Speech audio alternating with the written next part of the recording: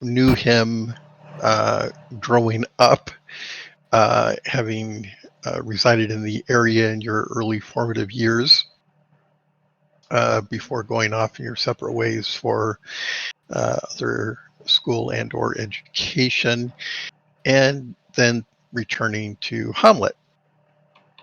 In the case of Alvis, his family, local residents. His father is a carpenter and a retired legionnaire of the Northern Kingdoms, married into a local family here, and has settled down and is raising his family here. A little quick backstory, Paul. So recent events in the Hamlet area, the priest of the local church was sent on a mission to the east to explore some disturbing rumors about a rather evil and notorious cult rising. One that is devoted to the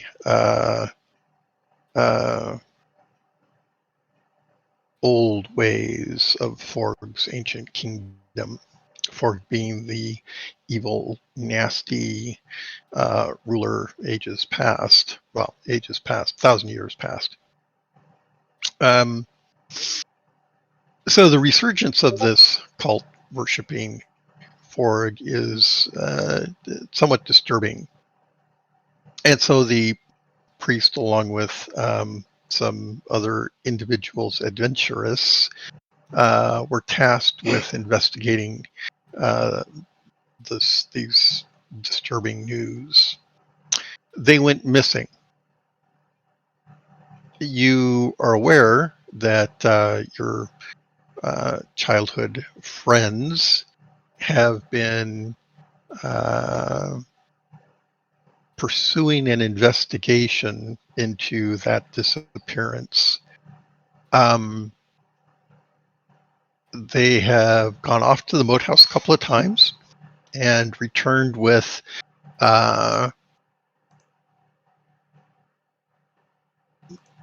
what appears to be evidence of, in fact, the cult's resurgence.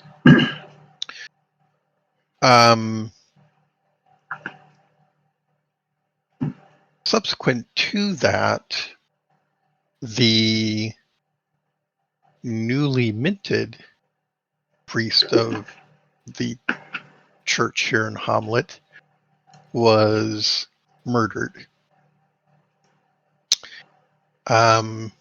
Evidence seems to suggest that a local gypsy was responsible for the murder of the priest, but no motivation has been found.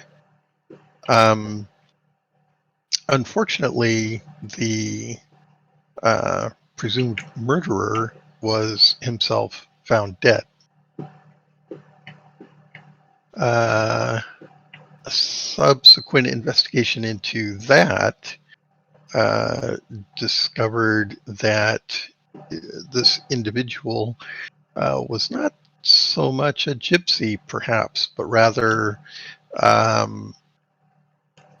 someone new to the company of the gypsies. So why are the gypsies here? There's around the castle, or around the tower of Hamlet, there's earthworks, the beginnings of a castle going up. And the gypsies, itinerant workers, are here engaged in the construction of the castle, or the walls. Likewise, your own father, being a carpenter, is employed in that effort as well.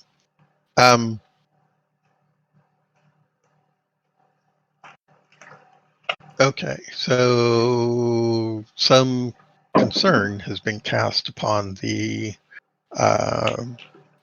the gypsies generally at this point. There seems to be some growing discontent among the local population. You know, if gypsies are murdering our spiritual leaders, what are they going to do next? Kind of questioning going on.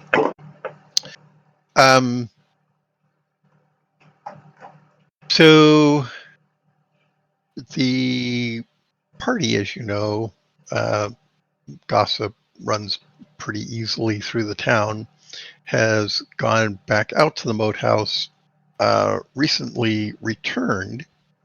However, between that trip, there had, well, okay, let me jump back just a little bit further.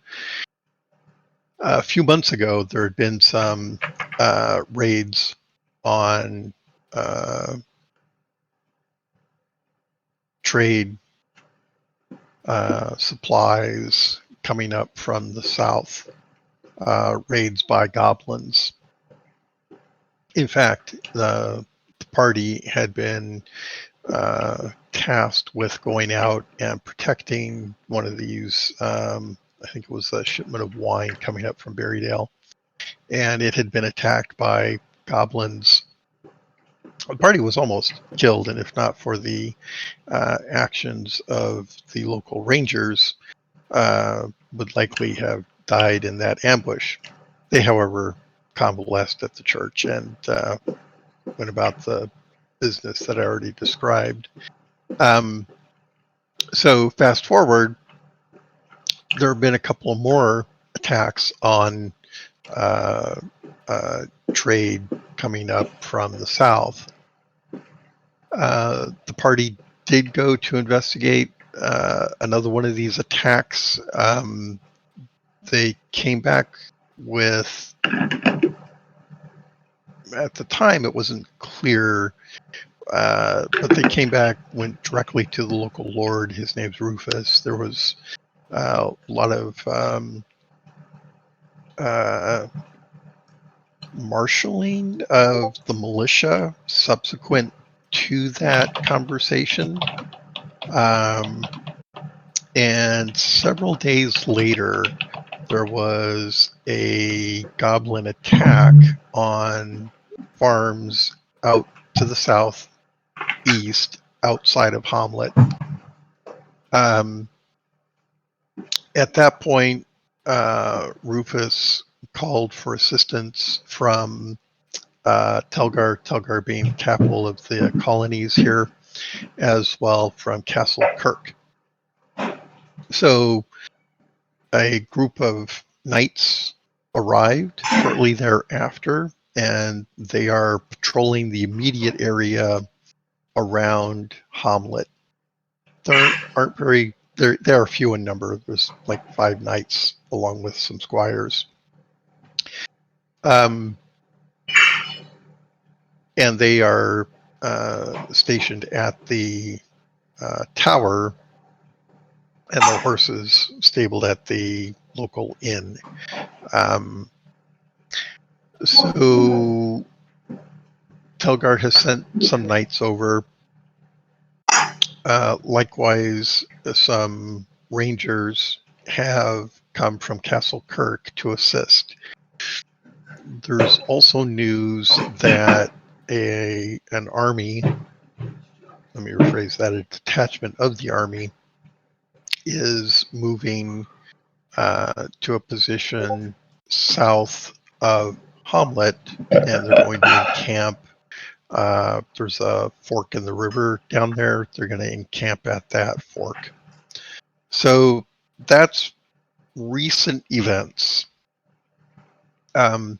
You can pick some motivation from that as to why your character might be inclined to join the party. Perhaps in the recent goblin raids, some of your friends in the local farms were injured and or killed. But in any case, we're assuming that your character has motivation to run to the party and say, hey, I want some I want to come with you guys. Okay. Okay, then. I think I will take that goblin route then. Yeah, that seems like a good one.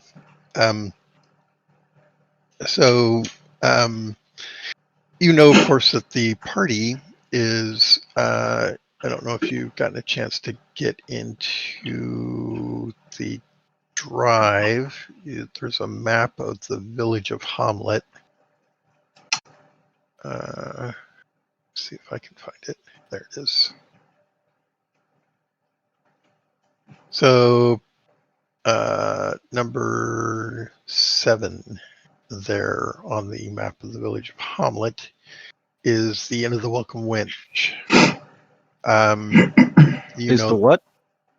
It's called the Inn of the Welcome Wench. Okay. Yeah. There's actually a location key called Village of Hamlet location key.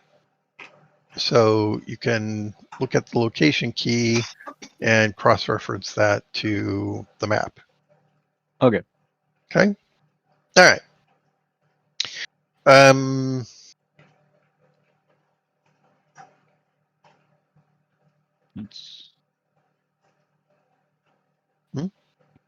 Okay.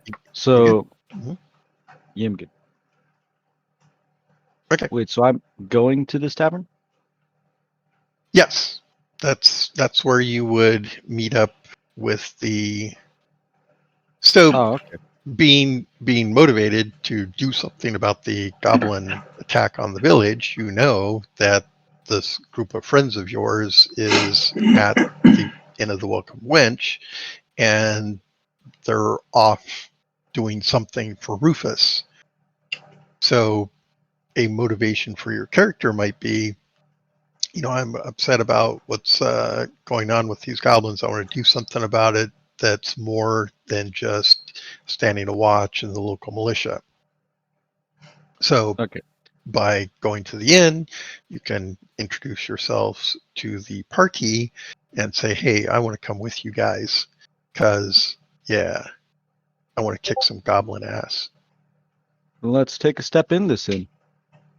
Okay, so yes, in fact, you can see that the rest of the party, your friends from, I don't know, years ago, it looks as though they are preparing, in fact, to leave this very morning. Oh, good thing I caught him. So, in the meantime, is Brian back? Yes, I'm back.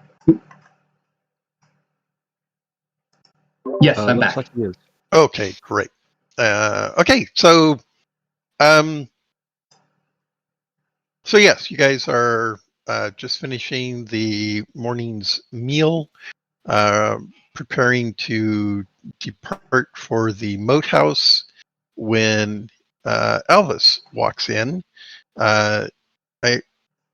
Did you take the scale and leather that I suggested? I believe I did. Okay. Yes, so Elvis comes walking in. He's wearing his, well, I will leave it to you, Paul, to describe what you see, what they see of you. Okay, so you see a somewhat tall man that walks in wearing both scale and leather. And as he's walking in, he waves over to try and get your guys' attention. Might feel free to just walk up to them. What's up? We're getting ready to get out of town. Where are you going? We're heading back to the moat house. See if we can't find some more clues of what happened to the priest. Do you mind if I accompany you? Oh, no, that'd be great. I've been feeling a bit angry about all these goblin raids, and I heard you guys were actually doing stuff about it. Is this true? Well, we're certainly trying to. I know down south, about a week ago, we managed to eliminate a goblin ambush. And there are signs of goblins around the moat house as well. Okay. Awesome. So, so Alvis actually has a shield. I believe it's a heater, along with a war sword. I think you took a war sword, right? Bastard sword. Yeah, he did. Yeah. Okay. Any I do other weapons that would be obvious? Daggers, axes, Two spears. Okay. Couple of spears. Two spears and a simple knife, even though I'm speaking for him. Yeah, Okay. sorry. He helped me make this character. Sure. So spears being two, these are probably not two-handed spears. These are like short spears that you've got Yeah. strapped over your back, right? Correct. Okay. And a backpack with some gear, maybe some food. I believe so. Okay. All right. So yes, Elvis comes in. He seems well prepared, at least as well prepared as he can be, for an adventure. All right. We finish packing up and take off. Okay. There you go.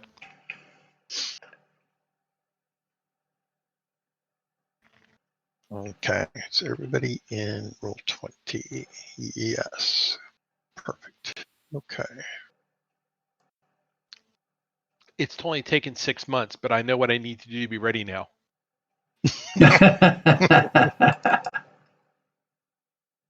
Well, that could change. Oh, it will. This is right about the time to say you're not going to use Discord anymore. Yeah, right. Let's not do that. Let's. Discord seems to be pretty good. Although Roll20 might change. Okay. But for the moment, the evil that we have necessary. Okay.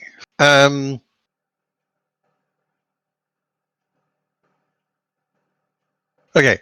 Any last comments, questions, or concerns before we make our way? All right. Do we need to bring some kind of swamp barge kind of thing?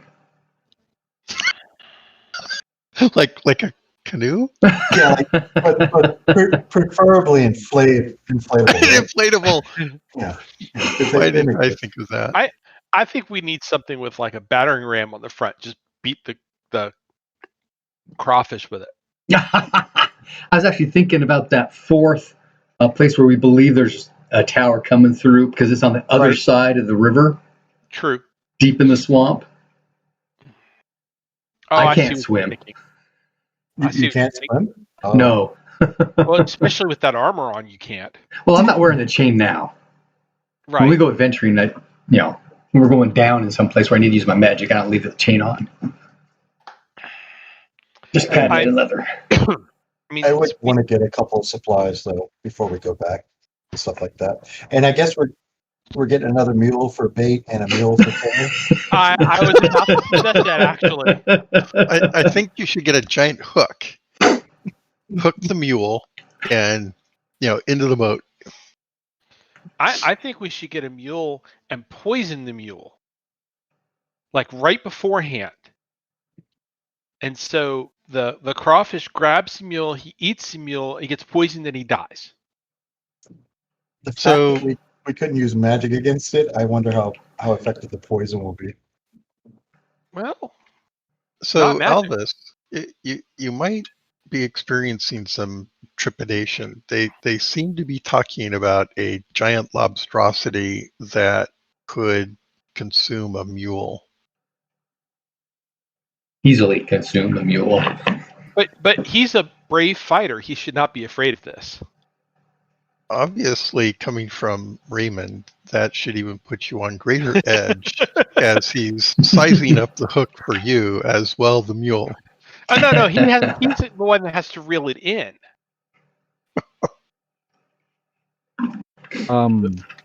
Clearly, the mule's on the hook, and if not, we put Wes on the hook, like hanging onto the rope so he can stab it, and Yeah, right. because he already knows what Wes tastes like.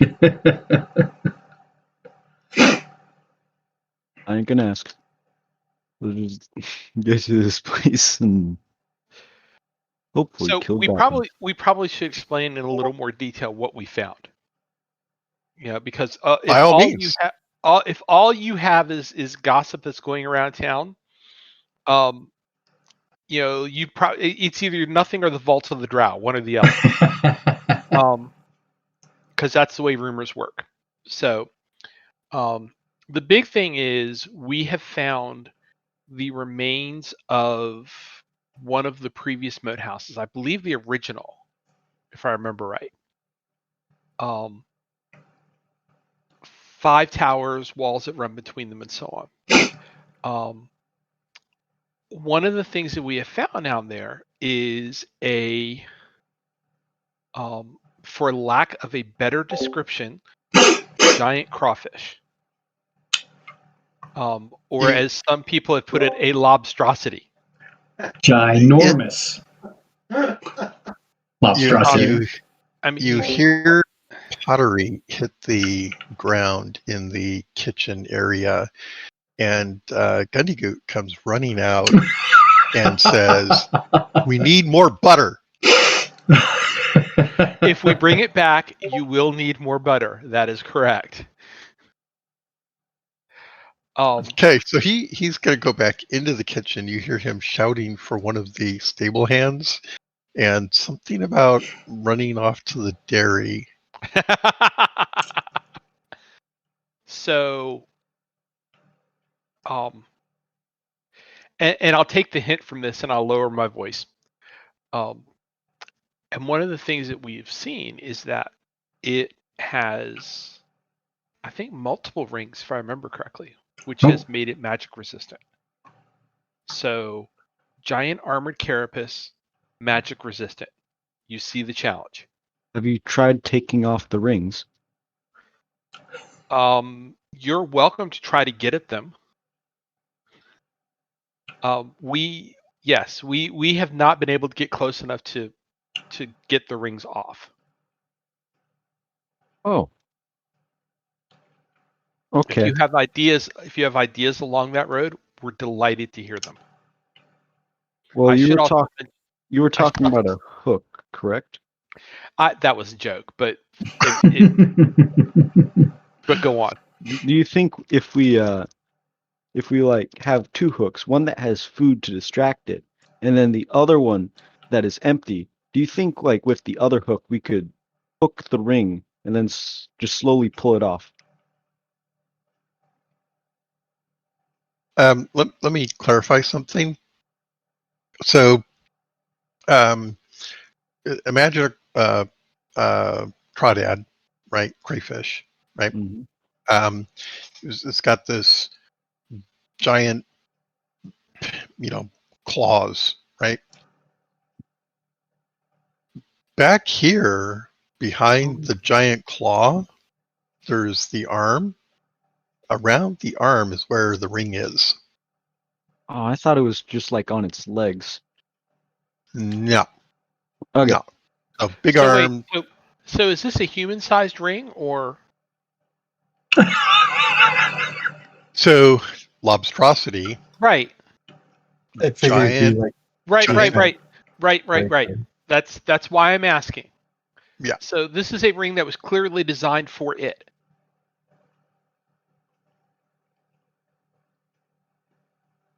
Or something else gargantuan. Or maybe it's magical, and as the crawfish grew up, it expanded with the... Fair enough. They have a giant lobstrosity wearing a ring. How did it get there? So, that... Maybe it's the ring that made the lobster monstrous size. Monstrosicized? Yeah. It's a lobstrosity. It's one of those newfangled words you picked up in Telgar, isn't it? I think you should go kill it, and somebody should wear it. The lobster? Well, the lobstrosity ring. Maybe it's a ring of turning people into lobstrosities. I think that Alvis could have the carapace and make a really swell piece, plate with it. And Gundagu gets the meat because we want to see if he can come up with that much butter, and we'll figure out who gets the ring later. This all is predicated on the fact that we do have to kill it first. So, I have no sight of this thing. I can only go off of what you told me. Sure. Well, the thing is, what, 8 meters long? Its body is the size of a wagon. Have you guys tried fire? Not yet. I thought you did. How much oil do we need? That's a really big pot. You'd have to lure it away Fire. from the wall. Fire is not my thing, and you know what? To some extent, we already have a pot there. The pool? I mean, it's a pool, but I mean, you need a giant pot for a giant lobster. it's true. All right, so now we go and we find the biggest pot we can find in Hop. No. You would need to find a giantess witch with a cauldron. Yep. And then we would need to take it from her. That can And carry take it. No, we just borrow it. Oh, well. I mean, we'll give you half the lobstrosity. That's right. We'll give you a lobstrosity for it. I know what her response is going to be. I want the ring. Duh. Here's a pot. Give me the ring. No, I think this is a really good segue for Paul for just a moment, if I might digress. So, Paul, we kind of touched on this a little bit more earlier, and I want to emphasize it again now. Combat in Elderath is dangerous. And not to put too fine a point on this, but if the lobstrosity crits you with his claw, he's strong enough that he can crush you. In half, completely. In half. Okay. And the big parts he's gonna pull in and drop off in front of his, those little hands under the mouth that. Mm-hmm. You ever seen a lobster eat? Yeah. You just love mentioning those little hands. The idea of one of the party members falling prey to this thing. You're evil. I shouldn't take such, but yes, you should. You're the GM. I just want to make it very clear that even lobstrosities have a 5% chance of critting. Okay. And so this isn't D&D where you can take all kinds of hits and keep on ticking. That's not how this works. So just be aware that yes, they have these great plans for the lobstrosity, but somebody's got to stand up there. Well, and you do notice we have been laughing the entire time we've been mentioning this. Okay. While we may end up doing something crazy like poisoning a mule and using it as bait, it's not seriously the first plan. Okay. I'm all ears for someone who comes up with a good plan. Ballista. I don't think that I don't think they're going to let us borrow a ballista. Much as I like that plan, although I like Scorpion, but There are a couple of ballista on the roof of the tower. I am sure that Rufus will just let us borrow one of them while he's facing a goblin raid. I think you should mount it on a wagon Mm-hmm. with a couple of horses. That's right. Make a magazine for it. Do you think if we found a big enough rock, we could crush it? That's a great idea. Think back. Were there stalactites Well, in the cave? not so much stalactites. Well, there was some, but how long has 1,000 years? I don't know what the accumulation rate of calcium is in a cave. And if we bring the whole roof down, it kind of defeats the purpose, because then whatever's in there we can't get. There is that. Like all the supplies that were on the old mule. Which are now at the bottom of the boat. So yeah, I mean, is it possible to collapse the ceiling? Perhaps. Somewhere up there is the boathouse, right? Yeah, I somehow think collapsing the ceiling is not the optimal plan here. But it's a good thought. We should keep it in the back of our minds. What if we capture a piercer? Ooh. Now we're thinking. Now we got something. What's a piercer? It's a D&D monster that looks like a stalactite. And when you walk under it, it leaps from the ceiling and surprises you and impales you. Oh. How would we catch that? I'm just being silly. It's okay. As I said before, we're not exactly being serious here.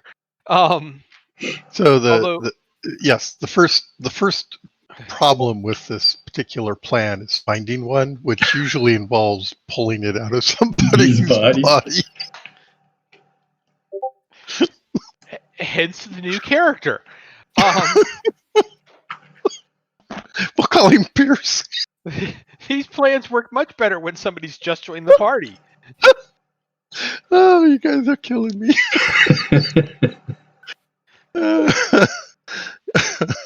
Okay. I actually think we should leave Lostrosity alone and go back to checking out spots that we know about. I'll tell you, God honest truth, I completely agree with you. It pisses me off, but I completely agree with you. That should be the thing that we deal with last. I do like the poisoning idea, though. How much poison does it take to poison a lobstrosity? Depends on what kind of poison it is. Which needs refuse to start with. Who's the local hedge witch?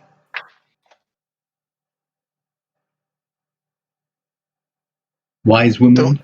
Yeah. Probably the elder's wife.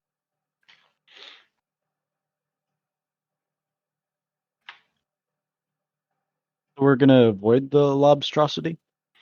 Well, it's kind of in a corner, so we can. It's very easy to do that. Well, hopefully we can. But yeah. Because there's nothing further to go to once we got to that cave. The cavern. Unless it's got a way out from the backside. Of the pool, it does. It goes into the moat.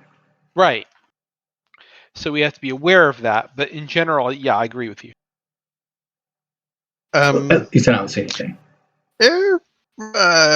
Everyone with the exception of Aldous can make an intelligence roll. This is a clearly we're missing something roll. Yes. Well. No. It could be, hey, here's an idea. Oh, that is so close.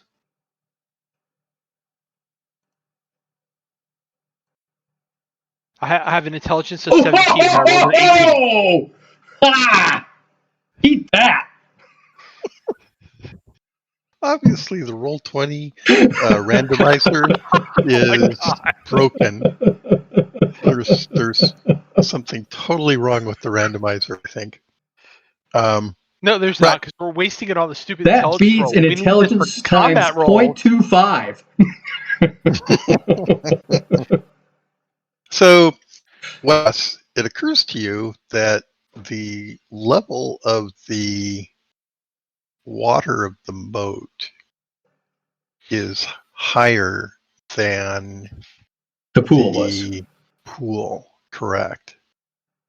So if there's a connection between the moat and the pool, one might think that this whole area would be flooded to the level of the moat. So why isn't it? But we know you said that the lobstrosity had some remains of the mule. Did you not? say that. I did say that, yes. Okay. So there is some connection between the mule that we lost in the moat and the pool. Whether that's an overland connection or a below water connection. Right. There is some connection. So if the pool went underwater up to another cavern area that was above the level, then the water Right. wouldn't come through. Right. So the question is, where Which does it could hang be out?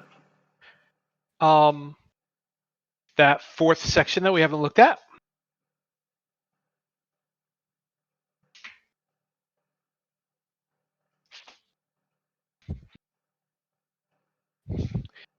Anyway, it really doesn't matter because we've said that we're not going to deal with that, and we're going to go look at the last section of the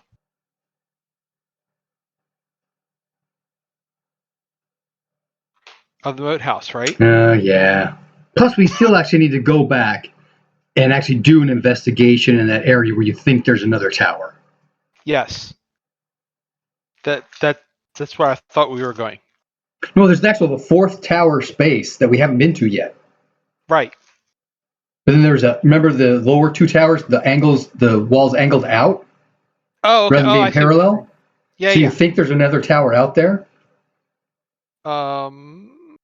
Could certainly be possible. So it's certainly worth looking at, yes. Yes. So let's take an hour or two to do the last couple of things we need to do and get going. Okay. What is it that we need to do? Time's a wasting. Well, you had said you had a couple of things you needed to do. That was me. And I already went to get what I needed from the merchants. Okay. I thought that we had taken care of everything already, so I think I'm ready. Like ready. Okay. I'm sure we'll discover it like a day out that we've forgotten something, but it would not be the first time. I think I'm ready. Okay, let's go. So we make our way east to toward the swamp. Yep. So I'm actually looking at the wrong map, aren't I? Let's look at this map. Yeah. So in the upper left-hand corner of this map, you can see the moat house.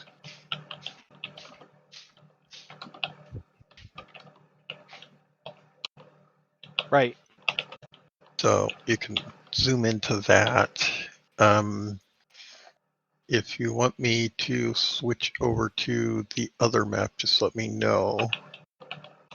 But otherwise, looking at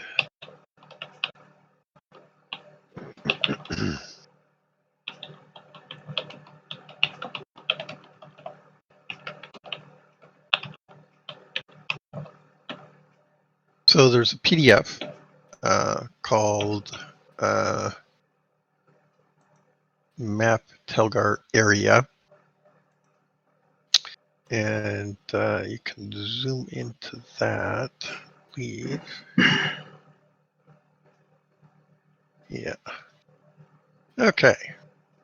So that shows Hamlet. It zooms in pretty good. Mm-hmm. And so looking at the map, there's a road that goes northeast out of Hamlet along the ocean. It's actually an isthmus between the two continents, or the two land masses.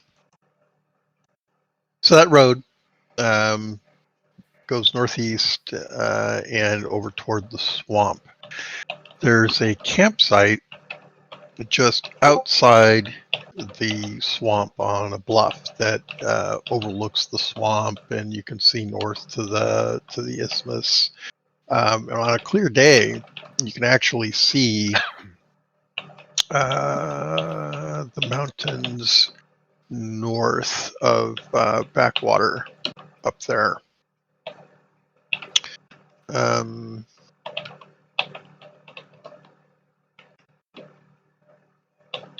Okay. All right.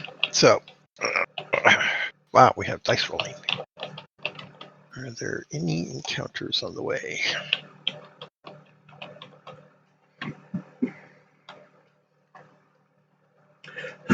Okay. The trip over to the camp, the campsite, is uneventful. You arrive in plenty of time to set up camp and settle in for the evening.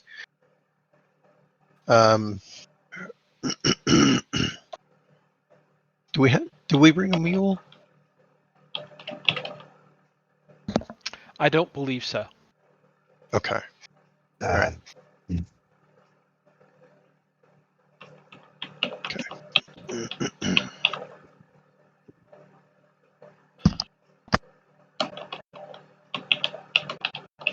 Okay, so the swamp is much as you've seen it before.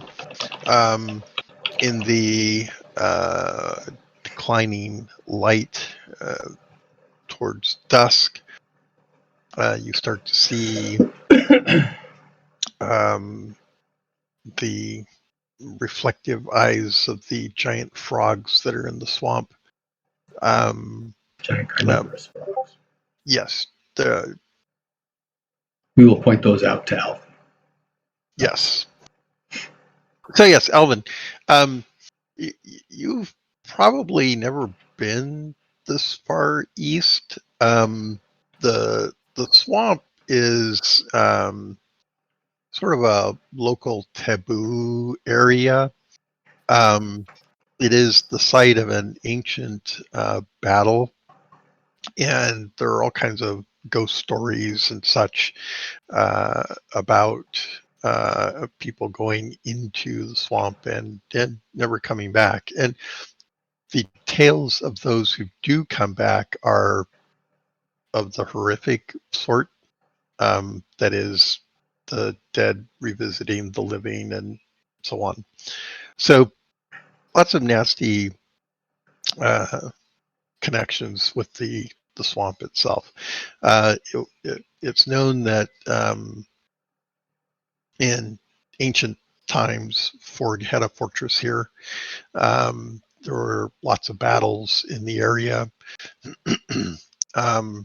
And with his demise, a swamp grew in this area. Okay. Right. So here we are going into the swamp. Yes. As the sun goes down, there are giant frogs that begin croaking. You can see their eyes reflected in the waning light. It's kind of an eerie sight, actually. If there's a campfire which is large enough, as the sun actually sets, you can still see some of the reflection of the of the denizens of the swamp. So, with that, the party will set a watch and settle in for the evening.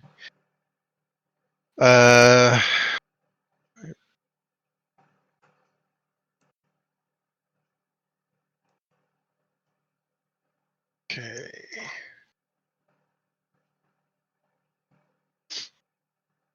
All right. The evening will go by uneventfully. There's no activity out over the isthmus, as you've seen many times in the past, or several times in the past.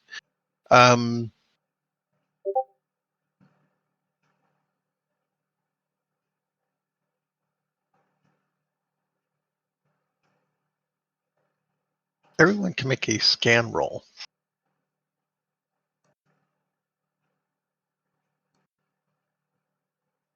And that's the D100, right? Correct.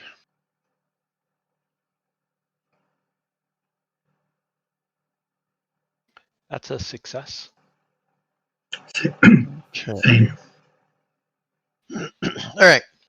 To the southeast, you can see some smoke rising. Wait, how do you know if it's a success or not again? You compare against your character's skill. So if you look on your character sheet, where's your character sheet?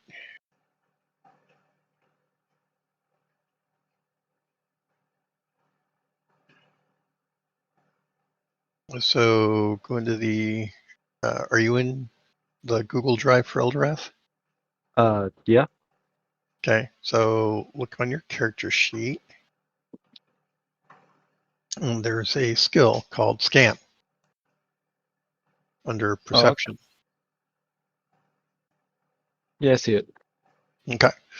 So, and what we just did is pretty much how you handle all skill checks, whether it's swinging a sword or throwing a rock at somebody. You compare to the most appropriate skill for success. And there can be modifiers. So, for example, if your skill is at 100%, and I say, well, yeah, trying to climb a sheer cliff, wet and windy day, there might be modifiers like absurd modifiers, minus 70 or more to your chance of success. So, yeah, you might be starting at 100%, but conditions may be such that your actual chance of performing the skill is closer to nothing. And likewise, there could be modifiers that improve success. So, Okay. Thank you. Okay, so we have a success. Yes, there's in the early morning light, you can see to the southeast, perhaps far enough south that it's actually outside the swamp. There appears to be a tendril of smoke coming up. Is that in the hills or along the river valley? Hang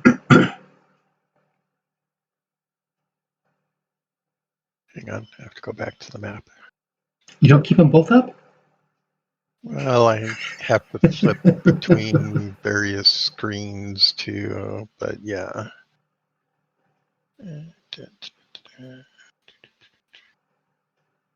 I just noticed that the swamp makes a Y shape. Why? It's the truth room. What does that mean? That seems unlikely for this swamp.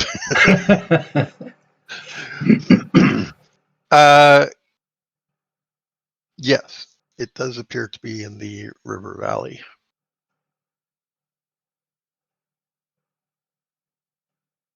But possibly outside the swamp, correct? Correct. Oh, interesting. Does it look like one campfire or Difficult to say from this particular vantage. I don't know that anybody rolled extremely well. No, not me anyway.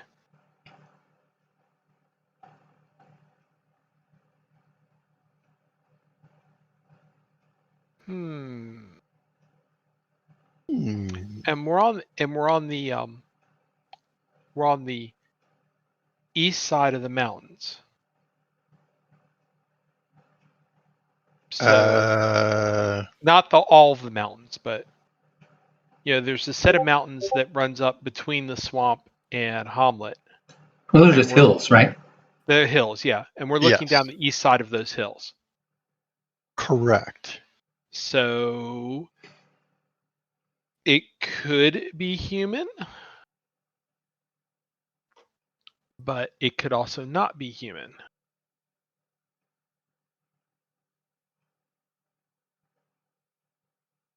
So, the smoke is rising in front of the mountains, right? Mm-hmm. So if you're, just on the west side of the delta, looking southeast, there's, what is that? 90 miles away, 60 miles away, is the mountains, right? The actual mountains. So the smoke, the fire is smoke is before the mountains, right? Mm-hmm. In other words, if the smoke was further north in that same hex, you can see where the mountains rise. It's in front of the mountains, not off to the east of the mountains. Is that making sense? I think so. Yeah. But if the mountains are 90 miles away, how far away is it to where the smoke is? Somewhere in between? So less than 90 miles. Okay. Mm-hmm. Yeah. Which is 3 to 4 days travel at best. Through the hills, skirting the swamp? I said, at best. I suspect it's going to be something that we make a note of and we move on. Yes, exactly. Okay. Very good.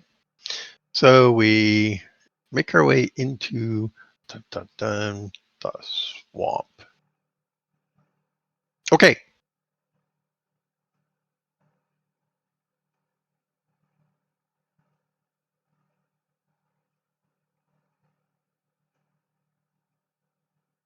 All right.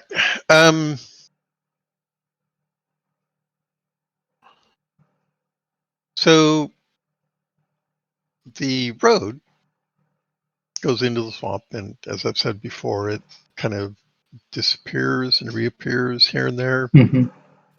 Sometimes there's actual road work that maybe the water has washed or kept the swamp from intruding on the road itself, and that's in places. So it's not too difficult to follow. And in places it's ankle deep in water and such, calf deep maybe. You hear the splashing from time to time of giant frogs moving away from your movement through the swamp along the road. However, before you get to the moat house, you're maybe about an hour away. On the road ahead of you, you can see the remains of a cart. Is it a two-wheeled cart? Yes. With a pole that used to have a lantern hanging from it? Yes. Interesting. Let's go investigate. I think we should. Okay. And we'll tell Alvis the story of the cart and just to bring him up to speed. So I've heard mention of a story, but I've not actually heard. Yeah, I'll need the story as well. The first time we went to the Moat House, we were holed up for the night, and one of us saw late in the evening a man apparently coming down the road past the Moat House with a cart. And I can't remember, did we actually see remains in the cart, or was it covered up? I think whoever saw it did see remains. Okay. So it had looked like he was collecting remains from somewhere and taking them to somewhere else. And that's all we know, because at the time we were kind of beat up and we're trying to avoid combat, so we didn't really go and push it. So this could be the same cart. It could not be the same cart. I don't know, but it's worth going and looking at. Okay. Sounds good to me. Okay. Okay. You approach the cart cautiously. Yes. Okay.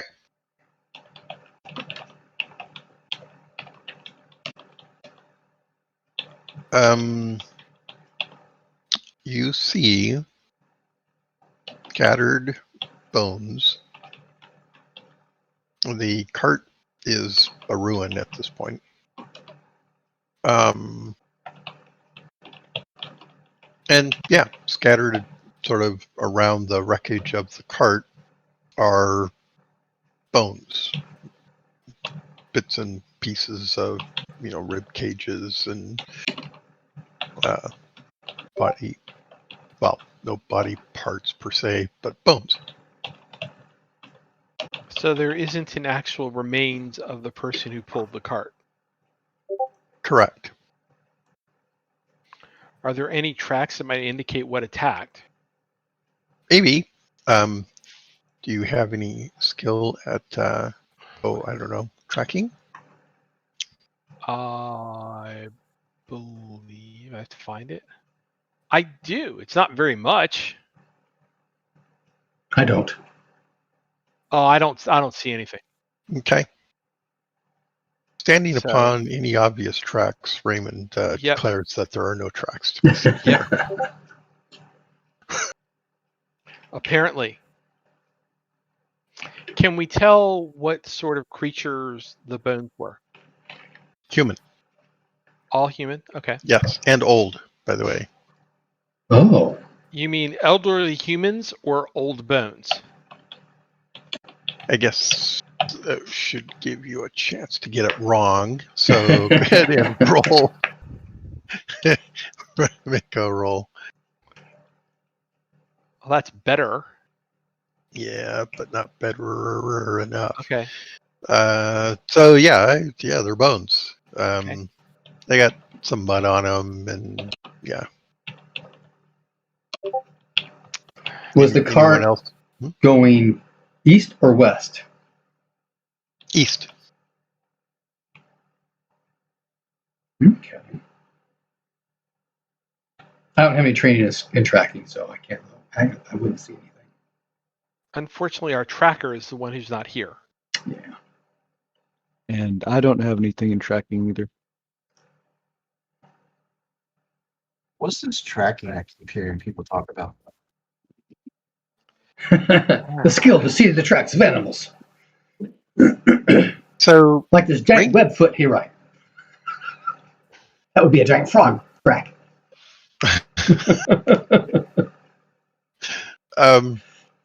So you want me to do a shot in the dark? I can do a shot in the dark. If you want, I mean, go for it. So, Paul, under perception, there's listen, scan, search, track. Yeah. What they are playing like Aragorn, Missed looking it at by the ground one. and going, looking at the ground and going, what could have happened here? Trying to, So, many yeah, hours fast here. Traveling fast. 3 days ago. At lunchtime. At lunchtime, yes. Look here, a Snickers wrapper. Were they easy tracks to find? If so, I made it.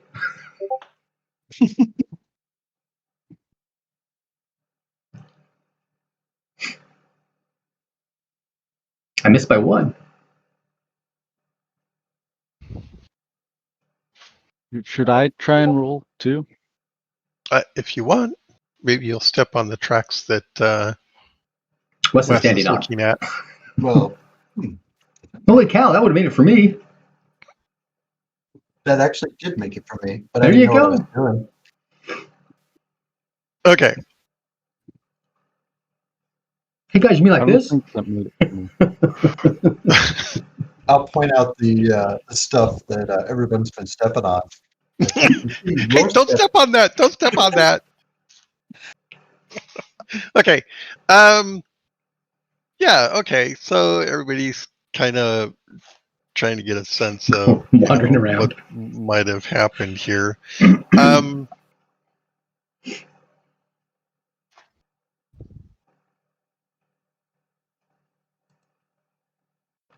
Yes. If you were close, like within 5%. Yes. Do we still get a check mark for that? Yes. Excellent. I was not within 5%. Then you missed. If you were successful, you can get a check mark on the skill. And let me explain what that is, because you're probably going to ask, right?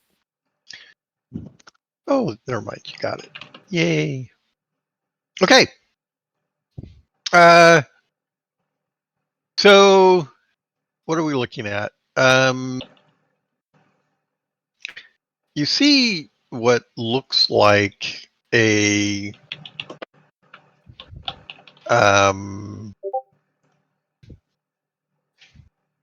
wyvern footprint?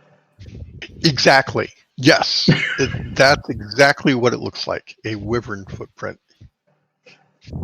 Wait, what's a wyvern? Yeah, two-legged flying dragon thing. I thought that was wyvern. Oh my god! Tomato, Okay. tomato. So we can either track this or track a giant lobster with bracelets. The choice is, how do I want to die by? I have to admit, the wyvern makes a better story. Having to explain to people you die by giant lobster is embarrassing.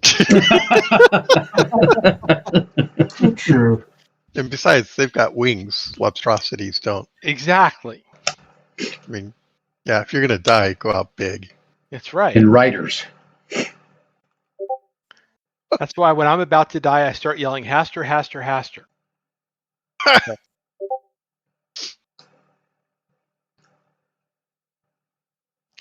So is it really wyvern tracks? Well, somebody's like we would looking know at this what wyvern track, and Wes goes, "Oh my God, that could be a wyvern! Look at that!" But it's probably a giant frog. You could kill a frog and take its feed, and Ooh, you could. That would be awful clever. Let's make some boots. frog skin boots. Or frog foot boots.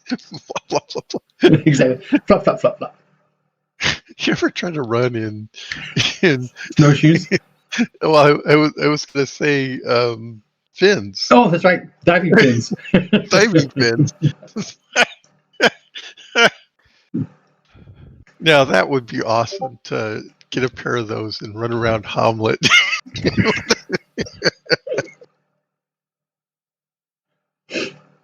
All right, we're digressing. Yes, so Wes is looking at the at this print, and he's like, "Oh my God, could that be a wyvern?" What does Tindo say? I thought we were going this other way. There's nothing here except for bones and tracks of what you say is something that could have flown probably hundreds of miles away by now. I don't think we should be here. I think we should continue. Damn it, Tyndale! I hate when you're right. That wasn't me. That was him. That was Albus.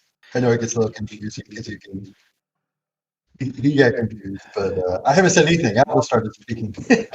Fine. And you can hear him through my mic and vice versa. But Tindo, didn't you Sorry make about your that. roll? I did. I was the one who made the roll and found the tracks. But he was speaking up in terms of what we should do. I mean, pretty much we want to clear out all of this, but I'm game for anything except for lobster. Sorry, I spoke out of turn. No, you're fine. No, you're good. You're good. And frankly, you're right. So, there's nothing of value here. There's no real evidence here that we can see, although we're there any probably blood? standing on it. No, No. you said they were just bones. Bones. Yes, you find bones. You do find a print that looks vaguely, wyvern, maybe. Webbed It's foot of some sort. yeah, it's not a horse. It's Or a dog. or dog. Or a griffin. Not a griffin. Definitely not griffin. I mean, we could follow the tracks for a bit, and I mean, if we're next to a lair or something like that, then we can take care of it. So we at least have something to show the village that we're not just keep tramping off and doing nothing. Losing mules and carts or whatever that we're losing every time. And we keep coming back to the village and it's like, hey, Charlie, remember when we bought all those pickaxes? We're going to need another order. And they're like, what are you doing out there? And I'm like, wow, it's some really hard work. Speculating. We're mining for gold. Wow. You guys are killing me. Okay. It's going to be one of those days. Yep. Does that really happen to you guys? A few times. Like, what really happened? Not more than once. The last time we came, we had this mule. It was fully packed up. We were ready. We couldn't get it over the moat because the drawbridge was kind of rickety. So we left the mule out there. We'll be back, mule. Just stay right here and walk. We crossed over, and then we hear the screams of the mule. So just think I'll be right Jurassic back. Park when they've got the goat tied down to the stake in the raptor paddock, Wait a second. and then In Jurassic Park, it's that Jurassic would be Park. a bit older than you. I'm sorry, Dad, but I cannot hear you. Have you seen Jurassic Park? I have. Okay. You made sure of that. Okay, good. Yes. So yeah, they staked out the donkey right next to. We didn't stake him out. We just tied him to the tree so he wouldn't get away. There's a difference. Sure. We tied him to the tree so he couldn't run away from the monster that was about to kill him. No, we didn't know Exactly. about the monster. We wanted to clear. Wow. We wanted to double check, make sure there wasn't anything in the moat house before we tried to get the mule across. Sound thinking. Wait, but aren't there carnivorous frogs out here too? Oh, well, yes.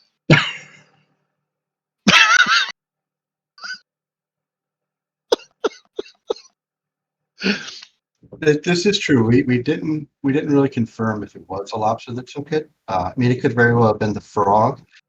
We wanted Wes to jump into the water to find out, but there seems to have been a problem No. with communication. But we did find things that make us to believe that maybe the frog got it first, but then the frog got attacked by the lobster, or maybe the lobster took it. Who knows? Oh, okay. So do you want to continue then? Yeah. All right. So we investigate the wreckage of the cart, found the print, kind of had a little debate. Let's go on. Okay, moving on. We make our way to the boathouse. All right, you're at the boathouse. As before, things really changed since you were here last. That is to say, your efforts to reinforce the drawbridge are still in place.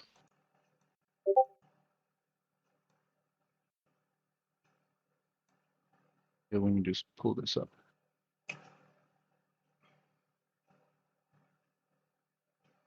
Okay, I think I can read this. There's a magnification bar on the side. You can boost it up. I can? hmm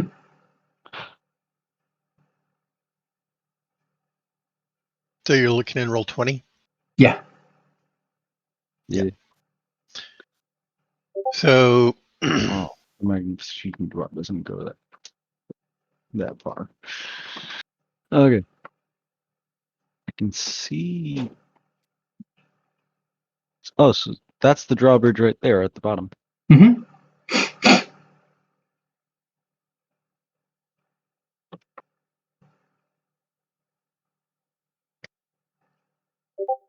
Oh, thanks, Dad. Ah! Hey, Bruce, for scale, how big are these squares?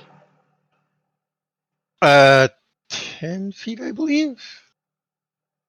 10-foot squared. Okay. Wait, so you guys reinforced the drawbridge? Well, We laid a log that's tree branch kind of thing across us. We had something to hold on to as we were trying to cross. yeah. Everybody see that little red ping I'm making? hmm Yeah. So that's where the drawbridge is. Did you cross across the drawbridge safely? Well, that's always the question. It's So safer having branches to hold on to. Have you so tried using a flat surface to walk on? Well, we've been walking on a flat surface. so let me describe. The drawbridge has had a lot of damage over the years. Okay. In places you can see through to the water below. The water itself is brackish, difficult to see through or into. Um, as you step on the drawbridge itself, you can hear it creaking, and it absorbs as it takes your weight. What the party has done is taken saplings.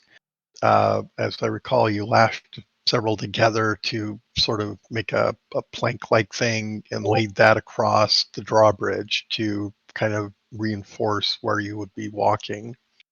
So if you stay on that, it's unlikely that you would actually break through. You can see in places on the drawbridge where people have in fact broken through and or put their foot through or something, right? In fact, isn't one of those holes west sized? Exactly. It is Yes. exactly west size. If he were to stand right, he'd just go right through So it. looking over at Al and looking at the craftsmanship that we did on the straw bridge, I'll be like, well, this is the real reason we brought you. Aren't you a carpenter's son? That's right. So So all you wanted me to this is do is to make you an actual bridge so you could cross over into this place. so this is actually a great segue. So um, Alvin, you can roll against your carpentry skill as a percentile. I can't. You can. Yes, please do. Okay.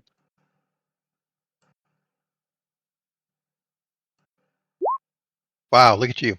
So you can put a check mark on your carpentry skill. Hey, Dad, could you help me put a check mark? Yeah.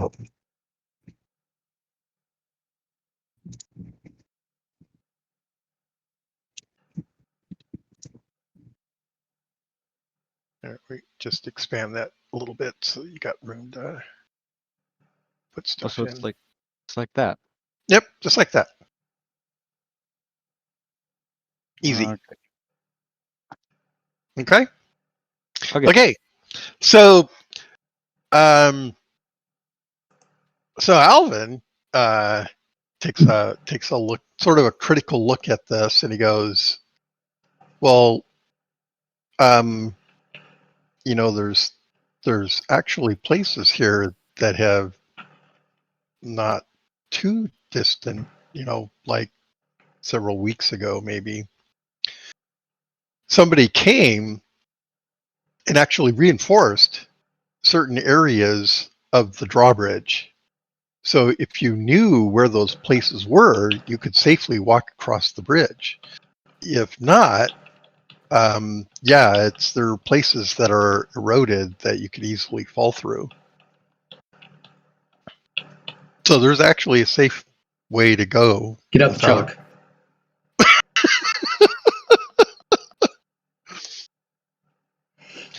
Now, Alvin, I'll also mention, or Elvis, I would also mention that the workmanship isn't particularly good. Certainly not by your father's standards by any means. But it is serviceable. Okay. Wait, so I know like places on this drawbridge that you can safely walk across if you step on these places. Correct. Yeah. Think of it this way. Everyone see Lady Hawk? Yeah. Yeah. Remember when the priest said, "Walk on the left"? No. He booby trapped the drawbridge, and he told, was it Matthew Broderick? Right, Yeah. yeah. When so they're going to go across the bridge, and he says, "Walk on the left," or it was the right, whichever side it was. That sounds more like Monty Python.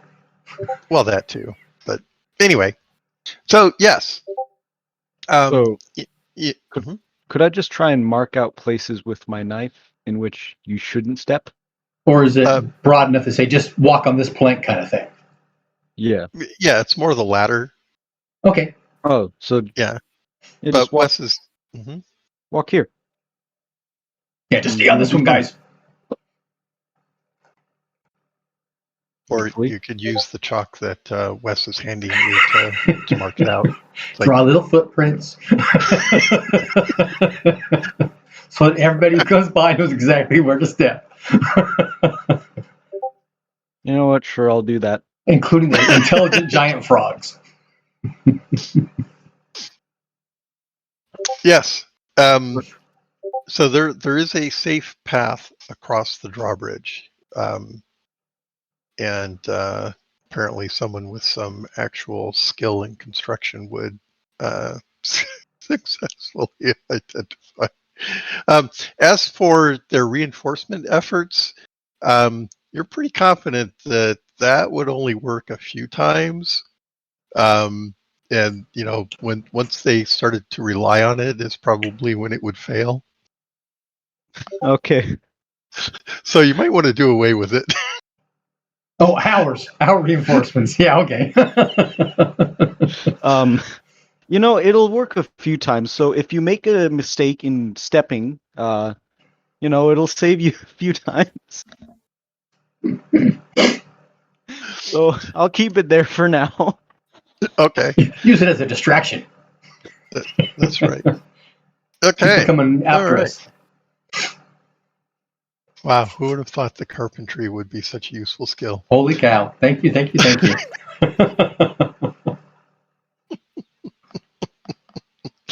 Oh, it's awesome. Okay, um, yeah. Are we making our way into the moat house now? Carefully. Okay. Not because I want to fall into the moat, but because I want to make sure nobody is in there that took up residency since we left. Okay. You make your way into the moat house. After an exhaustive search of the upper levels, you are satisfied that there's nothing here that's going to ambush you. Good. Okay. The lower levels, completely different story. Overrun by Kuatoa, but that's okay. That's further down.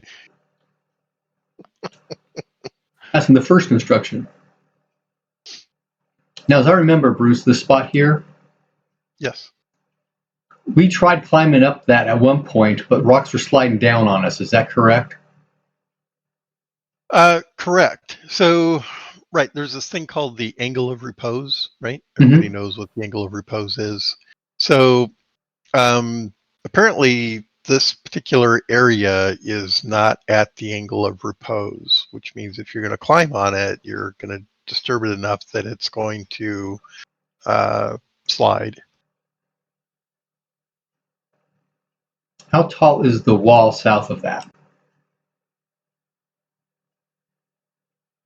I think these are 20-foot walls, 20 foot to the ground. I mean, Mhm. so 20 feet to the ground, it's maybe 10 feet to the so from the road as it goes toward the drawbridge, there's a rise there. I don't know if you can see that well on the map, but it rises up before it goes into the the, the moat house. So the interior level of the moat house is higher than the exterior wall, right? Oh, The okay. bottom where the moat is, the Mhm. bottom of the moat. So from if you take the inverse, it's about 20 feet. From the inside, it's, I don't know, 12, 10, 12, something like that. Okay. Was there a way onto the top of the wall from the tower, the spider tower? Yes. Okay, this is what I'm thinking. We come across the top of the tower, and then we can do the whole rock slide thing down on the outside, assuming that once we hit the water level out here, where the rocks end, it won't be too deep. How does that look? Yeah, it's only 10 feet across from that outside point. But, I mean, that's where the water is moving as well. Because the So one place we haven't checked out yet that we believe is a spot is, way up here, correct? correct. That's correct. So we got to get across the moat. And that's what I was thinking, is maybe we might be able to do it that way. Comments? I think we should have the carpenter build a bridge from, or no, a giant rabbit. He should build a giant rabbit? That we can hide in to get across the river. Oh, no.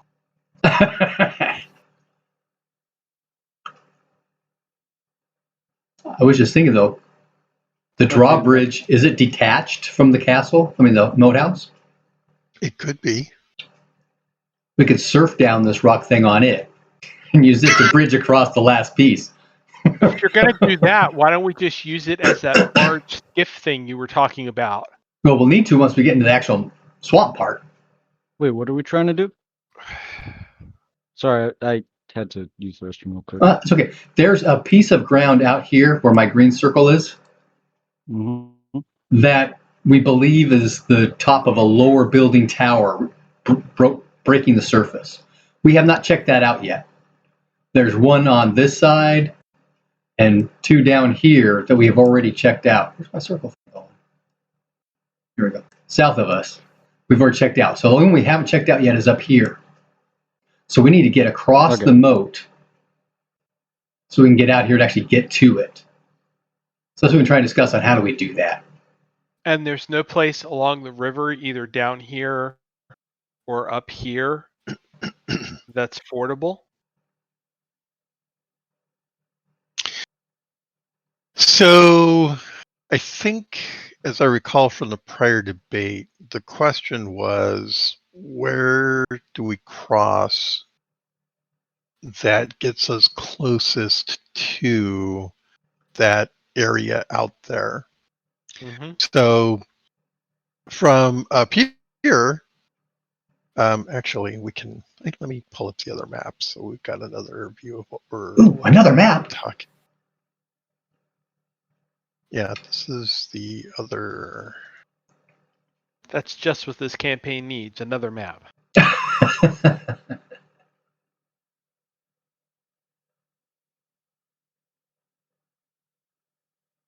All right. Okay, so on this map, Okay. I don't see anything but after black. What, really? Yeah. Yeah. Okay, I got Oh something wait, now. there it is. All right. Yeah, I can maybe. see. That's Head the underground map. way out. Yeah. What? This is the underground map. Correct. Oh, okay. So, um, the. Let me get my marker. Okay. So the party has determined that this area is roughly directly below the moat house that you're in. Well, we know that because of the pillars Correct. to the south. That's right.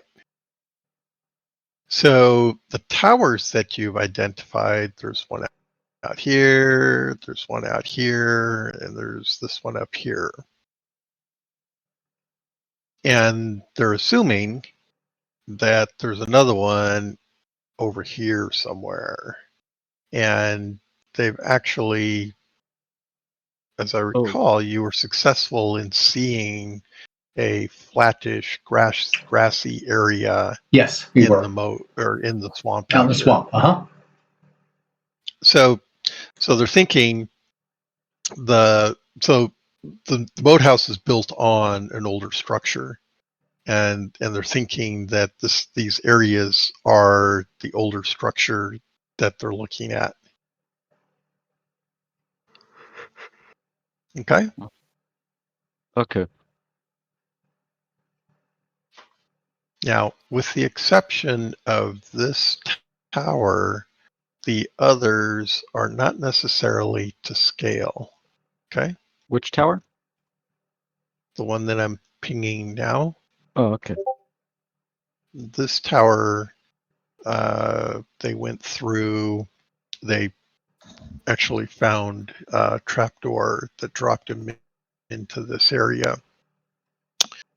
And that gave them access to the sunken wall that's here, that they then traveled into what seems like the remains of an old chapel, perhaps, which is located here.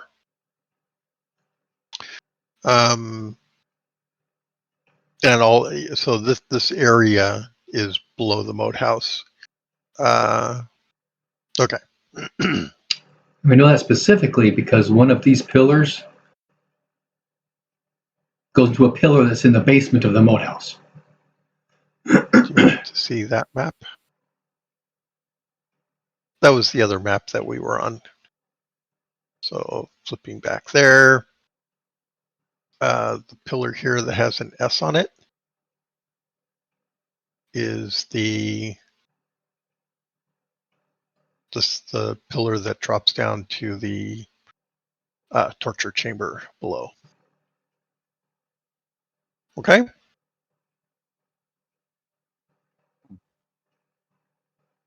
All right, clear as mud. So, what map do you want to be on? I guess we'll stay here. Okay. Probably because we want So, this outdoor map, don't we? Yeah, you want the outdoor map.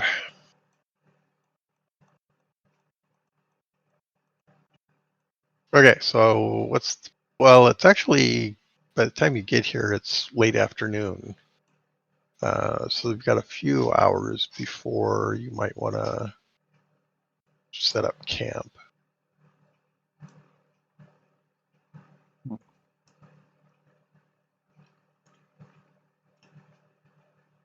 let's get up on the wall anyway, so we can actually start looking at stuff and see what kind of distance we're looking at and that kind of thing.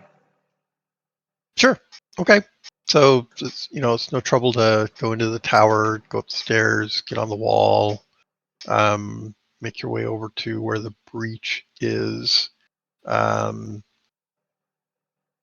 I recall, you know a way to get up on the northern wall as well.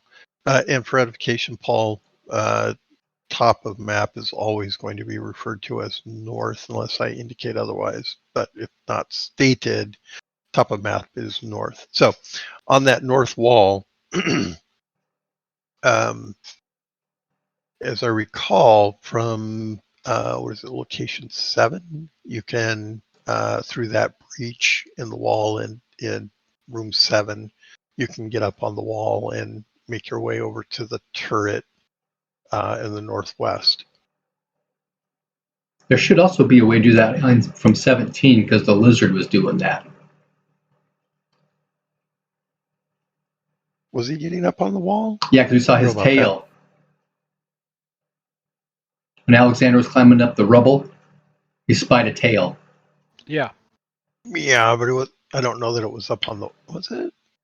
Yeah, because it went through the roof, disappeared. Oh, wasn't that the chimney? There's a chimney over there? Oh, the lizard was in an alcove that was actually a fireplace? Yeah. Oh, okay. Yeah. Probably was then. Yeah. Yeah.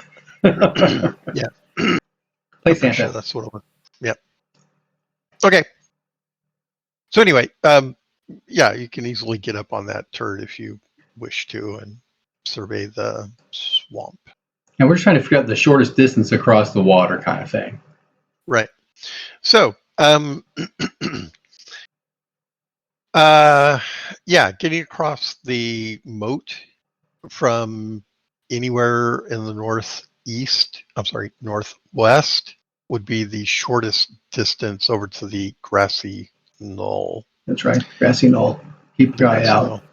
I keep looking for Lee Harvey Oswald every time you say that. But you won't see him until it's after the fact. So, I know. And remember, he has to be dressed in a suit. That's right. That's right. Because we always go dressed up when we go shoot somebody.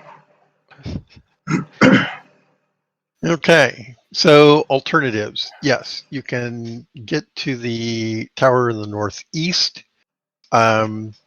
Presumably you could walk across from there. You mean like here? No, it's northwest. Oh. So over here on the other map is another grassy knoll, right? That's right. how you got down into the castle area. Uh-huh. Yeah. So from over here, there may be a way to cross the water, right? Oh, okay. So keep in mind that the water that you see here is not a continuous stream that flows through the swamp. It's a swamp, right? So it will flow in some places and not in others, right? So there's more of a morass out there. Right. But the areas that look like they flow would be deeper than the areas surrounding them, correct? Correct. Yeah, see, that's what I'm still thinking about is deepness of water. Right. So at the moat, I mean, that's where it's deepest. So further out from this, like up here where that other tower is, it might shallow out. Oh, okay, as you're saying. And they just take a long way across the north from Correct. East to west. Correct. Okay. I'm just suggesting that because there might be more frog encounters that way. There also might be a trail because there's a trail from the road to that knoll. Well, that's true. We didn't look for that, have we? No, we haven't. But neither do we have a ranger right now. Okay, so what's the plan? How long will it take What us would to get we to the need a knoll? ranger for? Tracking. Ah. Oh, okay. So are we gonna go all the way north and see if there's shallower water up there? Yeah, how long will it take us to do that? Well, it doesn't take that long. I mean, you know where the path is off the road that takes you up to the that other tower, So we're right? talking like 5 minutes? Yeah. Let's do So I it. mean, you can get out there fairly easily. We got time. Let's do Okay. it. All right. So you make your way up there. Easy to get to. As I mentioned, on the northeast of that platform, grassy knoll, there's a tree, and at the base of the tree are ruined canoes. Um, Are they ancient canoes? I mean, like, if desiccated over time? uh, I wouldn't say ancient, but they're certainly old. Okay. Could we? Are they ruined, or they just have holes that could possibly be patched? Well, you have a carpenter here. Okay, I'll take a look. I just want you to remember you asked to come. Yeah, but I thought I was gonna be like fighting goblins and protecting the land. I wasn't thinking I would just be around to I, look at bridges and look at canoes and Canoes. really What the do hell I is going on Bridges here? and canoes. I assure you that opportunity will come. Oh my god. I rolled the wrong dice. Sorry. That's all right. I have to find roll 20 now. Okay. All right. All right. Yeah. My So is... so did I fail that one then? I believe your skill is around 50-ish. It is 50. Yeah. Okay. So 59. Um, so there's degrees of failure. Like if you roll a 96 or above, it's always a failure. And then there's fumbles. Near failures do not necessarily mean, oh my god, that's what it means is you didn't discern anything particularly meaningful. You can see that it's a canoe, and you know that it's quote unquote modern or contemporary construction, which is to say, um, these aren't some sort of ancient things. I can barely hear somebody saying something. Sorry. My dad is behind me right now. Oh, okay. Right. So, It's a canoe and it's old, but not yeah. too old. In fact, you could roll another percentile. Okay. Okay. Never mind. All right. So 83 is a failure in this particular case. You, you don't necessarily know what I was asking you to roll for or against, but whatever it was, yeah, I that's no failed. more. You failed. Okay. Right. So the big question, could these be repaired? Yes, if you had the necessary resources, you could probably get one canoe out of the debris that's here. There's a tree right there. What I'm saying is there are remains of the canoes, right? So the ribbing and the keel and, the various parts.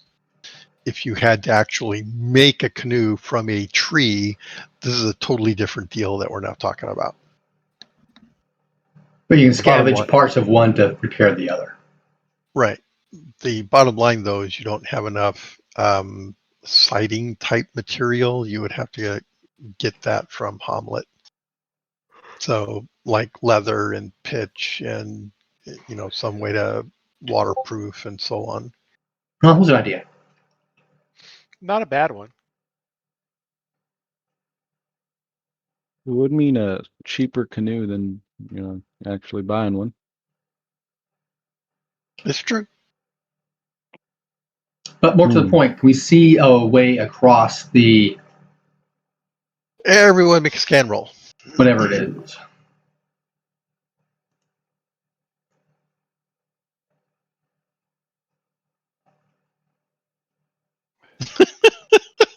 Our new ranger. Here, I was happy I had a success, but geez. Yeah. So, That might be a special depending on what his scan is. I don't think it's that high. My 20%. scan is 60. Well, that might be. That is exactly. It is? 20% of 60 is 12. Oh, Yeah, a special, not a critical. Yeah. But it's still better than a regular. okay. I need to get my key out. So That's a check mark too. I made a new. New. Well, Yes, he made something new. strictly speaking, I copied and pasted from other things. But you will see in the Elderath folder in the Google Drive a PDF called Quick Reference Tables. Oh, If you open that up, so I don't need my own anymore? well, maybe. It has hit locations, it has size equivalencies, it has a resistance table, and the ability results table. So on the left-hand column, you can see ability. So you take your skill, whatever that number is, and cross-reference to critical, special, success, failure, fumble. So without having to do the math, you can quickly reference the table to see your level of success. Make sense? Yep. Oh. Only question, are we using missile spell hit location chart, which is slightly different when we use missiles and spells? Yeah, Okay. I also need to add critical results for weapon hits, right? Mm-hmm. Crush, impale, Oh, slash. yeah. Uh-huh. So I need to add that to this table as well. But here also, you can see top left of the reference tables is saving throws, skill checks, and resistance rolls. So on the left-hand side, you can see difficulty and what the relative modifier is or chance of success is, right? So DC refers to dice chance in the D20 world. So an absurd level of difficulty, you've got to roll a 30 on a D20, right? Right. So an absurd level of difficulty can also be thought of as a minus 70, or in a percentile system, you always succeed on a 1 to 5. Okay, so Mm-hmm. it gives you an idea of how I sort of think about things. So, routine 91 plus, don't bother rolling, right? You easily succeed at walking down the road. Okay, so But that's you can down always there. roll that double odd and twist your ankle. That's true. That's true. It does happen. The road leaps up and hits you in the face. All right. So with that digression, yes, I was looking out over the north west, and he says, guys, it kind of looks like somebody's been or has in the past tied off a rope to the tree, gone down right over there, and just walked out into the swamp. Wait, what? So So is the hillock kind of steep there? Is that why they have the rope? Why would I surmise they have the rope there for? Yes. Oh, cool. Great job. Slap him on the back. Let's climb down. Okay.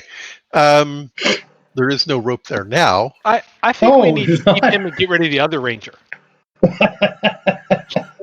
Yeah, trade in for the new model.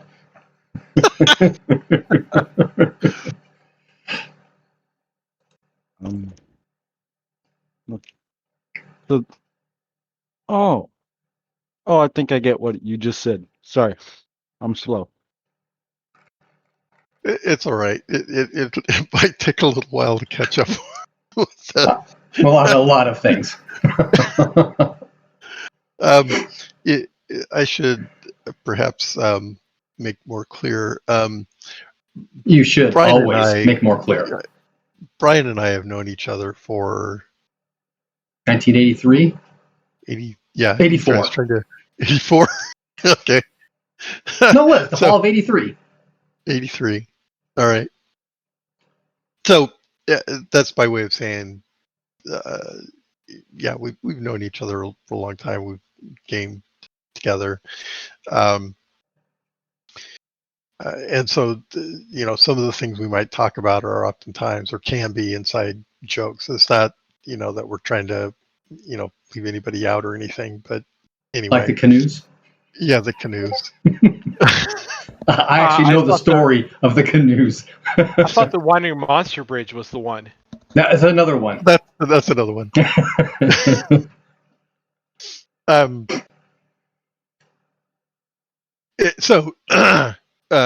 But Paul, yes, you're standing on this knoll, right? You're to the northeast of the moat house. It's just right over there. The moat itself, the stream, flows past this on the north. There's told the knoll that you're on the northeast of this knoll is a tree, and at the base of it there's these rotted canoes. The party is trying to figure out, well, how do we get to the fourth tower, or that fourth corner that we're looking at? And they're looking for ways to get across the moat. Well, as your character is looking down, you can see that on the opposite side of a narrow in where the stream is, at the base of the tree here, it looks like there's a path that goes off into the swamp.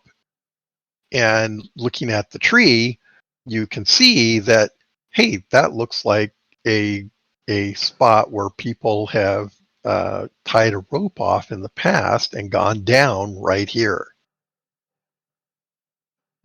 to the edge of the stream.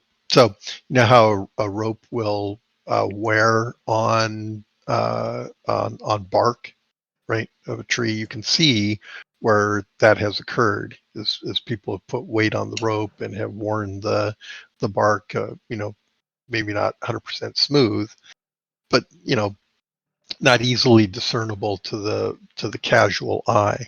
You rolled a 12, you successfully see what I've described, where everyone else has failed. So you're the new ranger. Okay. So yes, you don't necessarily need a rope to go down. It would certainly make it a lot safer. It would make it safer, and it would certainly make it easier to come back up. Yeah. later. Sounds good. Who's got rope? I got rope. Okay. Raymond, tie it off. Let's go. Okay. So yes, We're wasting down. I hear people. Okay. So with the rope, I'm going to assume that it's going to be long enough to actually go all the way across to the path on the opposite side, should anyone slip and fall in the water or get dragged away by a giant lobstrosity. Okay, you all successfully cross to the path on the opposite side. Woohoo! Make sure we tie the end of the rope off on this end somewhere too, like on Okay. a bush or something. Sure. So lobstrosity doesn't carry it off. All right. Okay, the trail does in fact meander to the west, kind of northwest-ish, and then swings around over toward the other knoll. Uh-huh.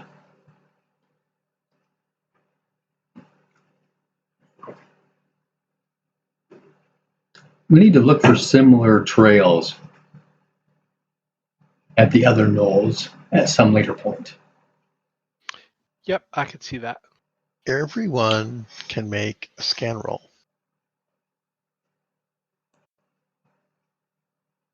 No, I can't. Raymond, out of the way. Okay. Brian. Yes. Oh, shoot. I have not been keeping my notes. As you're walking along, you look into a nearby pool and you see a face looking up at you. I look around for Gollum, and I tell everybody, does everybody see this? See what? I point it out. Okay. When you look back, It's gone. it's not there. Oh, I knew it. I'm going to reach down in the water anyway. Can I feel anything down there? Up to my elbow.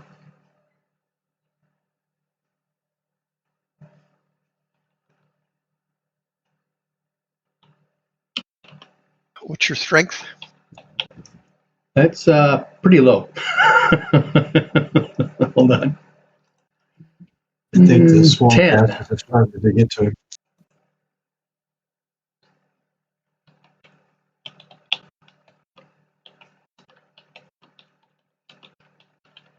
Okay. You reach into the pool and kind of, search around in there. Mm-hmm.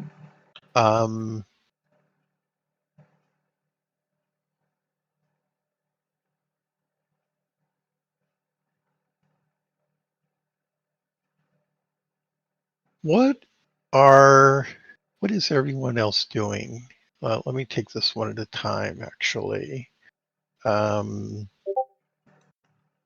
Elvis, you see Wes kind of exclaim, and he quickly looks around and asks if anyone else sees this, and you see him look back at the pool and then reach his arm into the pool. What are you doing? I'm just going to stand over him and look at him with disappointment. Okay. Tindo. Well, let's see. Being startled, turning around and looking at Wes to then stick his hand into the swamp. I began to think that the swamp gas is starting to affect him. Okay. Raven. So I'll go over to him. I hate this answer because I know what's going to happen. But I've already said that I was looking into the water next to him. Okay. So when we get jumped, we're going to get completely jumped. But that's okay. All right. Okay. Wes. Yes. What is your power? That's better. My power is 15. Okay. I guess I prefer people to make saves than resistances, which is kind of the same thing. But Yep. I have to. You just have to flip reverse the table. percentage thing. Yes. So, that said, you need to make a percentile roll. 20. Okay. Not bad. Not bad. Not But is bad it at good all. enough? Well, so,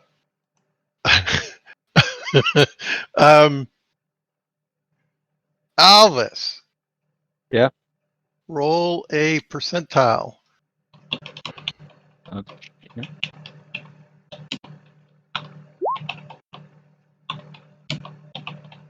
Okay. Raymond. Roll a percentile. 97. Whoa, really? No, 87. Oh, okay. All right. So, a couple. There are multiple things happening sort of all at once here. So let me try to take it in pieces. Wes, Yes. you see a beautiful woman gazing up at you. Really? You can feel her hand on your arm as she beckons you toward her. Does she have red hair? And then the image sort of changes to one of this skeletal face and hand gripping your arm and trying to pull you into the water. At that point, I'll scream Okay. So and try to that's pull back out. so that's what Wes is seeing. Paul, you likewise see this beautiful face. But it's not looking at Wes. It's looking at you. And it's also beckoning you into the pool. But like Wes, you see this visage turn from this beautiful appearance to one of abject horror. So the face kind of melts away, and you see the skeletal head, and this grotesque thing looking at you. Did I continue with my face of disgust? Except just like amplified a bit. Well, the next thing we're going to do is make sanity rolls, but we're not there yet. So you may change your perspective. But let's continue with where I was. Raymond.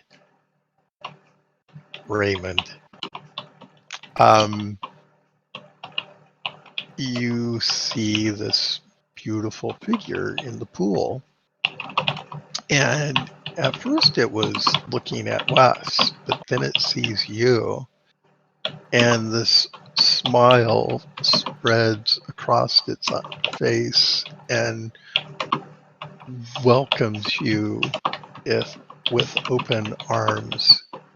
You feel yourself drawn inexplicably toward her as you step and reach for her. It's too bad I'm celibate. Yeah, well, that didn't save you here. So, Wes and Alvis need to make sanity rolls. So roll a percentile against your sanity.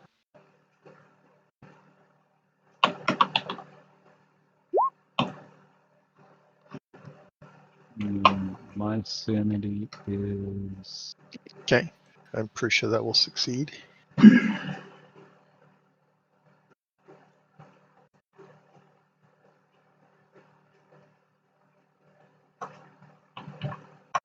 Brian? Yep, getting ready to. Okay. 1, 2, 3. Yes! Okay. Having successfully made your sanity rolls, you do not lose the horrific amount of sanity that you might otherwise have lost. Instead, Wes, you lose 4 points of sanity. 4. Ouch. And Paul, you likewise lose 4 points of sanity. Ah, lovely. Now, Do we get a check mark by our sanity? For a chance to increase Yes. it later? Excellent. yes, you may. You successfully rolled against your sanity. But it wasn't enough. So, Bruce, Well- was that percentage roll against our sanity? Which percentage roll? The I have not one- asked you to make a sanity roll. Oh, okay. I was going Yeah. to say, because I have a ridiculously stupid high sanity, so. Right. Your sanity has not yet been invoked. Okay. This was a power versus power roll. Oh, well, my power sucks. I would have failed that anyway. Precisely. Yeah. So this is how resistances work. You compare the quote unquote attacking power against your power. And in the case of a save, it's inverted, right? Right. Okay, so Wes and Alvis see this thing for what it is, where Raymond does not. Okay? Now, Okay. not all sanity saves result in no sanity loss, right? Mhm. So sometimes I'm just edifying for those who are not familiar with all of this. Sometimes you encounter something so horrific that, particularly for the first time, it's a difference between, say, 2d6 loss of sanity versus a d4 or a d6 or something, right? So just like you might save versus a fireball and take half damage, that's kind of the idea here. Okay. So, Wes, Mhm. you want to resist being pulled into the pool. Yes? Yes. This is a strength versus strength roll. And of course, the undead have ungodly amounts of strength. They do! True!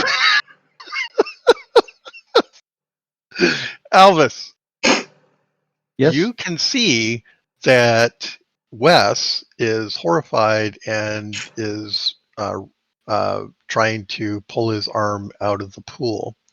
At the same time, though, you see and hear Raymond going, "It's so beautiful," as he moves toward, he's reaching out toward the pool. Tindo, you can likewise see you haven't actually looked in the pool yet, so No, I just So see you- all the men going crazy. yeah, exactly. Right. Okay. So this reminds me of the Indiana Jones scene at the very end, right, where the Raiders of the Lost Ark, where they go to the Covenant, and the ghosts are Flying about, it's so melting their pretty. faces. Oh, that was awesome. Okay. Right. So first things first. Alvis, Mhm. we are in what's called the statement of intent. You can see that the beastie is trying to pull Wes into the pool. And you can likewise see that Raymond is trying to reach into the pool all by himself. You have a choice of actions before you. What is your intent for your character this round? I am going to try and help Wes out because he's the one actually being dragged in by the monster. Okay. Very good. Wes. Yes. Well, actually, Tindo. You can see that Elvis is going to try to help Wes. He's gonna like grab onto him and try to pull him back. What is your intent for this round? I'll definitely have. I can't hear you. Can you hear me now? Yes, that's better. Let's hit that to the problematic. Let me know if you can hear me later as well. With my mace and my shield ready or getting ready, I don't see the arm that's holding Wes, right? Because he had reached in the water, so it's under the water. Correct. But Wes is pretty much has enough sense to be yelling, where the other one's just love struck. Okay. I'm gonna charge up in a way that I can try to swing whatever it's got a hold of Wes, if that's what I think is happening. Because his arm's going to be in the water, right? So I'll do that. Yeah, he's freaking out. So maybe it's just like a giant grouper has grabbed him, or a catfish. He's noodling. So I gotta catfish, I guess, is what it is. Noodling the undead.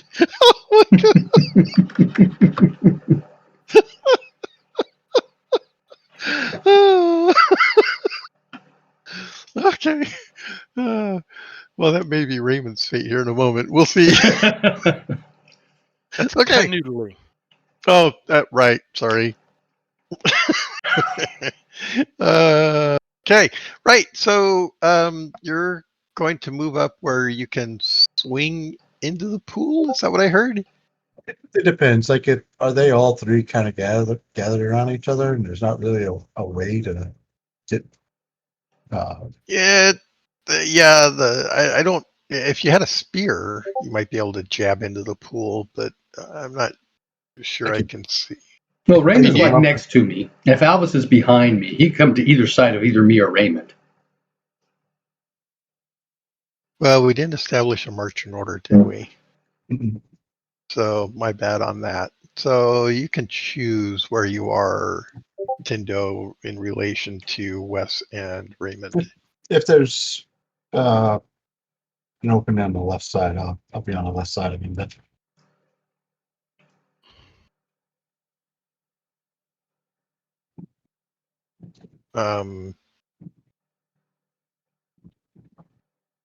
Let me be a little more clear. I need to know where you are in relation to Wes and Raymond. On the left side of Wes. Okay. All right.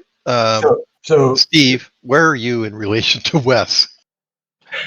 In my mind, I am standing off of Wes's right shoulder. Okay, so Tindo being on the left is opposite. Okay, correct. Got it. And Albus is behind him, trying to hold him back. Okay, got it. But no one's helping Steve, so good luck. That's exactly. Yeah, well, I knew as soon as Tindo joined the group, I was a spare cleric. So.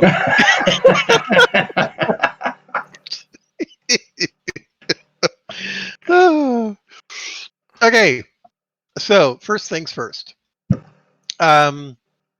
Wes, make a resistance roll against the thing pulling you into the pool.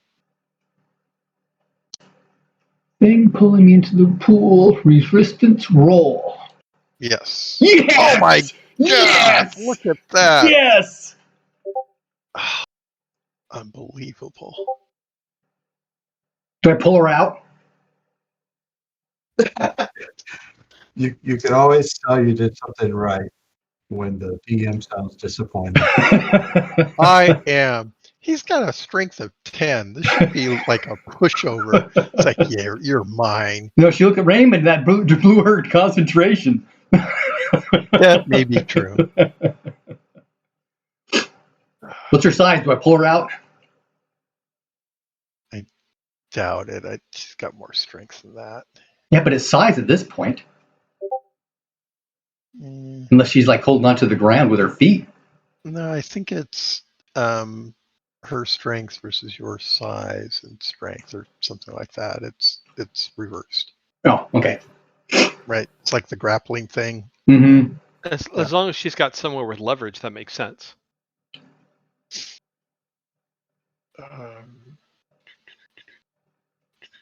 Let's see, what was the active? So the active's here.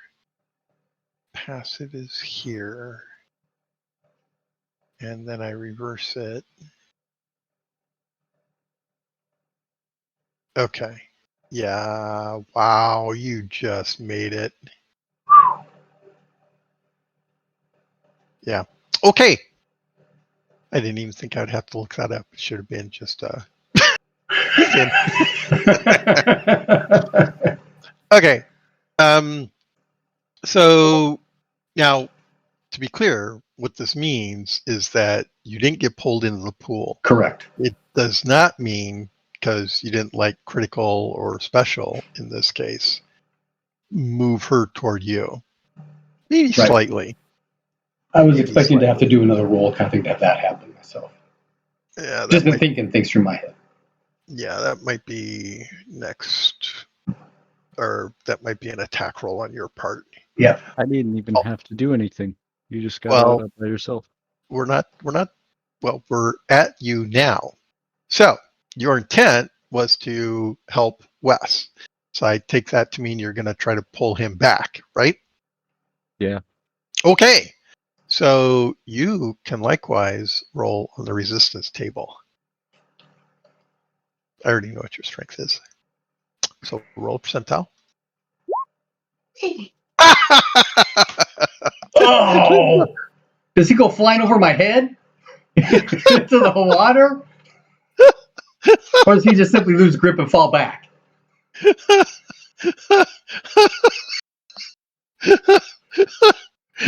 So he goes to pull you back and he pushes you in instead. No. No.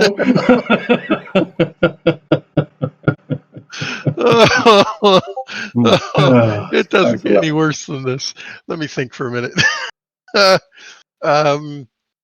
Let's see. Do you have a fumble table there? I do have a fumble table here, but I don't know if this is really appropriate. Well, roll and see what it says, and so if it makes sense, then you can use it. That's true. That's true. But that's my recommendation. No, I agree.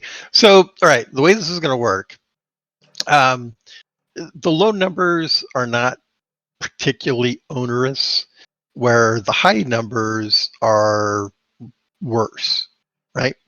So Alvis gets to roll another percentile on the fumble table. And strictly speaking, it's not this fumble table that we're consulting. It's So more roll another percentile? Correct. We want to see the degree of how bad this is. So bad, like another 100. Both of you go into the pool, maybe? I don't know. We'll see if we get there. Okay, so 32. Not too bad. Not something horrific. 32, equivalent to shield strap breaks, lose shield immediately. So yeah, in this case, you lose your grip on Wes as you attempt to pull him backward, and you maybe step back and are. I can do a Dex times 5 roll. Yeah, I'm just being mean. He's ad-libbing. Ignore him. I believe the word is kibitz. Yeah. Yes. Well, it's not really kibitzing because you're involved. Okay. So, yes, clearly the shock of seeing this horrific visage in the pool has struck you. You lose your grip on Wes as you attempt to pull him away from the pool and stumble backward a couple of paces. In the meantime, Raymond is reaching into the pool, and Tindo, you've got your mace out. You're looking into the pool. What are you doing? Looking for a target and strike that isn't Wes's arm. Okay. So that giant catfish has got a hold of him. That's right. Okay, so looking into the pool then. Yep. I guess I got to do it to hit it. Okay. Go ahead and roll a percentile.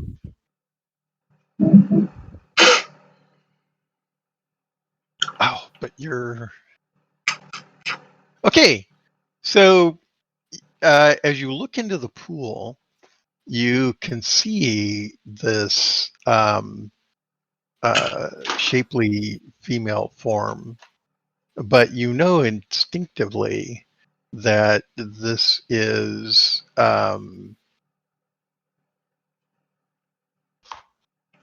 it's some kind of well, actually, go ahead and make another roll.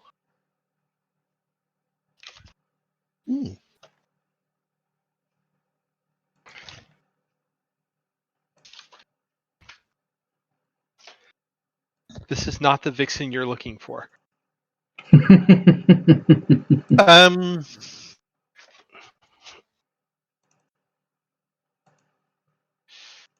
So you've vague recollections of stories about such creatures. They lure their victims to death by taking on the guise of something else. And it seems that Raymond has fallen for this. But you can see through what this is. What they do is pull you into the pool and will drown you. And in the process of doing so, they will siphon your life force off. They're not ghosts per se, but spirits of some kind. They do have a physical form. They are physically there. And yes, you can see that it's holding on to Wes's arm. You can also see that Wes is successfully resisting. So, Swamp yeah, siren. what do you? Yeah, swamp siren. I'm going to strike it if I can. So you've got the mace. How deep in the water is it? Is it going to be like I'm just splashing in the water with my mace? Well, I mean, it's got a hold of Wes's arm, so yeah, go for it. Wes, if I hit you and break off your arm, at least you'll be able to get away. That should be a hit. Depending on what. Aim lower! Aim lower! Modifiers are there.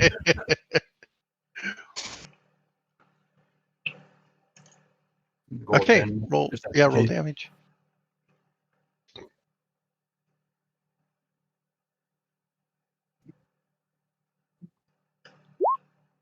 Oh God! Plus, does water absorb all of that? yeah, probably. Plus 2 plus 1, I think. So 5 points of damage. So okay, that wouldn't even have taken out if it was a goldfish.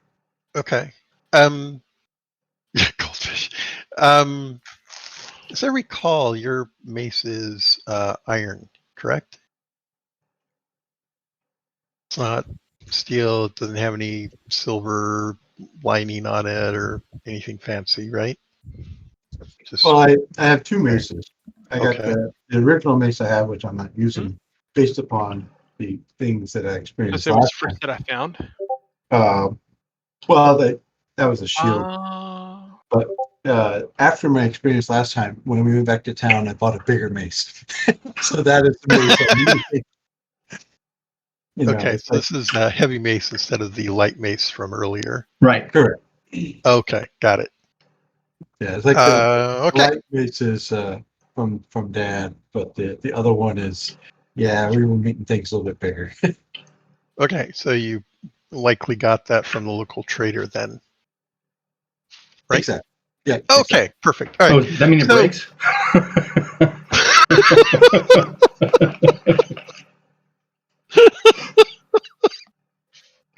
Quiet, you. So, yes, you swing on it. You do 5 points of damage. A respectable blow, if not particularly good. But you realize immediately that this big ass mace isn't going to hurt this thing at all. Like you think there ought to have been some reaction from it, and you got nothing. Okay. I feel I just need to bring like several pack mules with just as an assortment of weapons, and we try out each one. Be a weapon caddy. Weapon caddy, yep. Oh no! Oh my god! You have a golf cart. A bunch of different. Oh, okay. So yeah, you hit it. Like I said, a respectable blow. You didn't get any sense that you injured it. In the meantime, Raymond is reaching into the pool at this point. I believe that will conclude the round. Oh wait, no, we've got Wes. Wes, you had a resistance Correct. roll. You get an action. I do. You do get an action. Okay. Do I need to have the fire wand in like my hand in order to use the magic points in it? Yeah, it can't just be on your person somewhere. You Okay. have to. Yeah, it's not like an amulet or something. Or a ring. I am going to cast. Now that said, you could just put your hand on it. If it's in like a holster or something.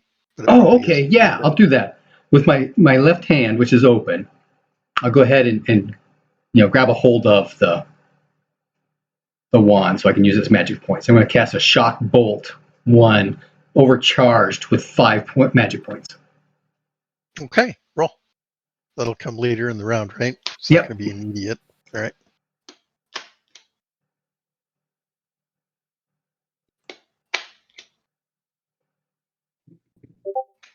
Is it going to make it? 20. Nope, that won't. Okay. Because it's minus 5% for every extra magic point, right? Correct. Yeah. I should have tried that high. Yep, that's a lot. Okay. Wait a minute. Oh, no, missed by 2%. Okay.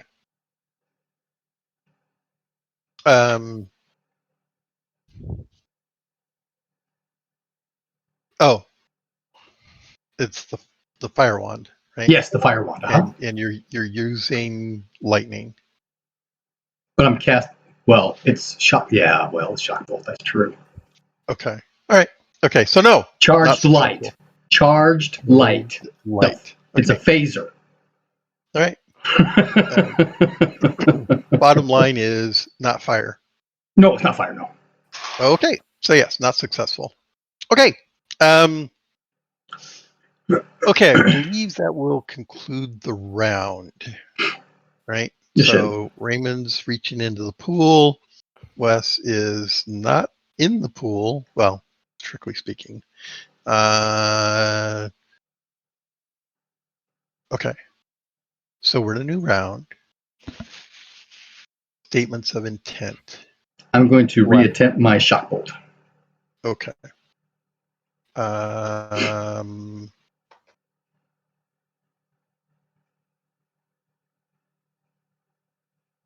Alvis.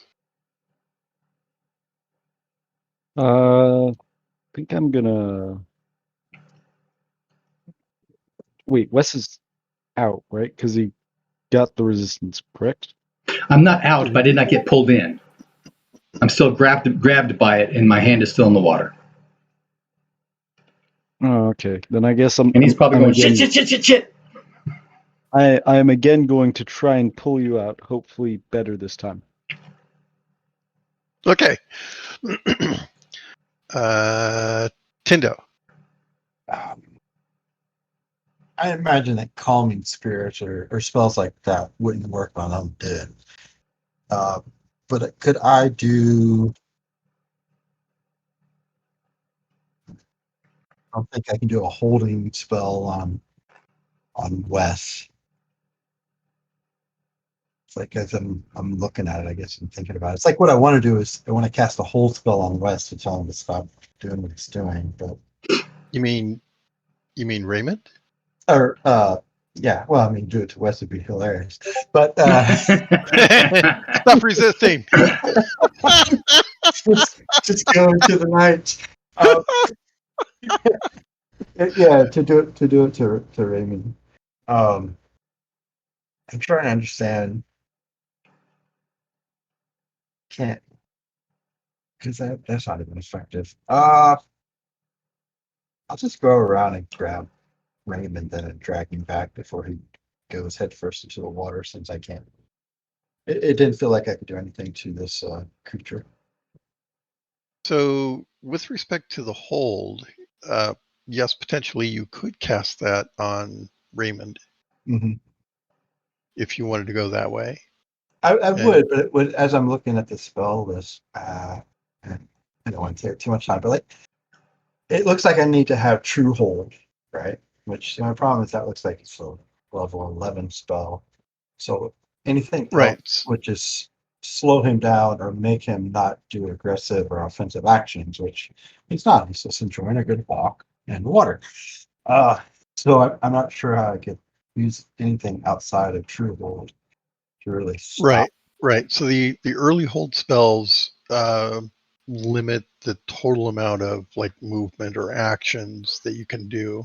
And as I recall, it's like 25% less or so. So you only get 3/4 effectively of a round.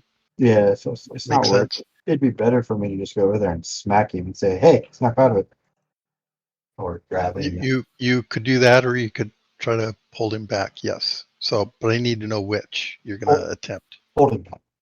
Hold him back. Okay. So, both Wes and okay, let's start with Reese. So Wes, Mhm. we effectively have what's it's like a grappling situation. You can attempt to break the hold. And of course you can continue to resist. But if your action is to attempt to break the hold, you would not then be casting a spell or something, right? Right. You do realize that it is very strong. Right. I will attempt to cast instead of attempt to break free. Okay. Very good. All right. So, Raymond, you can make a resistance roll to. I admire your optimism. I think you misinterpreted what I said.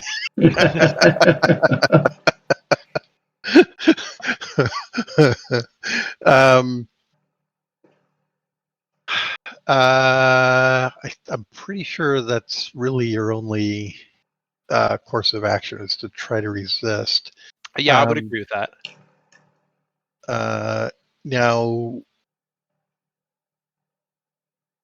yeah, you can't really. invoke a meditation or anything like that, unless you can think of something that would give you some sort of bonus. Not So- sure what it would be. Unless she's wussier than I think she is, a 59 is not going to do it. It's all about your power. What's your power? 12. That's not going to do it. No. Remember, my power is my worst attribute. Yeah, well, that's not too bad. But in this case, not good enough. Okay, so yeah. Oh boy, she is so beautiful and welcoming. Nice combination. Right. Beautiful So- and available. Man. and you're like falling for it, quite literally. Tindo.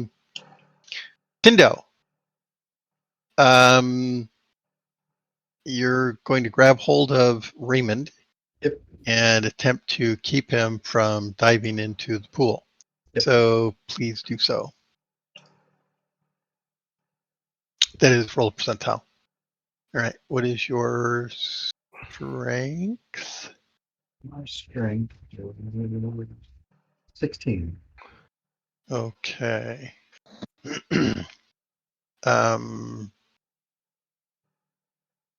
So I don't think Raymond's actually going to resist you taking hold of him. He might look at you and go, "She's so beautiful. Come with us." Okay, so at this point, Raymond, what is your strength? 17.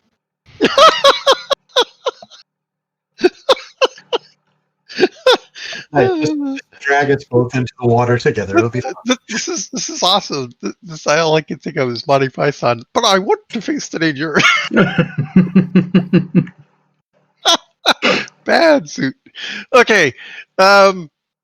Right. So Raymond, Tindo is trying to prevent you from going to your just desserts. You probably want to resist her resistance toward your well-deserved retreat here. So make a strength roll, please. Boy, if there's ever a time I wanted to fumble. Okay. So that's not. That's just over 3 times my strength. So in this case, you're resisting Tindo's strength to pull you back. And as I recall, Tindo's strength is 16. I'm 1 point less. okay. So So if his strength is a 15 and mine is a 17, if I'm reading this That's- table correctly, 2 points of difference is 20% or 10%. I was 16. So 60 or less, and you're successful. and I rolled a 53. So You are successful. okay. So you are continuing your efforts to get into the pool, which is to say, at this point, your hands are reaching into the pool toward the most beautiful creature you've ever seen in your entire existence. I wonder how Okay. effective Mace would be in knocking out Raymond. I think it would be very successful in knocking him into the pool. Just hit him on the back of the head, and pew, it'll go. That's not what you were thinking, is Okay. Swing, make him fall the other way. Like a tree. it? Possible. Okay, so Wes, Mhm. you can make a resistance roll. Or actually, let me rephrase that. This is a grappling situation. You can stand where you were previously, or you can attempt to, quote unquote, change your hold. I think in this case, the correct answer is I'm going to stand on my OT9. Yes. Okay. Which means she has to overcome your effectively increased resistance. In the meantime,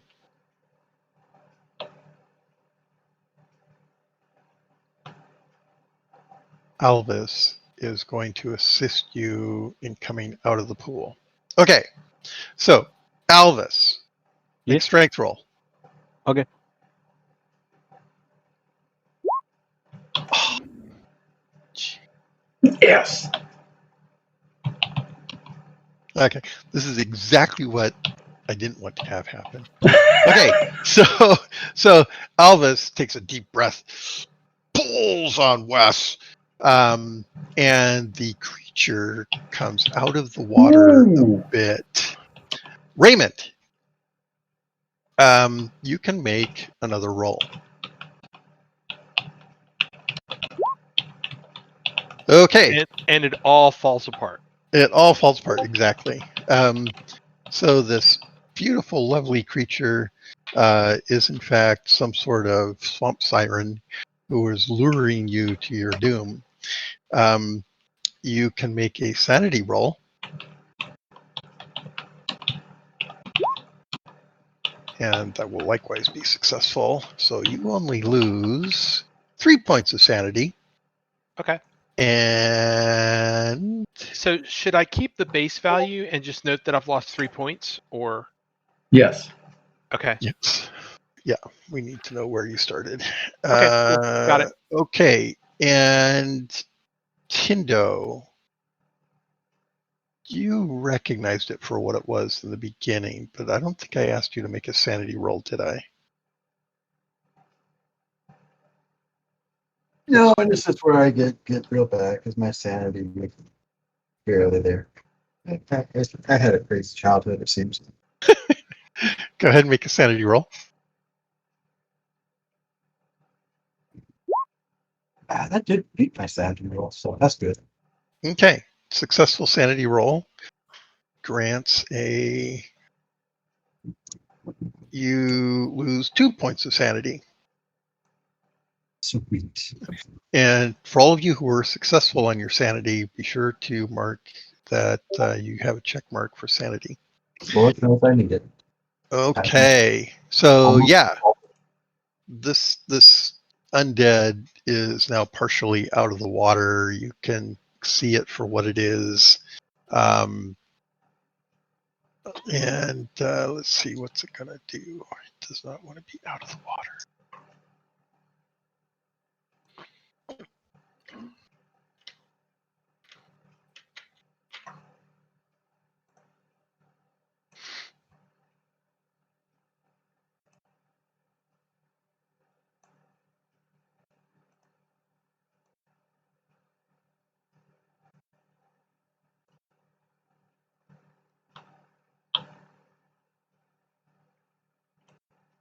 Okay, it screams. Everyone make a percentile roll.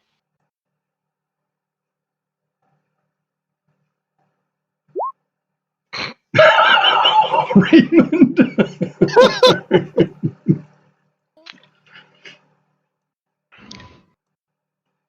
Okay.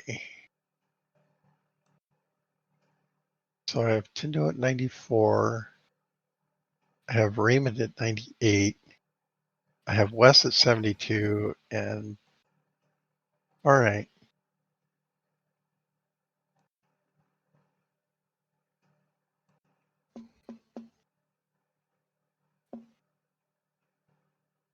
Okay. Everyone will wake up. You're on the path, laying next to the pool, wherever you were moments ago. You no longer see the undead.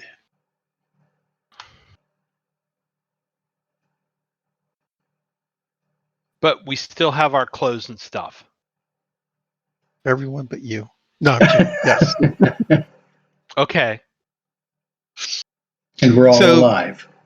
you're all alive. So it might occur to you that it's not quite sundown yet. Or at least at the time it came out of the pool, it wasn't quite dark. when Alvis pulled Wes in such a way as to bring the creature up into the light. It seems as though it screamed out in pain, perhaps, and fled as you all collapsed.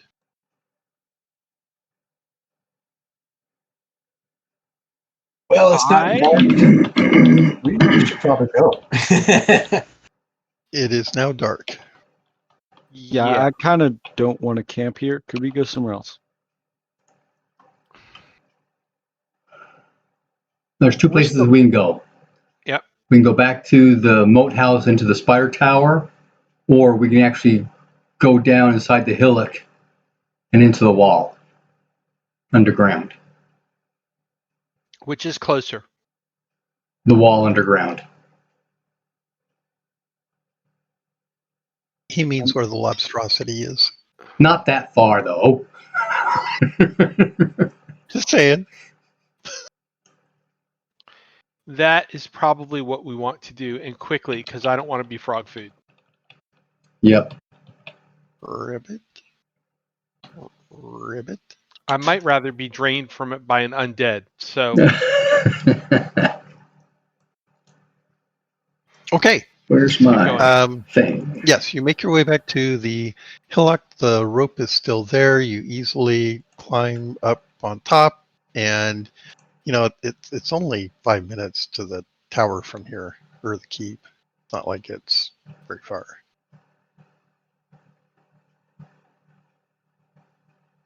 But okay, so you make your way into the walls. Let me change our map. Well, we can just drop down into the room underneath the trapdoor. We don't actually go in the wall, do we? Correct. Okay, so we're on this map now. And you're in this room here. And I can cast Light 1, which has a 10-foot radius effect. It lasts for 10 minutes per level. Okay. which will give us enough time to start a fire. So if we grab some wood on the way in. That's a third level spell, so that's 30 minutes.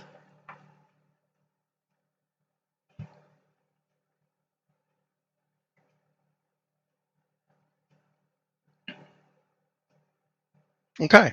Okay. So you set up camp in the room there.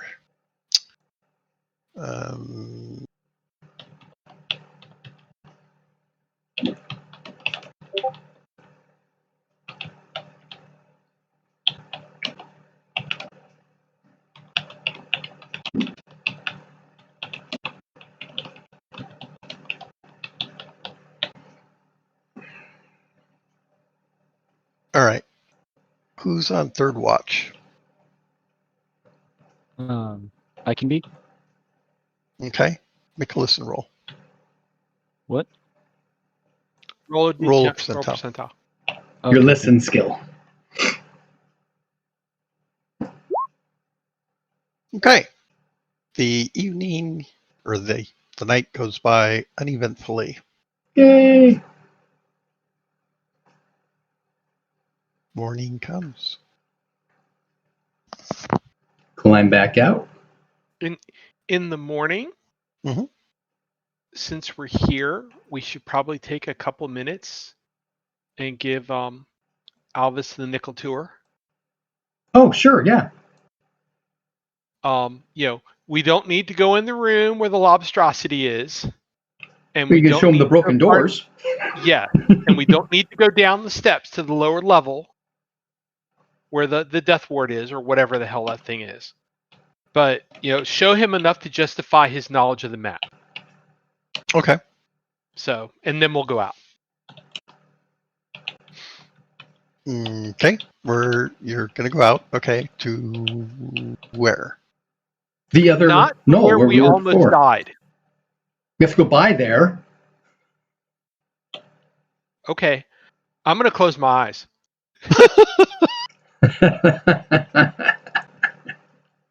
I'm going to not look in that general pool direction. Okay. All right.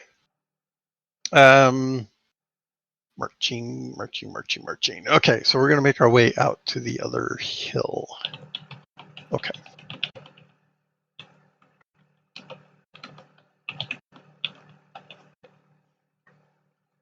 Yep. All right, you're there. Yes, you avoid the swamp siren. Good. Yeah. SOP for hill exploration. Avoid oh, that's great. Okay.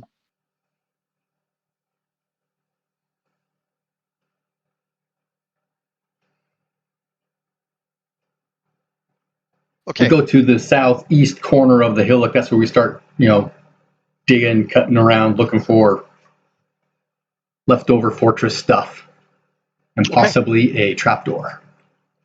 And what do we have to dig with? I made sure to buy a shovel and a pickaxe this time. Okay. And didn't put it on a mule so it could get lost. So I could put a pickaxe to someone or a shovel and take the other one.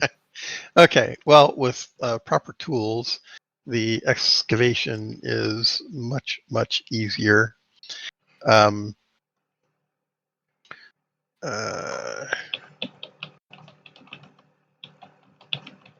And knowing where to look makes it easier as well. So yes, you find a trapdoor. Open her up. Okay.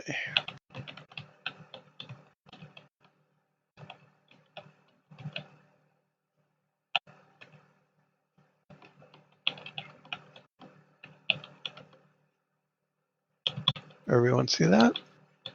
Yep. Looks familiar. Okay. So yeah, there's a trapdoor that drops into the room right about here.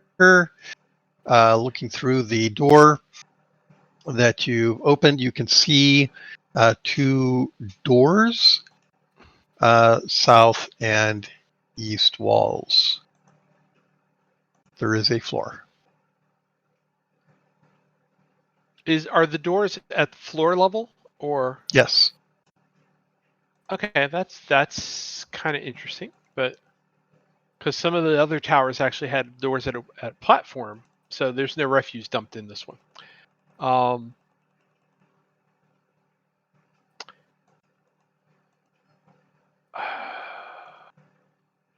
Do you have a preference, gentlemen?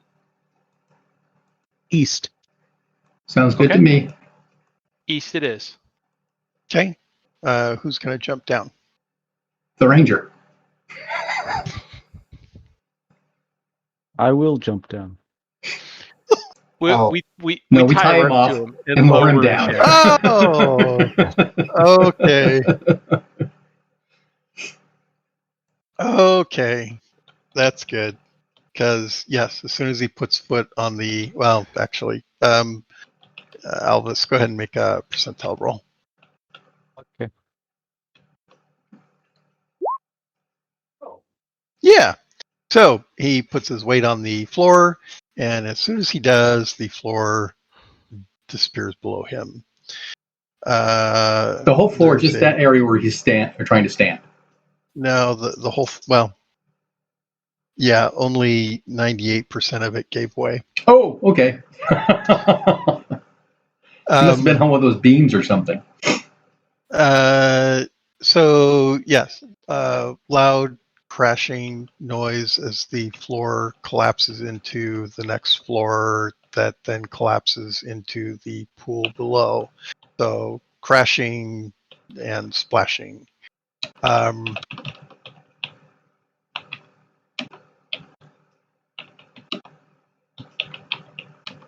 Okay.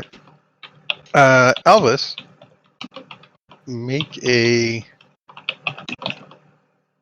percentile roll for me, please.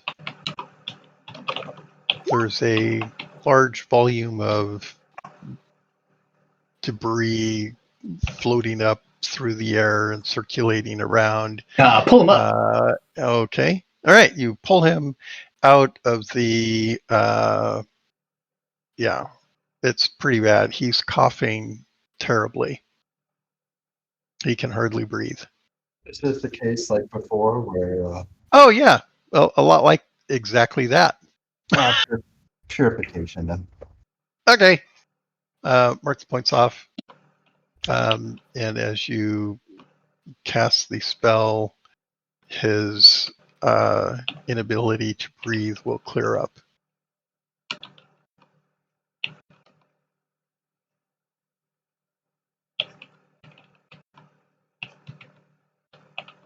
Wow, that's almost like a death trap. Yeah. Oh wait, it is. Almost. Okay. So you rest a bit as the particulates settle out. Yes? Yes. Yep. Okay. So, yeah, it doesn't take very long. Things will settle out in there. And looking back in, you can now see, oh, look, there's 2 doors suspended in midair for no apparent reason. No reason Very whatsoever. strange. Yes, very strange.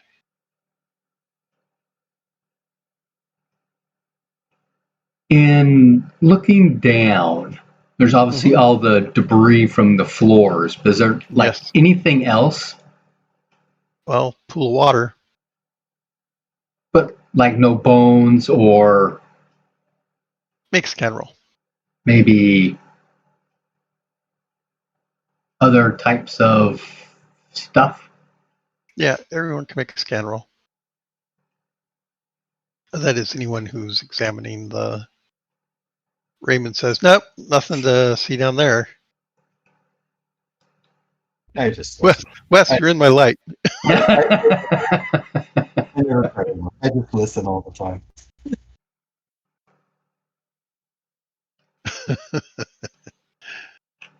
Alice, do you want to make a roll? Okay.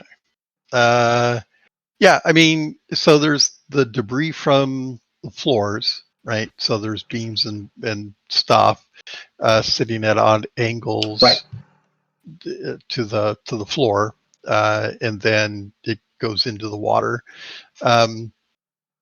Looking down into it, it's looking into shadow. It's some distance away. Nobody's really seen anything that sort of jumps out at them and says, "Ooh, look, plate mail." Or gold. Nobody Okay. sees anything shiny. Although, Yes. if anything was shiny down there, they would be spaced exactly the frog's eyes apart, and they would be blinking up at you.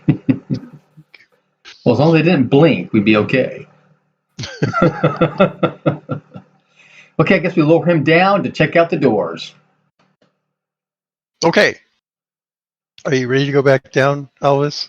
Because that was kind of frightening as the floor fell away. Yeah, I'm not ready. I think someone else should go. Okay, who's the lightest? Maybe Probably me. I'm Uh, 12. in It's going to terms be of size, I'm Yeah, bigger size. than that. I'm 11. Wait, Oh, then why was yeah. I sent down? I'm the biggest. But you're You're I'm the wearing- ranger. I'm wearing scale mail, and what are you wearing, Wes? Padding. Yeah, you're lighter. Okay. Send me down. all right. So tie the rope off to Wes and lower him into the hole. Does he have a hook? A hook? Just yeah. Oh, No, he has both hands. We brought that big hook, right? We're Right. You're going to dangle him in the hole? Put a bobber on the rope? swish me around. Okay. Lower you down to the doors. How are you going to go about opening these? I will do the east one first. Okay. Kind of angle my feet on the edge and reach over to the All right. handle knob, whatever. Does it push or pull? Yeah, it's going to open into the room. That's what the other ones did. Yeah. Yep. Okay. So most of my weight will be on the south side of the wall. So if I pull it open and water comes gushing out, I don't get knocked out of the way. Okay. So you're ready for that trick. Dang, Yeah. I have to think of something new. Always. All right. Not unlike things that you've seen before. And yes, it's got water. The door opens, releasing the water, and some muck comes out with it. And you see a passageway. Obviously, the interior you've come to recognize as a wall structure. Right. Is that supposed to line up with the one to the northeast? No, it is not. Okay. Well, I'm not sure how you would know, but no, it's not. But Well, it both depends both on how hallways were precisely- angled that direction. That's So true. technically they could. Well, yes. You would need a surveyor to actually know the difference, I suppose. Where's a good dwarf when you need it? Well, you got a carpenter now. That's true. right. We have a carpenter. He can do everything. Are there arrow slits in the wall still? Yes, Just outside or outside and in? both. Okay. And goop coming out? Yes. Okay, I'll go ahead and wander on in. Give me slack, give me slack. And just kind of looking around to see if anything catches my attention or interest. Anything out of the usual other than just mud and Make a rocks. scan roll. Oh, I'm sorry, search. Make a search roll. Search, I can double check that. Search is lower.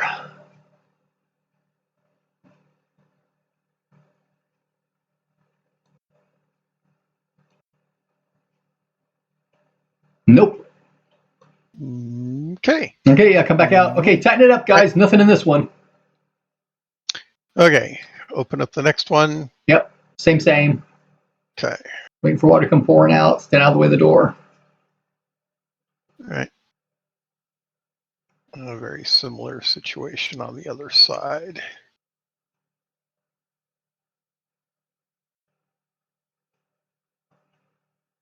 Okay. Again, arrow slits on both sides, right? Mm-hmm. Full Yep. of mud and gunk coming out. Yep. Ends with a blockade. Mm-hmm. Go search again. Okay. Make another search roll. There we go. That's a Okay. special. At the very end, you see an arm sticking out at floor level. Uh-huh. Right. So He was captured by whatever came flooding in on it. correct. Part of the arm has that old scale armor. Old like in steel, Possibly. compared to the blade on my dagger. Attempt to scratch it. Yes. Okay. This is when he comes out and says, "There's nothing down here." He's got a big bag. Nothing here. Nothing to see here. Why is pulling you up so much harder than letting you down? You seem so much heavier now. Yeah. I give a tug on the scale that seemed like I'd be able to eventually pull it out, or is this just way too much? Not sure I understand. You give a tug on it. I'm It pulling. does I'm not- pulling. Am I going to get any kind of give, or is it going to like shred, or is there just too much gunk on top of this body? There's no way I'm pulling this out. Well,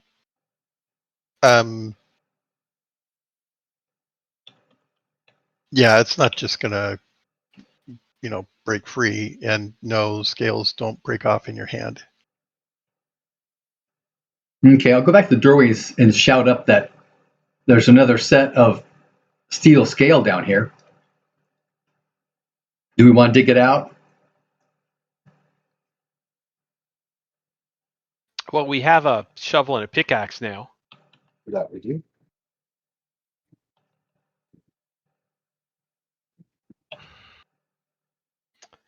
For which body part is it for? The ones we've come across so far have just been the chest. Okay. Well, then let's try, I guess. Do you want some help? Sure. You can use the other rope, lower somebody else down with both the pickaxe and the shovel, and the two of us can That go was at the my body. thought. Okay. I can go down. That's fine. All right. Shouldn't be any trouble to get you down there. Between the two of you working to uncover it, it shouldn't be any trouble. Raymond, go ahead and roll a search. That is critical, I believe. Woo! Okay. Is your search really 100%? No, I'm sorry. No, my search is 54, so it's a special. For some reason, I think critical is 10%, not 5. Oh, okay. But it is a special. Okay. So as you uncover the body, and pull the scale out, there's a belt with a dagger sheathed in it. So you got the scale chest piece, and Yep. around the midsection there's a belt, and it has a dagger sheathed in it. All right. Once we get the whole body out, I'll take a look at the dagger. Okay. The dagger is likewise steel, Yes. similar to the other one that I think you found. Did you find another dagger already? I know we did a broadsword. It was a sword. Okay, I'm sorry. Yes. No, this is a dagger. Okay. All right. So the leather belt and leather sheath are pretty well rotted away. Right. You can always make another one of those. Right. Yeah. Are there any heraldic symbols? Yes. I will make copies in my book. Well, these are things that you've seen before. Oh, okay. Yeah, it's the same. It appears to be uniform of the prior militia or army that was here. Which is the same as the guys in the spider hole in the spider tower, right? Yes. Okay. The ancient stuff. Mm-hmm. Okay. Yeah. So now that we have actual equipment down here, roughly how far is it from here to here?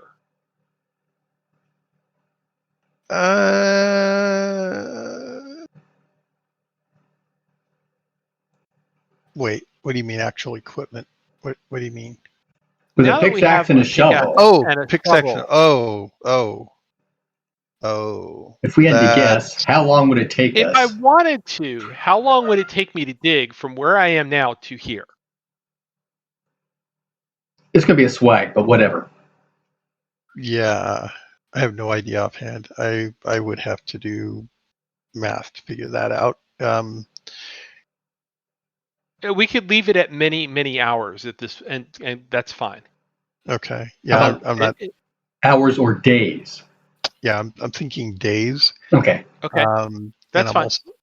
I'm also thinking the larger problem is going to be keeping the roof from Collapsing yeah. more down. Yeah. So, is all of the room where the lobstrosity was revealed? That's what this line is, right? Correct. Okay. So it would take just about as long if we wanted to dig from where we are now to that room. So that's fine. Well, keep in mind that these aren't necessarily to scale. Okay. That's cool. Do you remember how, Wes, do you remember how the goblins managed to cut in from the wall in the northeast section? I do remember that they did. Is it worth trying to do that here? You know, with a pickaxe, it might be. I'm just thinking out loud. I mean, I don't know if it's worth the effort or not, but there's a whole keep in there, And some of it should butt up against the wall. and some of it should butt up against the wall. The problem is we have to figure out where on the wall. Exactly. Hey, Bruce, Mm-hmm. back at the other wall where the goblins were there arrow slits in that wall there? Yes. On both sides? More on the outside wall. But yeah, I mean, if you like, there's maybe one. There's maybe one here and another one over here. Okay. Does that match with what we find over here? No, one fairly close Yes. and then one a little further on? Yes. But where the goblins actually broke through is on the other side of this collapse, correct? Correct. Yeah.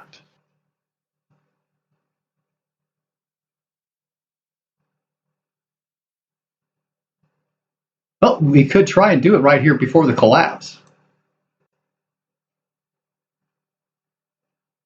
We could. But picking through a wall is going to be like an all-day affair, isn't it? Again, I'm. Yeah, that's a lot of work. It's a lot of work. But there are, 5 of us? We can rotate so we don't get too tired.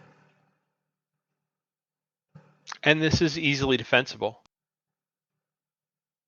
You know, there is another door you haven't been through. No, I don't know that. What door are you talking about?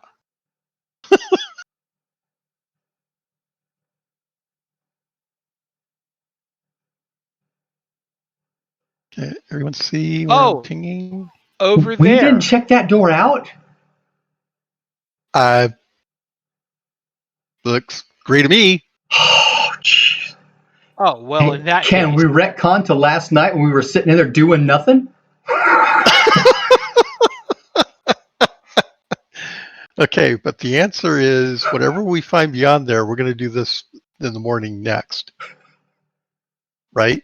Yes. Because we Yeah, need to make probably, sure that there's not 100 goblins behind that door waiting to storm out and attack us in the middle of the night. And I certainly hope that we discover this when Wes is going through his notebook going, oh my God. We never opened that door. I've been wondering this whole time. It's like, are they looking at the map? What's going on here? I completely missed that. Yeah. Right, fine. Well, Right, fine. as Raymond and I are discussing this, and I'm looking through my notebook, and I go, you know, We never went through that door. Sorry, I did see that door. I just assumed that you guys didn't check it out because it was like locked or something. Exactly. See? That's what, there you go. That's what we're going to tell you. Okay. Okay. So, do you really want to retcon it, or can we just go back there? Let's just go back there. We can just go back there. Okay. All right. So, easy enough. You avoid the giant carnivorous frogs in the swamp to get there.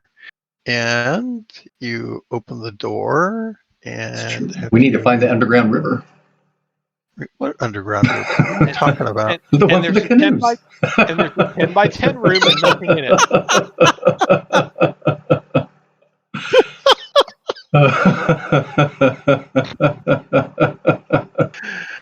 Oh my goodness.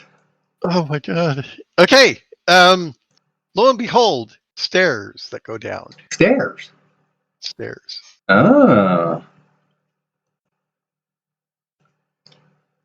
I'm guessing we should go down too. Yeah. Okay. We've been going on 3.5 hours. Let's take a 10-minute break as we look at the Sure. descent into the moat house. Okay. As we finally get to the point in the plot that you wanted us to go to all along. Someplace where we have to go forward. I'll see you in a few. Okay. All right. Ready? Right back.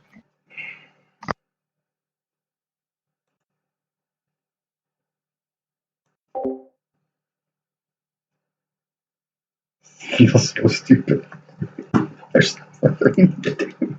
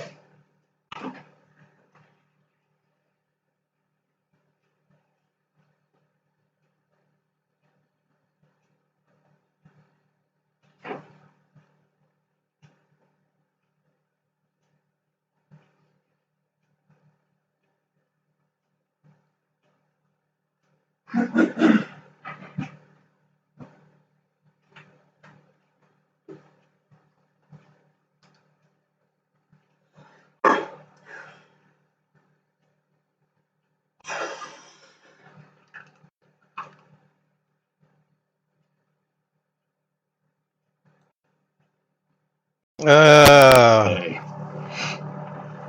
All right. Yes, stairs that go down into the darkness. I cast magic missile of the darkness. Only at gazebos. The darkness fights back, and being darkness, it wins.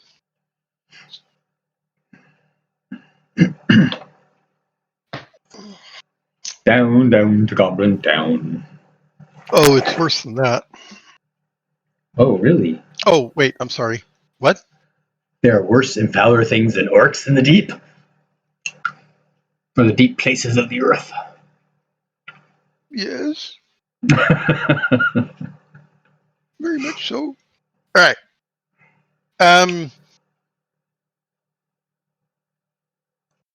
Okay. So you may recall from previous conversations that there are 3 known structures here.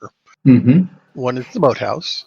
One is the structure that the moat house was built on, and the other is the structure that the moat house was built on. Was built on. Yep. Yeah. And Get that's that the right? one with the prisons. Correct. Yes, that is the prison level.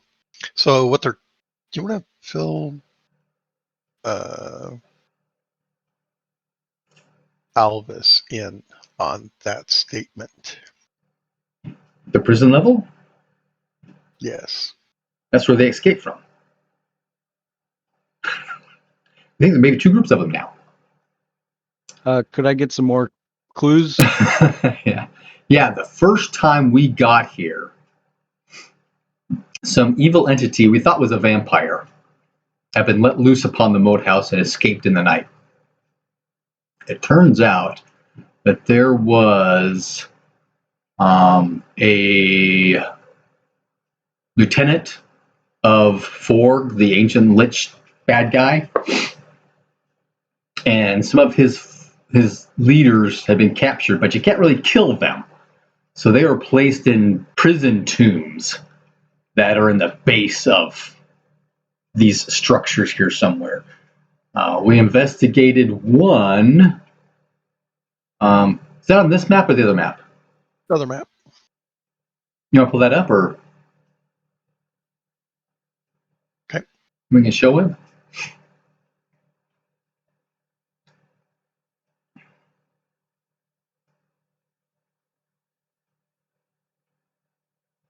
All right. Yeah. So you see the room with the zombies in it? That is one of the prison tombs.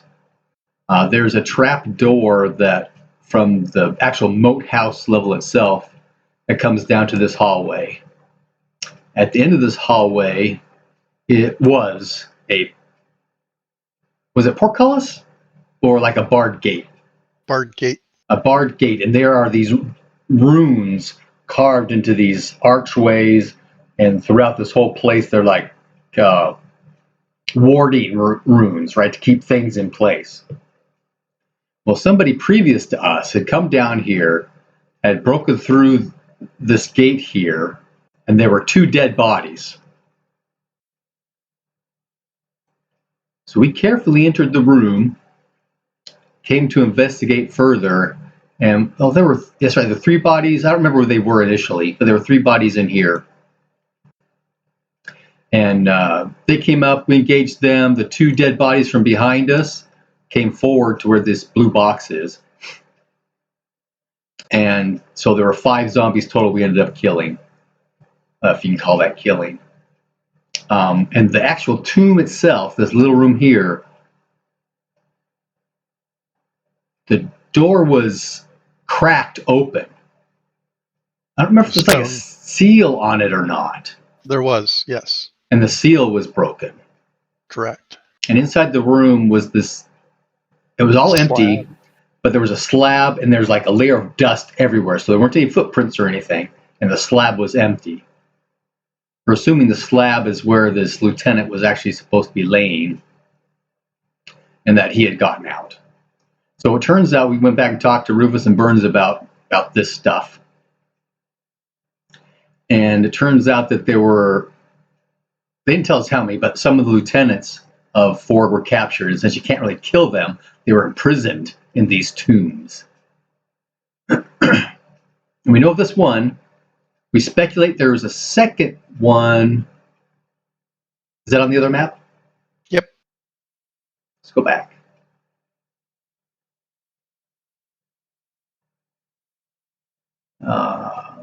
Reorganize. If you go back to that chapel room,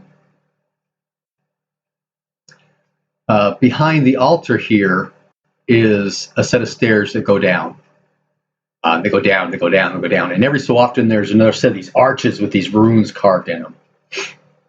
But down at the bottom is another set of arches and another set of these barred gates.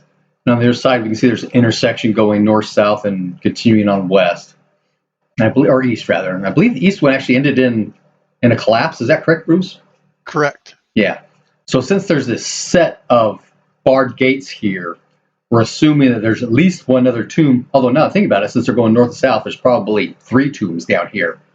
But we don't want to touch these bar things because they kill people.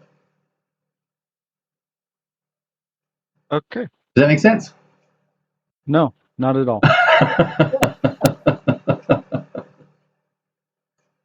But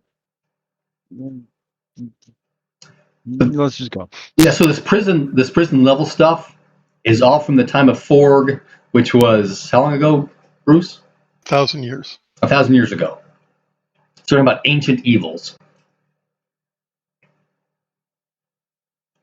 Okay. Stairs going down. Okay. Stairs going down. Dun, dun, dun, dun, dun.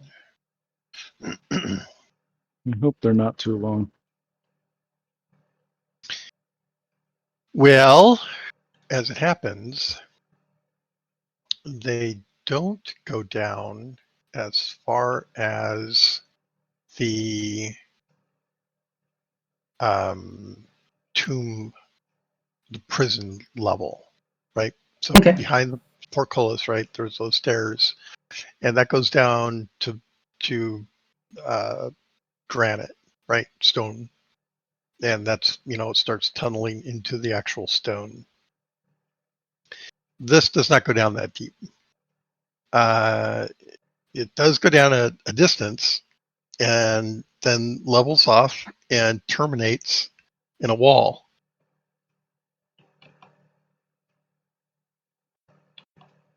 No apparent doors.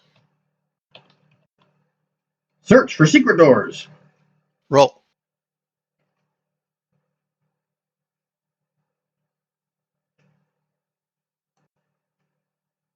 Not me.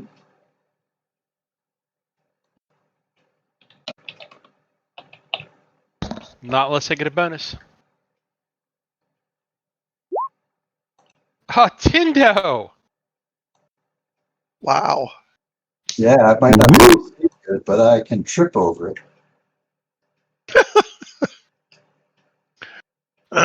Okay. So yeah, Tindo walks down, looks at the south wall, and go, "Oh, well, look at the polished stone right here. I bet if you hit that, oh, look, the door opens." Amazing.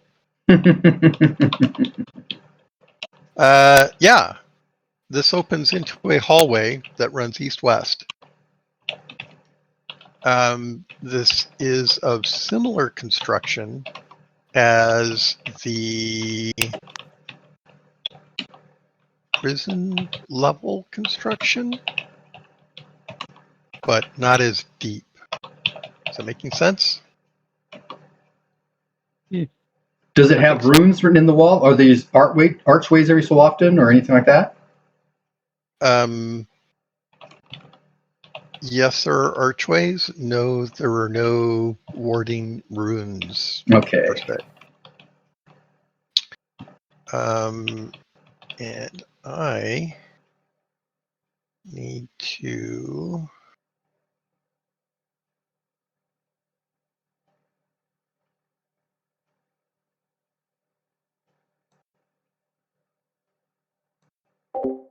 give me just a second here.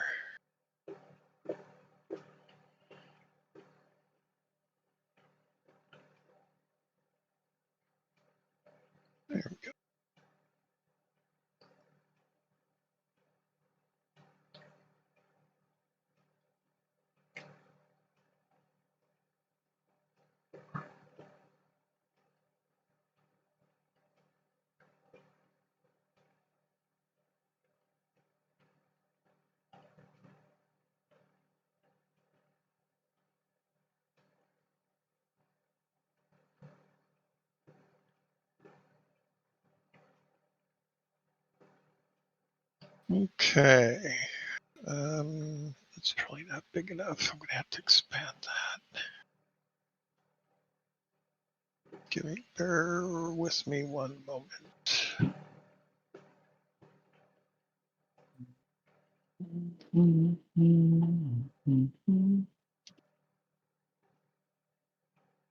There we go.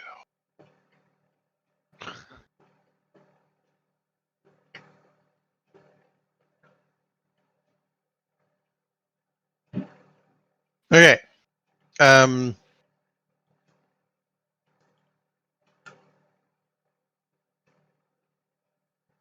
So this is going to be our workspace. Let me pull you guys into it.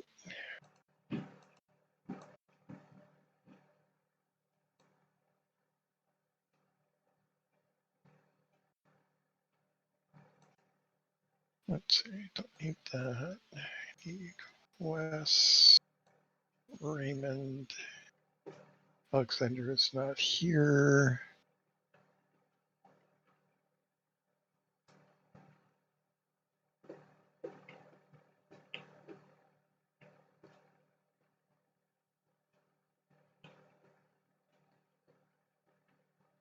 What am I missing? No, not the spider.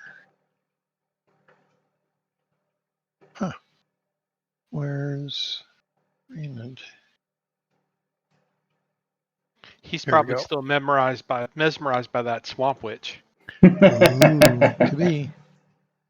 Okay. Tindo, Raymond, Wes.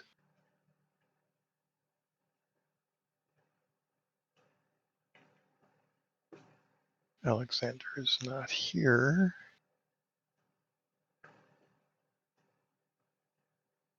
Copy those.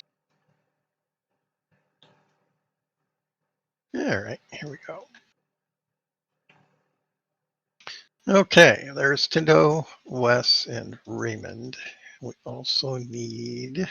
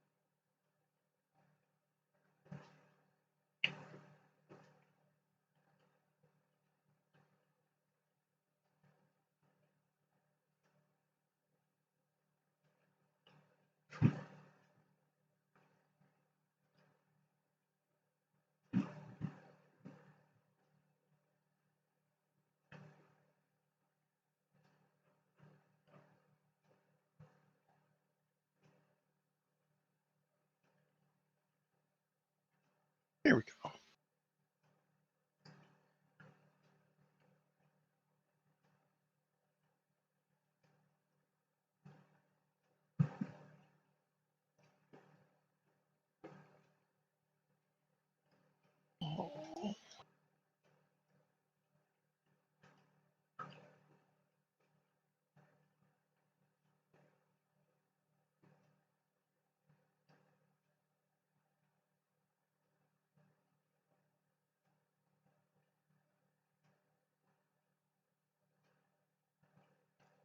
Okay, I think everybody's here.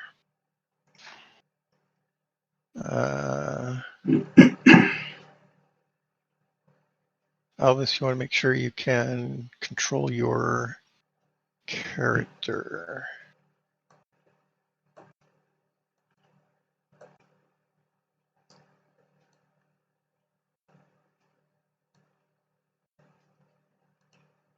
All right, good.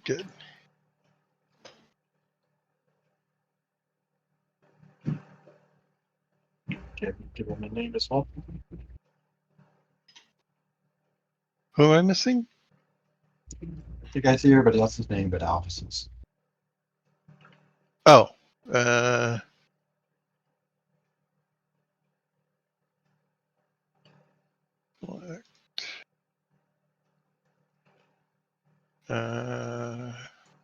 There we go.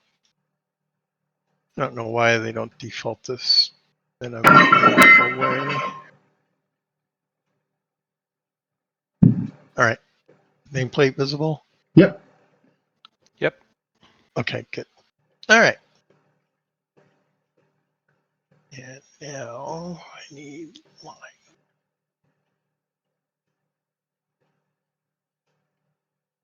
Okay, let's zoom up a little bit.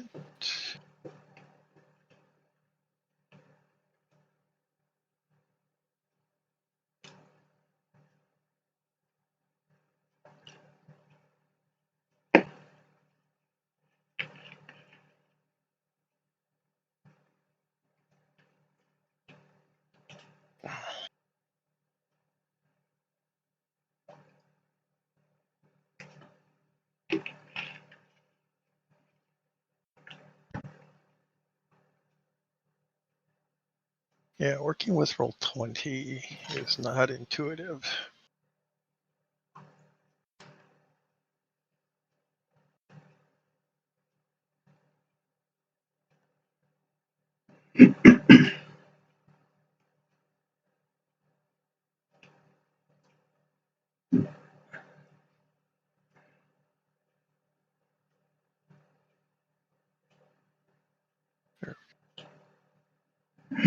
Okay. Hallway.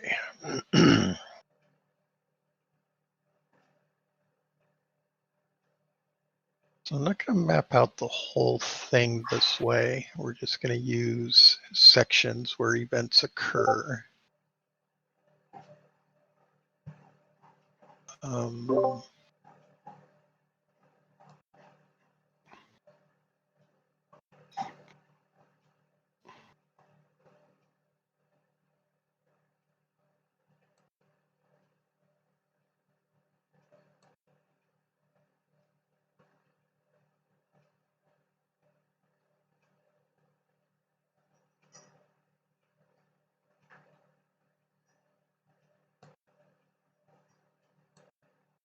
Okay, there's the door you just came through.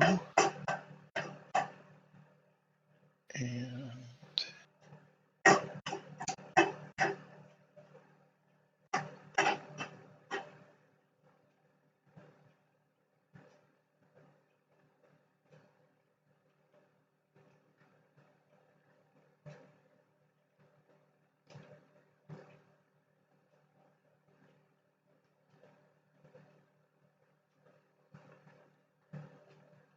so like that. Okay, so that's the stairs going up.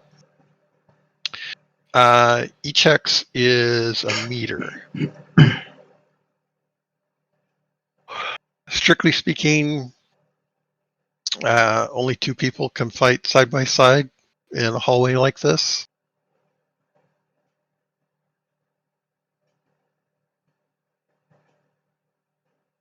Should have organized the hexes the other way. All right. I ran into that problem myself, mapping stuff out. Yeah. So is that the secret door?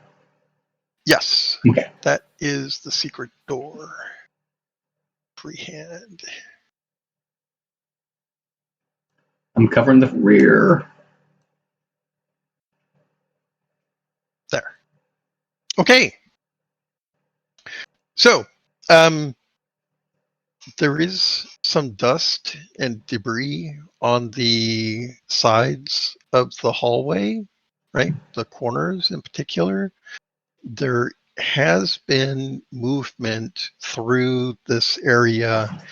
You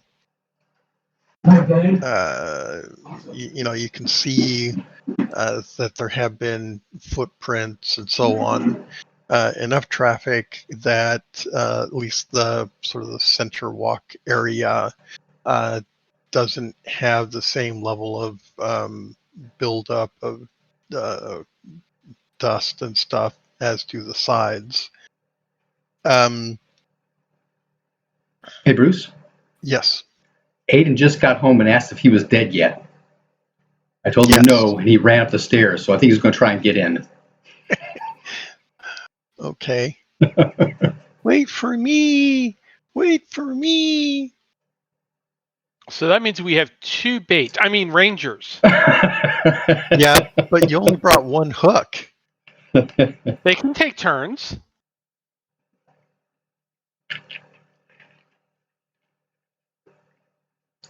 Where is Aiden's character? Yep, I can see he just got on.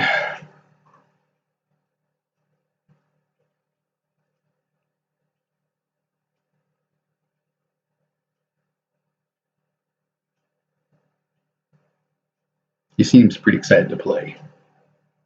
Well, that's good. Yeah.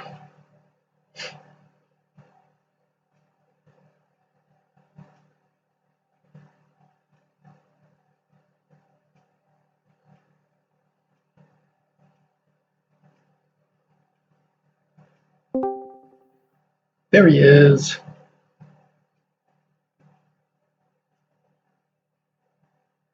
Aiden, can you hear us?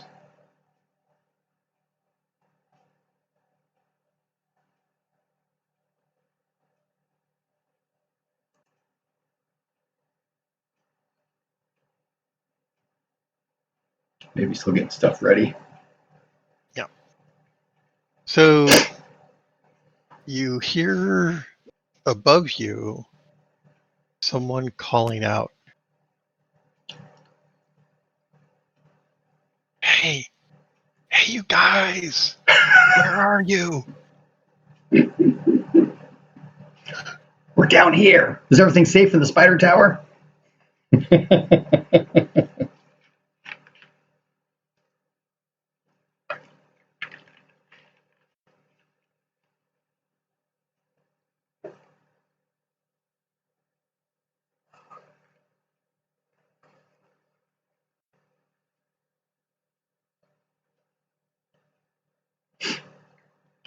Are you in, Alexander?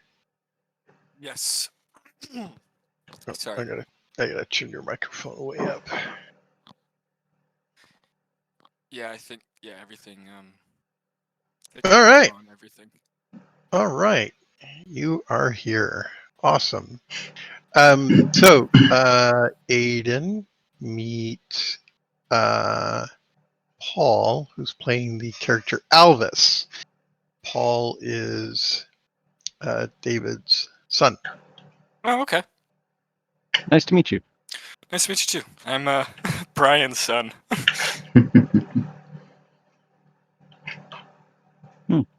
Okay.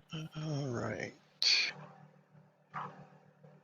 Okay, so Alexander, you successfully tracked them to the moat house. They have made their way to the tower in the northeast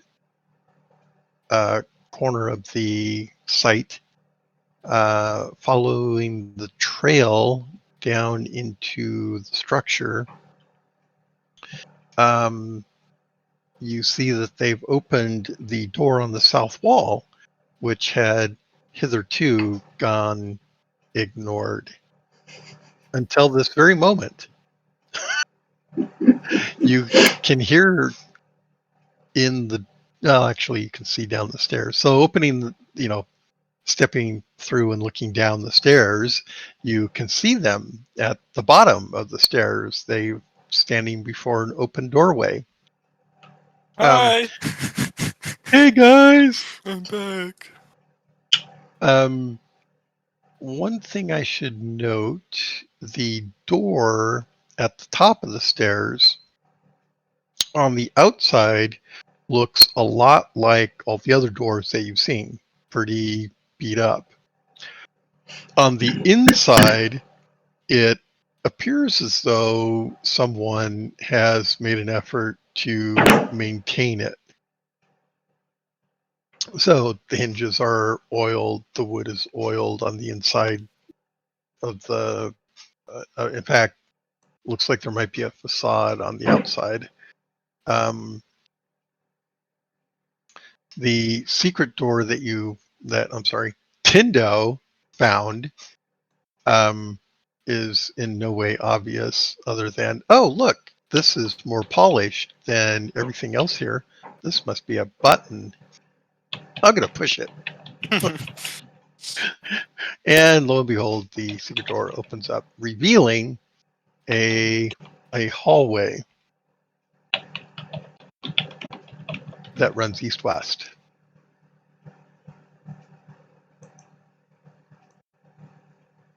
And Alexander, for your edification, this stair set does not go as deep as the stairs that go into the prison area. Okay. Maybe half as deep. So this is very likely the old part of the structures, or an older part of the structures that have been built here. So this probably dates back 1,000 years. Wow. Okay. Okay, is everybody clear on where we are? Mm-hmm. Okay, so yeah, Yeah. we are stepping back into the time of Forg here.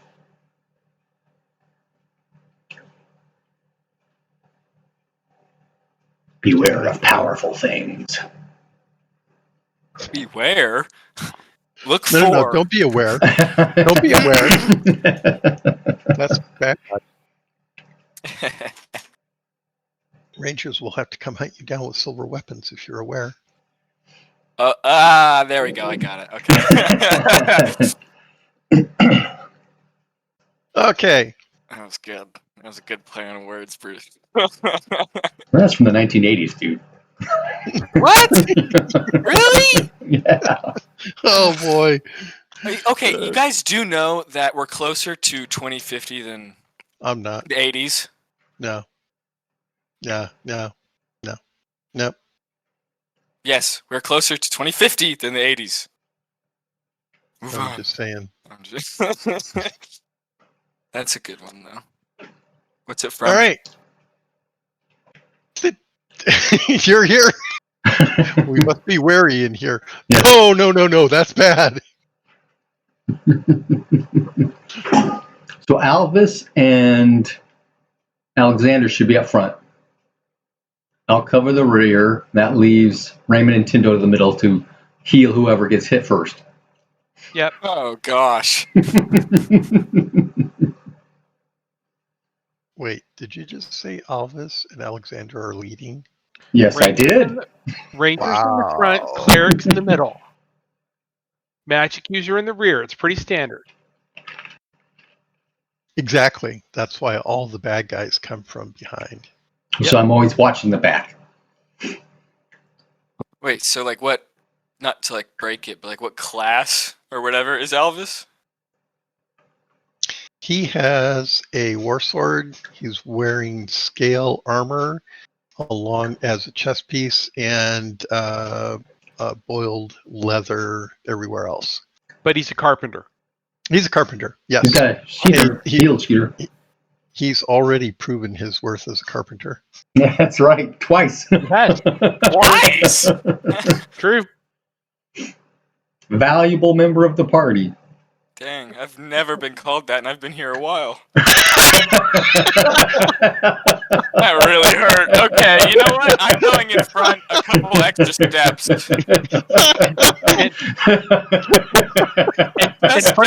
Just to make things, it's very in character too. That's true. Oh my god. So yes, the carpenter came along.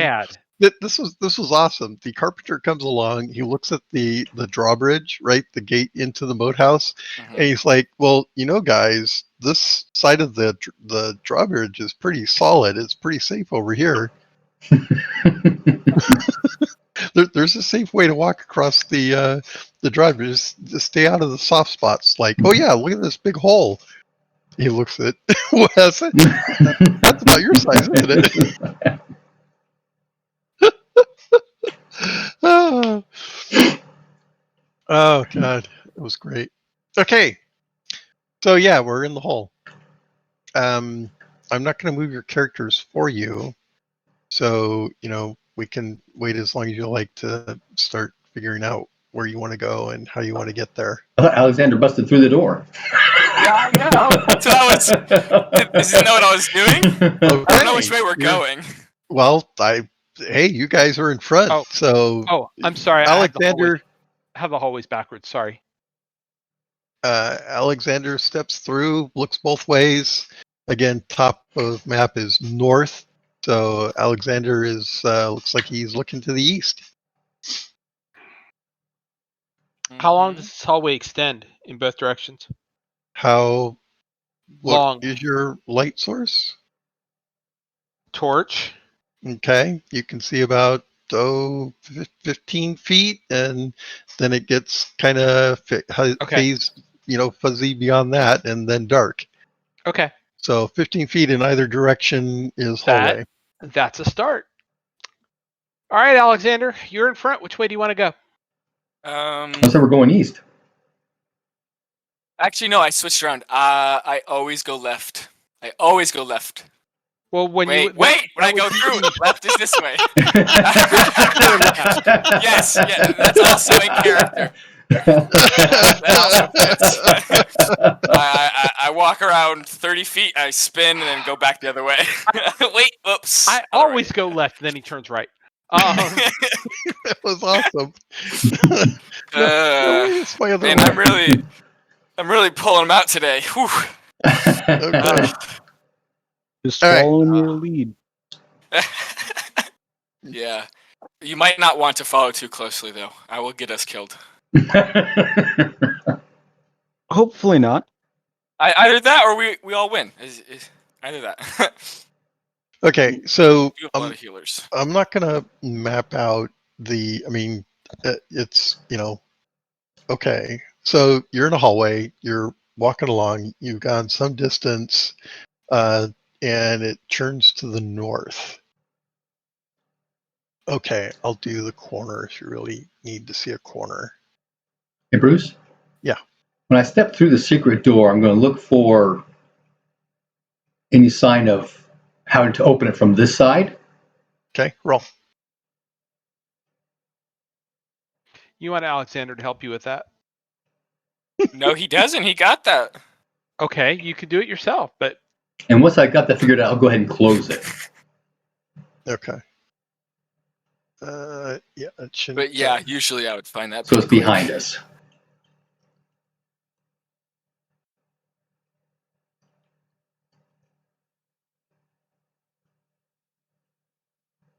All right, cool. So corner.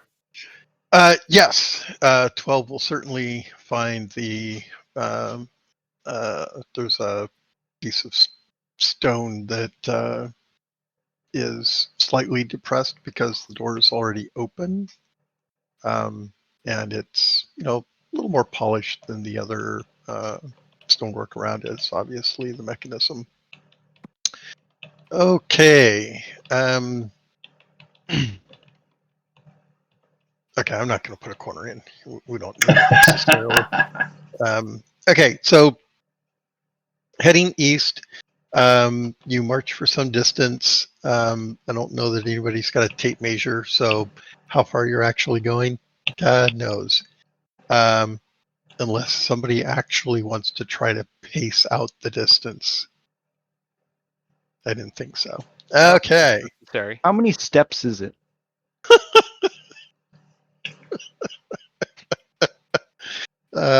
Somebody in the back starts, 10, 20, 12, 13. I can 14. count. We'll go from 15 to 12. I use my ranger beast to keep pace.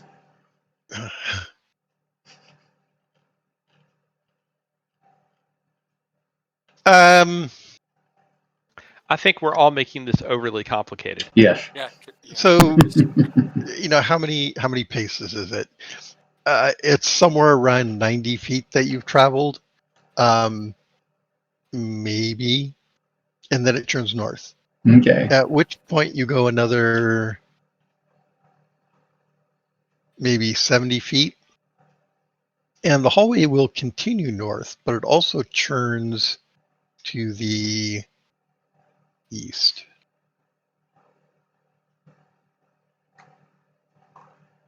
This is where you tell me you've only got 3 directions. You go north, you can go east, or you no. can go back the way you came. Yeah.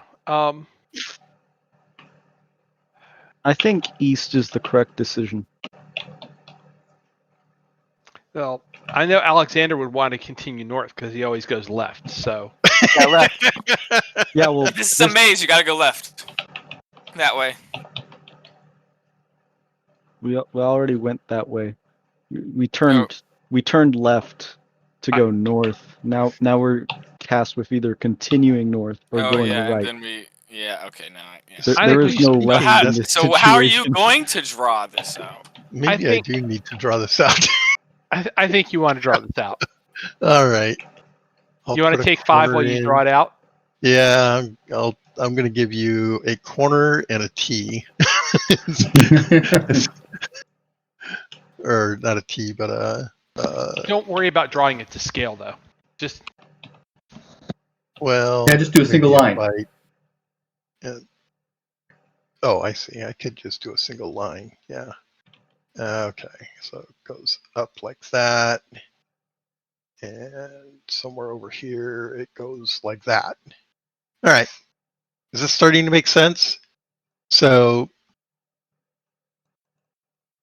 there it this is. is where you came in, right? You traveled east to the corner where it turned north. You then came to a T. Okay. Yeah. Keep going. Keep going north. Either go north or go east. Alexander keeps going north. I will stop to go east. We should go east. No, I'll just follow out. Well, Follow me to our doom. Let's go. I'll follow the person I just met minutes ago. Okay. All right. The confidence that I imbued is as I march forward draws all of you with me. Yes. Feeling a bit less confident now. in my decision.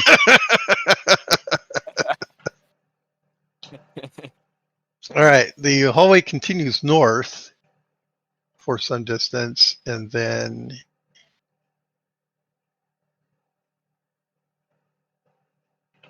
turns east again and will continue north. Ooh, another T intersection. Oh my God, what do we do? We could go east. No, north we go. Oh my God. All right. Continues north for some distance. Comes to a turn. A turn left or a turn right? I've got to figure out how to undo that without undoing everything now. Let's give me just a second. How do we fix that?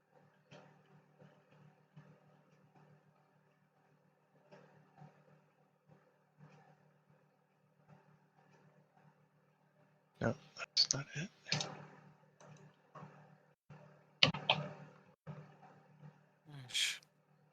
Well, I don't want to clear the drawing. I just want to remove that one thing. Oh, this is really something. Yeah, this is not an easy way to do this. All right.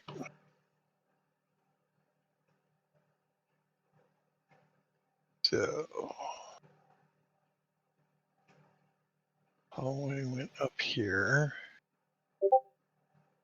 There's a turn that goes this way. Continues up and then turns to the west. All right, there we go. At that turn, there's a door on the north wall just after the turn. Alexander, I think you should lead this one. Hey, I know that we're not actually measuring things and we're not trying to be precise or anything, but at this point, have we basically walked all the way around the corner keep? Could be. Okay. Could be that the walls above are kind of centered on this. Maybe. But Okay. door right here. Alexander, you wanna open it? I'll be right behind you. I'm not gonna just straight up open it, but Yeah. So You need to up listen here, first. listen up at the door. there's Yeah. the door. Search for Listen at the door. traps. Use your 10-foot not- pole. No, we're not gonna go that deep into it. Did you say you're listening in at the door? Yeah, I'd like to listen at the door, and then can I devise at the door to look to see? Is that how I would look for traps? You could.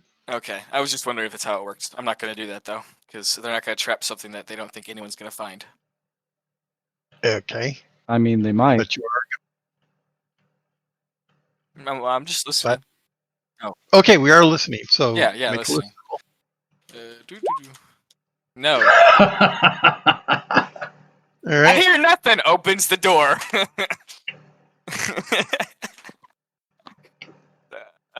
Okay. You hear nothing. You open the door. All right. Yeah. Now I actually do need to create a room.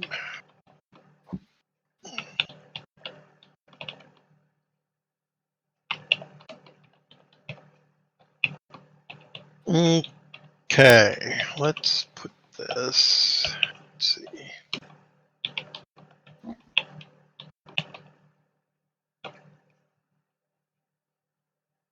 Are you telling us, Bruce, you didn't already have this all mapped out for us? Oh, are you kidding?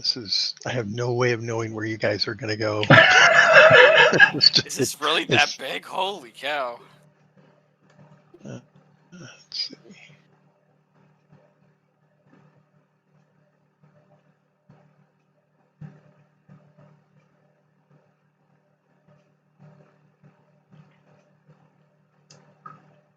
I'm going to look at the floor. Is it dusty? Are there any tracks? Is it dusty? Are there tracks? Yes.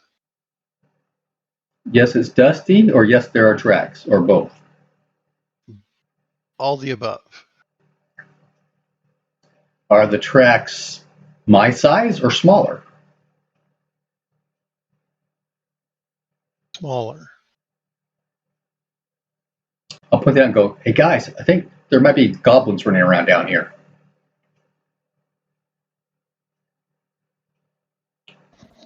I'd kind of bet on that. That's Well, I good need a couple because ears. that's why I came here. Is the hobbit's sword glowing?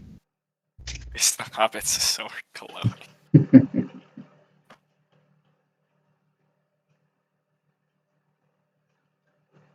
I wish I had a glowy sword. That'd be dope. I'm sure we could find some sort of random glamour to throw on it.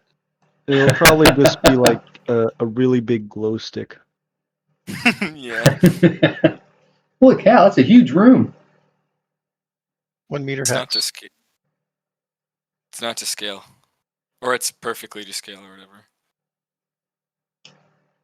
That's- working with hexes is kind of a pain. That's like 20 by 30 feet. It is a big room. Yes. We're inside a castle. Oh. All right. Door there. And a door here. And all right, I need go ahead and position yourselves. Where did we come in? Really? The door's to the north, Really? around the corner. Wow. I shouldn't have done that.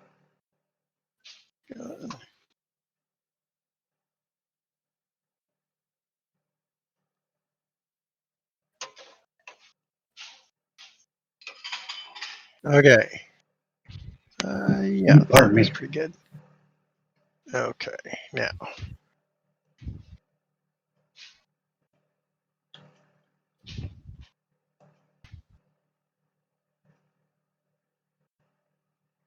So I'm watching down both hallways and glancing at the door. Okay. Where's Raymond? I'm getting there. Looks It's like that you're chainmail Traveling wearing through him the- down. I went to get Yeah. seconds on dinner, for God's sake. Okay. Is that a bow and arrow? Wow. What? Raymond, is he armed with a bow and arrow? I thought he was a I cleric. I have a bow and arrow, but I'm normally armed with a sword. Oh. Yeah, I don't know why see his character's still green. down there. Oh, Yes. The little green people have come. Alexander opens the door and gets feathered with arrows. No, I only listened. Hey, Alexander, they're They weren't Martians. I ready. bet they have Nova cannons. Pew pew pew pew pew pew. Uh, Bro, if I get hit with a laser, I'm running. I don't think you can. I've got lasers. What? No, you don't. You have lightning. No, my shock bolt is light, not electricity. Well, then that's just sunlight. So you have Just really hot sunlight. It's ultraviolet light. I've got a phaser. That's what I've got. Ew. It just gives them skin cancer really, really quickly. Exactly. Yeah. There's a sidearm in a game called Warframe called the Nuker that literally microwaves the enemy and at super high rates, and like their bodies like explode and microwave essentially. It's kind of crazy. Ick. A bolt of intense charged light.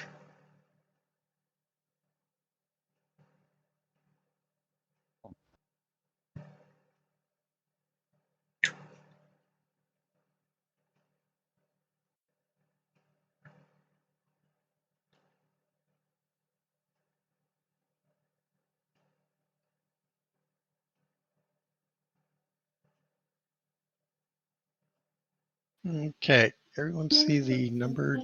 Mm-hmm. Okay. Good. Okay. The door. Well, hang on. Let me organize these guys a little bit. So he's sleeping there. He's sleeping there. These two guys are. Playing Mumbly Peg. Yes, exactly. Do. The door opens. What's they that? look up. What's what? Mumbly pig. It's a knife throwing game between opponents. How close you get to the guy's foot. Sounds Okay. fun. Sounds like a marine thing. I played it when I was growing up. Oh. Okay, so where's the torch? Who has the torch? I believe Raymond has a torch. Is that Hey, correct? Raymond, I call was the one holding the light before. Who? Raymond. Raymond. Okay. So the light streaming in through the door illuminates the area between Raymond through the door and to that first goblin. The Right? first one being number 1 or number 2? Number 1. Right? So I don't want to draw on the map again, but if you look at where Raymond is and just draw a line through the door, on either side of that line, there's light. Well, presumably there's light in the room because I don't know if I want to play Mumbly Peg in the dark. They're goblins. They don't need light.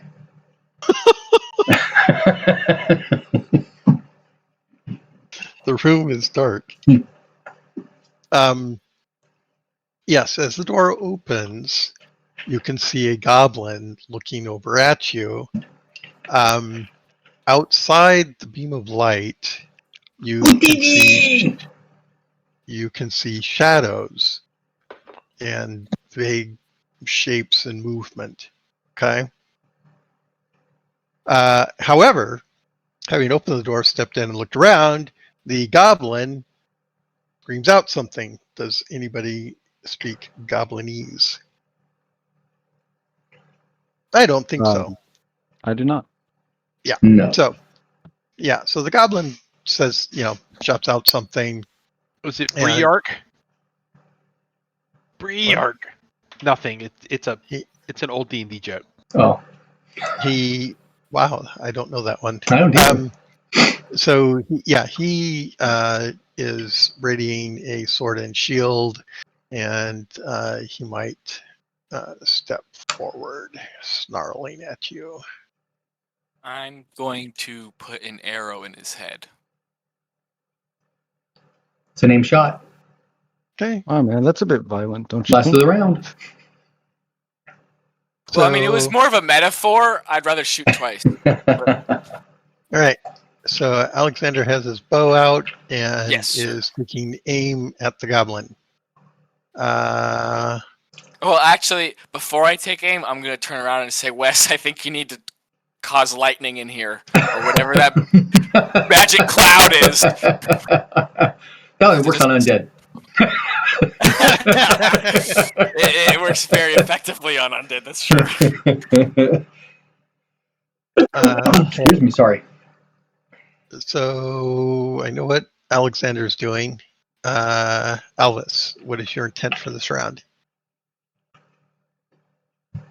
I would like to add, I would like to step out of the doorway, so I'm not in the way. Okay. I would like to run into the room, and everything's in the dark right now, correct? Well, like I said, there's a beam of Except light for that one. between Raymond and, it extends 15 feet, which is 310. That's as far as one is. 6 hexes or so, 7 hexes. Yeah. 6. So one would be in light. I would imagine you can see movement where 5 is, but I think that's about it. Just, my recommendation. Yeah, it's something like that. Well, then I'm probably going to try and get over to one. Okay. So I'm just going to go ahead and move you. So you move to engage number 1. There you are. Look at that. Whoa. Is that your intent? That's what you wanted to do? Yeah? Yeah. Okay. Tindo.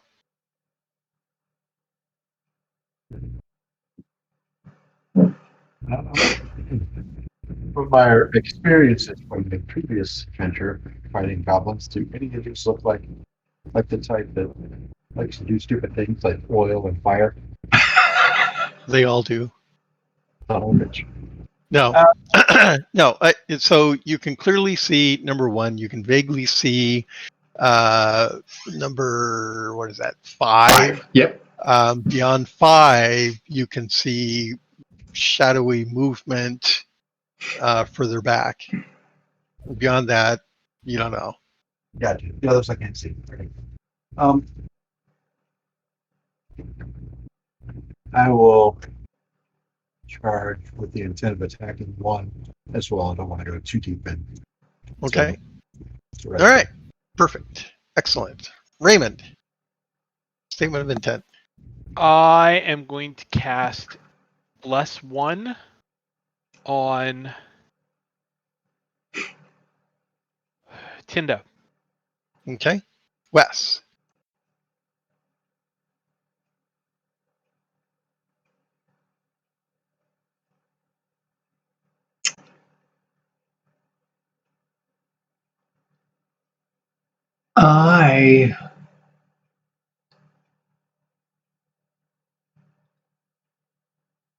I'll go ahead and enter the room and peel off to the right. Okay. Go ahead and move.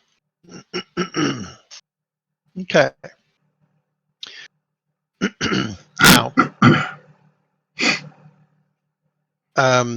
I'm going to kind of walk through this a little bit to sort of facilitate Paul's and everyone else's understanding of sequencing and initiative and all that. So each hex of movement for initially unengaged individuals is 3 meters per segment. It's going to cost you 2 segments, or 2 segments to get to number 1, to goblin number 1. So your actions have to add the time it takes to get there, right? Now, once you're engaged, your movement drops to 1 meter. That is to say, any movement you do will add 1 segment to any actions that you take. Okay? Is everybody clear on that? I hope so. Okay. So, you should have your melee strike rank, which is your size, dex, and weapon strike rank added together. So, if you've already got that number, great. For the initial round here, you need to add in the cost of movement to get to your target. Okay? So we start at 1, we count up through 12 to see who goes when in the round. Does everyone know when their actions will occur this round? Now, All right. Since I'm just casting a spell, I use my Dex strike rank modifier plus what? Plus the casting cost of the spell. Okay.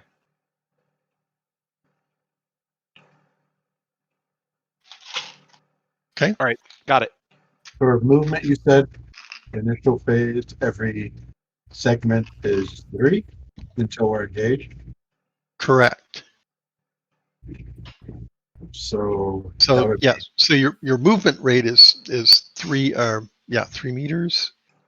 So you get 3 meters per segment. And I think you can move up to, what is it, 8 or something, whatever the number is. and total completion is 12, doesn't it? In terms of like, Correct. I couldn't even make it. Could ever take all my movement just to So you started back here, right? So 1, 2, 3, 4, 5, 6. That's 2 segments that you're adding. Oh, I got it. Okay, I understand. So 2 plus whatever my regular is. Makes sense. Thanks. Okay. Now that's, again, it's important to distinguish between engaged and unengaged. So once you come into contact with the goblin, now you've got to be much more cautious in your movement, and it drops to 1 meter for engaged individuals. Okay.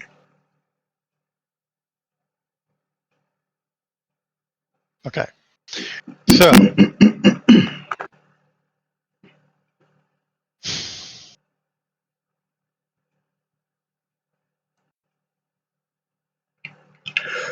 okay, so my goblins are readying weapons, standing and moving, but they will not have moved at this point. So we're going to count up. We're going to start counting. Is everybody ready? Okay, so 1, 2, 3, 4. All right. My spell should go off in 4. Okay. So and that's cast on Tindo. Okay, and it's a +1. +1. What's So that do? that's Target gets a +5 bonus to his DB and maneuver rolls. so your defensive abilities like parry or a dodge and maneuver. So any movement related things get a 5% bonus. Okay. Okay. 5, 6. Question, Raymond, are you not moving into the room? I did not say I was moving in the room. I wanted to make sure the spell went off. Oh, okay. Because Sorry, which number are you we at? have the light source. Oh, that's true. I do have the light source. I have 2. If I change movement now, I can move into the room by the end of the turn. If I change intent. Correct. So I will move to there. Just inside the room. So do you want me there or you want me there? Inside. Inside. No, I'm saying is I want to be inside, but I want to be there. Oh, So, yeah, okay. put me there. So That's yeah. fine. Okay. Okay. Which number are we at? We're at 6. I think I go off at 6. Okay.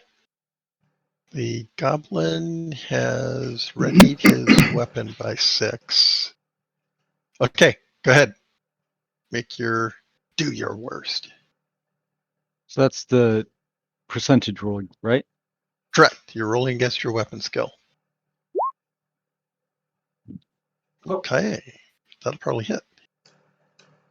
My goblin. This is with the sword. My goblin is going to parry.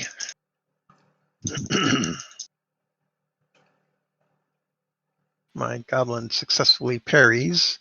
You can go ahead and roll damage. You might be able to do enough to get through, maybe. Okay. So it's... Sorry. It's all right. New system. Everybody gets it. And Your 1d10 plus 1 plus your damage modifier, which is d6. so it's 14.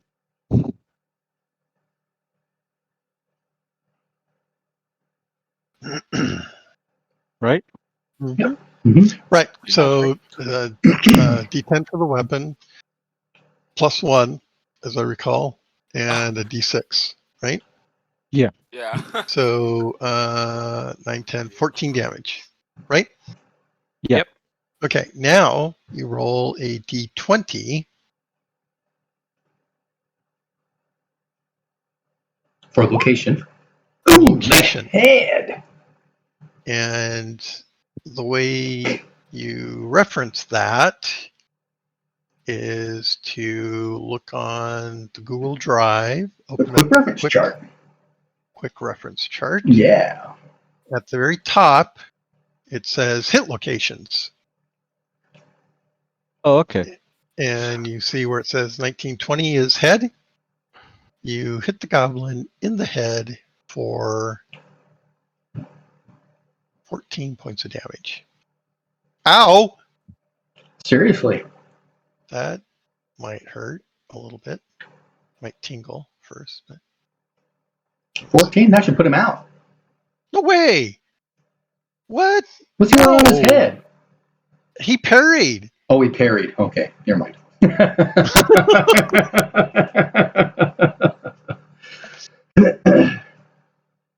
Hang on. No, But we did get through then, didn't he? Probably. He's got a small shield. Yeah, now I gotta look. No, he's using his sword. His shield isn't ready yet. Oh. So he parried with his sword. RuneQuest 2 or RuneQuest G? G. 20 points then. Yeah, Oh, that swords are doesn't way sound too right. powerful in RQG. Yeah, no, that doesn't sound right. That's not right. That's not what we're using. When did that happen? Because RuneQuest 3 is 10 points on a sword. But I'll double that's check again better. really quick. Maybe it's 12. I Oh, no, I'm wasn't sorry. Your aware. sword's It's 12. AP is 12. I'm sorry, it is 12. Yeah, okay, that makes more sense. Actually, it doesn't because its medium shield is 12. No, it's not the war sword. He's using like Short a sword. scimitar. Yeah. Yeah, sure, sword. It's still 12. Okay. All right. Okay. I have So no idea what's going on.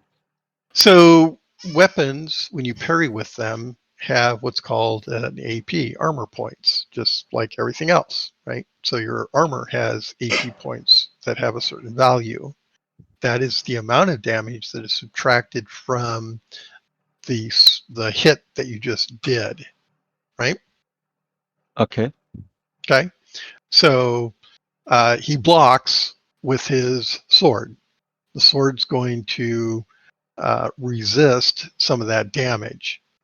Now, if you do more damage than the sword can absorb in one blow, it's going to take a little bit of damage. Okay. The rest of it is going to go through to the target. So you did 14 points of damage. You know, because you're a fighter is somewhat experienced, that the sword has a pretty good amount of resistance. So it's going to cut down 12 points, right? So you said they have scimitars? Correct. Okay. Yes. I mean, my cheat sheet's an RQ3 cheat sheet, and it says scimitars are 10. Okay. Yeah, that Not made 12. more sense. So that's 10 points that's going to come off of the 14. So that leaves 4 points, right? The 4 points are going to go through and hit whatever armor is on the head. He's wearing a leather coif, so that's going to subtract another couple points. So a couple points get through to his head. And his head has so many hit points. Correct. Just like if you look on your character sheet, you'll see how many hit points your head has. Oh, okay. Okay? So he gets hit in the head. Bang. It's a good thing he parried, otherwise his head would have come off. Exactly. Right? 14 points minus a couple points for leather drops it to 12. How much can your head take? It's probably double what your head can take, or thereabouts. Yeah. Yeah. So that would have killed you. I shouldn't laugh. But like you said, Elderath combat can be deadly. Yes, combat is dangerous. Okay, For both so us and the enemy. yes. Tindo, when does your attack go? Well, that was 6. Yeah, it doesn't go until 7. Okay. I kind of ignored Alexander. Alexander, when does your arrow go? Aim shot. Aim Oh, that's shot at right. the head. Very end. Okay. Yep, very end. Okay. 7. Tindo, you're going to go before they do.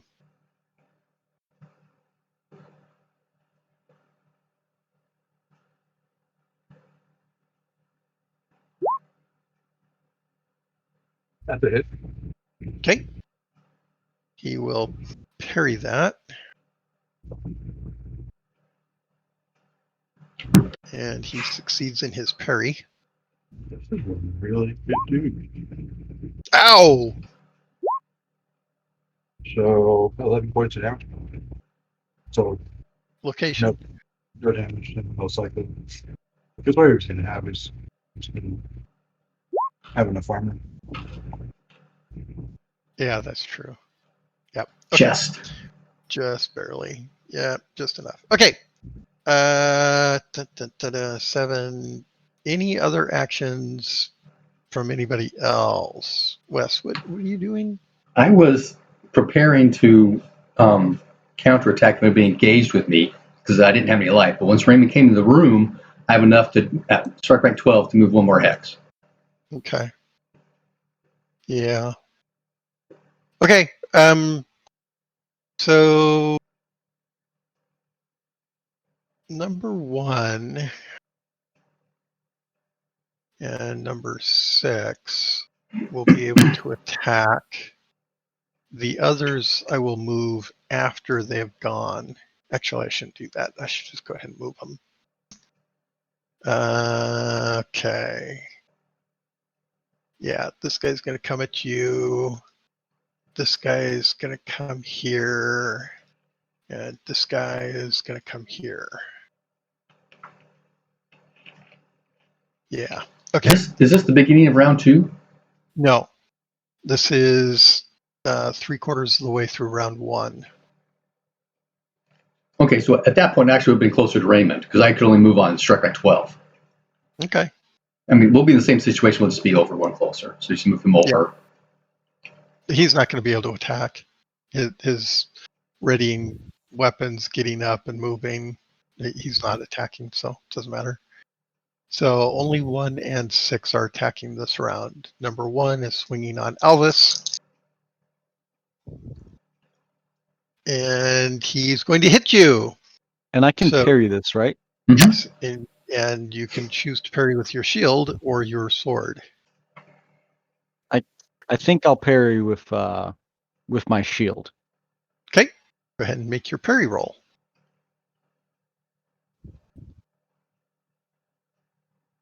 I don't think I'm that good with it. Okay. Yeah, I think that doesn't work out. All right. He does 5 points of damage to location 1. So Right. you have to get, well, The if right you leg. reference the table, Oh yeah, the reference table. location 1 Right leg. is right leg, correct. And how much? I say 5? I said 5. Yes, you did.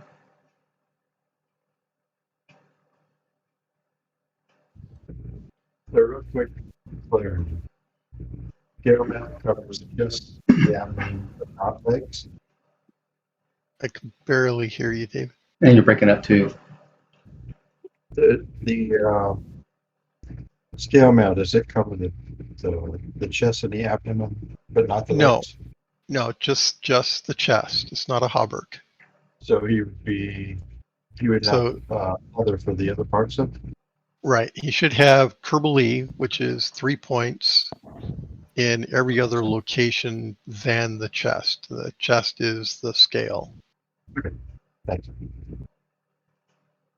So he should take 2 points to his right leg. If I did that right in my head. Got it? Yeah. Okay. And number 6 is going to swing on Tindo.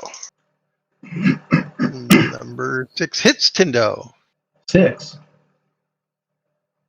I'm sorry, He means 5. 5. I mean 5. Oh, okay. Yeah. The 6th one is hiding in the shadows. He'll be out in a moment. I'll parry with my shield. He does 4 points of damage I had a successful parry. to location 9.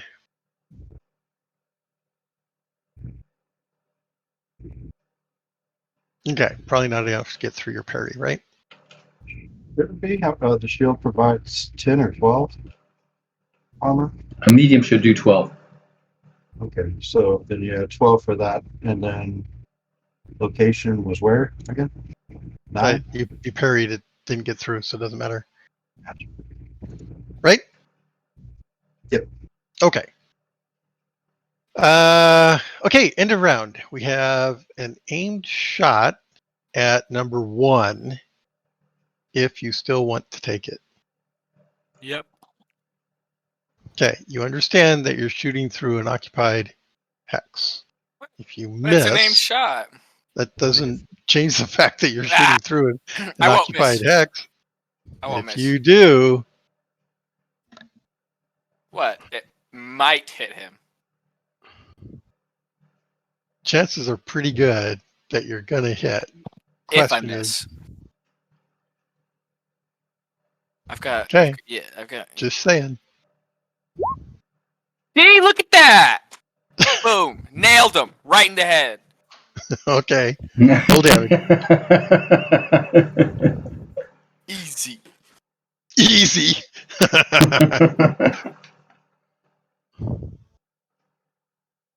Damage.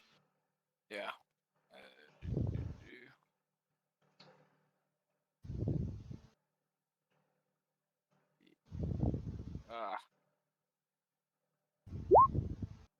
Ooh. 8. Smack.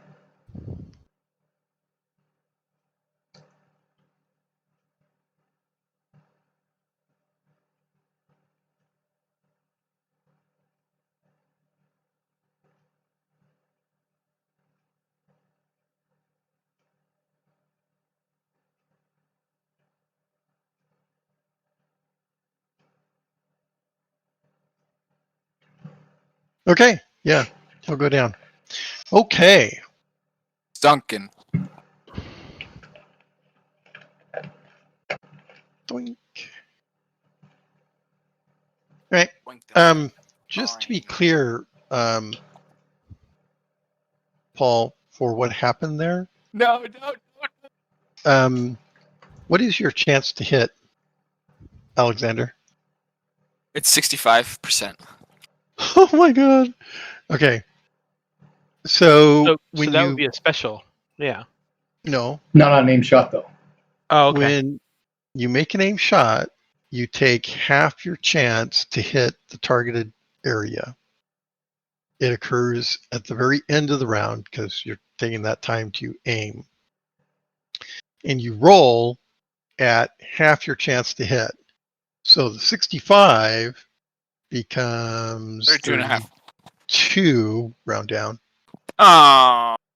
Okay. So his chance to hit the goblin in the head was 32 or less. His I chance rolled well. to hit you or the goblin is 65%. Yeah, So but then if I just roll. can I It's not finish? that high. Can I finish? Yeah, sorry. So if he rolls between 33 and 65, he would have hit one of the two of you, at which point it's randomized. Okay. So it's important for you to understand that shooting into an open melee like this is one, well, I'll allow you to decide how worthwhile it Riskiness? is. Yeah, that's it. How risky it is. Okay. Good So, shot. Yeah, and then I nailed him in the head and he's dead. there's no such thing as luck. Okay. It's all skill. Yeah, it's all skill in your head. Right. Okay.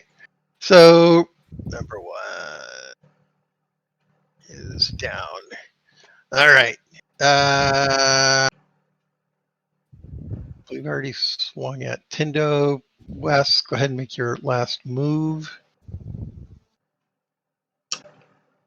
Well, if the goblin's charging to bat me, I'm not going to move. I'm going to wait for him to get to me. Okay. He'll get to you. Arr. Arr. Okay. This is where we are at the beginning of round 2. Statements of intent for occupied or engaged persons first. Alvis, let's start with you. I'm going to use my spear to Okay, spear said. hold on. You Oh wait, no, because I have my sword, Mm-hmm. You've got your sword and you've not got your my shield spear. out. So I'd probably use the sword and not the spear. Unless you want to change weapons, which you're welcome to do so. It takes 5 segments to change weapons. Yeah. In this case, you're dropping your sword to ready your spear. Probably not the So- best decision. Oh no, I think it's a great idea. Go for it. Okay, I'm gonna go for number 3 with the sword. Okay, good idea. Tindo. Okay. I'll swing at number 5. Okay. Wes. I will attack number 2. Okay. And unengaged is Raymond. What are you going to do? I am going to move to here, and Alvis was the one who got hit last time, right? Yes. That is correct. I will cast. Those are D4s now. So, healing 3. No, that's Okay. too much. No, that's too much. Just healing 1. All right. Makes sense. Alexander.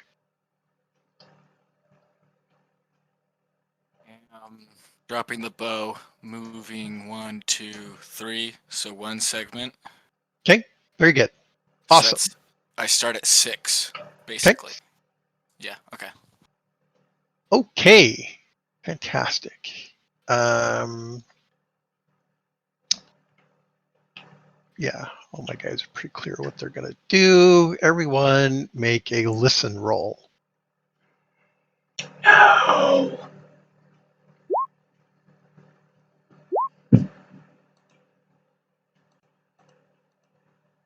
Okay. Alexander, you think you hear a loud sort of noise coming from the door to the east.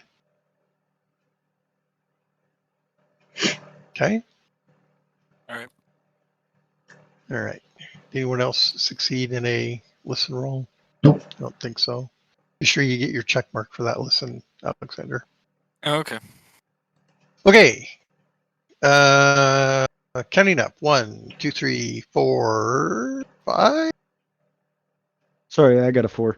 Yeah, okay. Very good. Go ahead. Okay.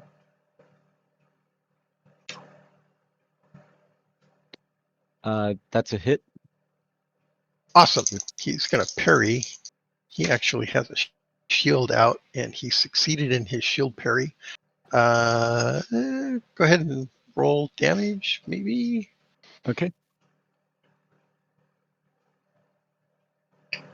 Yeah, it's not going to be enough. Okay. He takes it on the shield. Bang! Oh, so it's over 12. Yeah, but shields Well- take 12. Yeah, shields take 12. Ah, And he's got armor under that as well, so wouldn't have gotten through. Nope. wouldn't have gotten through. Okay. 4, 5. All right, on 5, I healed Alvis for 3 points. Okay. I'm assuming that means that I have to drop the concentration for my bless spell, since I cast something else. Yes. So, yes, it does. just so you know. So, Tindo, you lose your 5% bonus. I doubt he was like pining for it anyway. I don't know. 5%. Hey, Yeah. Difference. It saved me once. Okay. So, let's see. That was 5, 6. 6. I attack on Okay. 6. Can you hear me? Okay. Can you hear me? I can't hear you. What?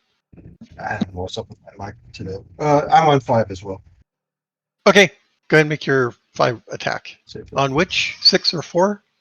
it's 5. I'm attacking on 5. 5. Okay. 20. I hit position 16 and I messed up with the damage roll scripting, so I had to do all real quick. 8 points to number 6. Number 6 is going to parry. Number 5. I'm sorry, number 5. Keep seeing number 6. He's waiting. He's going to come through that door at any minute now. He succeeds in his parry. It's at least 12. You did what? 8? Didn't get through. Okay. That was 5. 6. Wes. 6. Successful attack. Okay. Parry. This is a shield parry. Mm-hmm. He succeeds in his shield parry. Okay. 6, 6, 6, 7s. My 7s go. The other 7s? When does Alexander go? Oh, you're readying a weapon, aren't you? I ready weapon and moved 1. So Yeah, I'm at 11. Yeah, okay. So, from the left. Always start on the left, after all. Right, Alexander?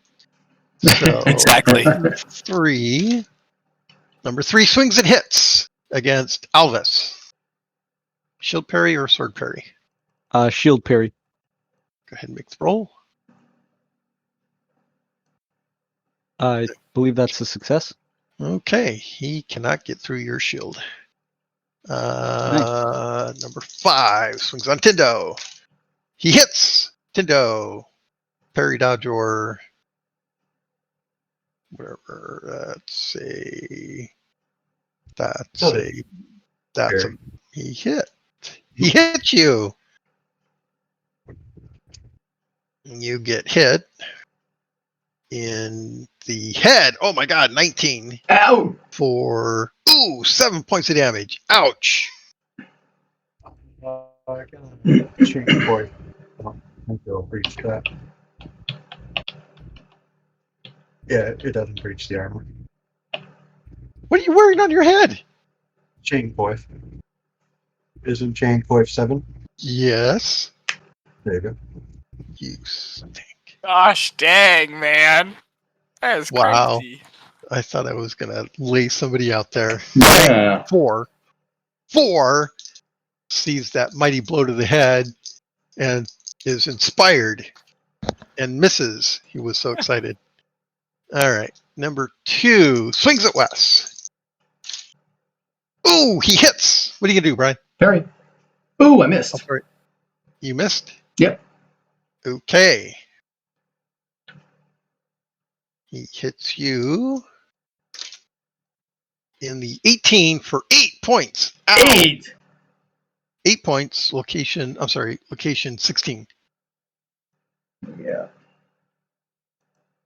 You know, I That's hope going to Ford put my arm to 0.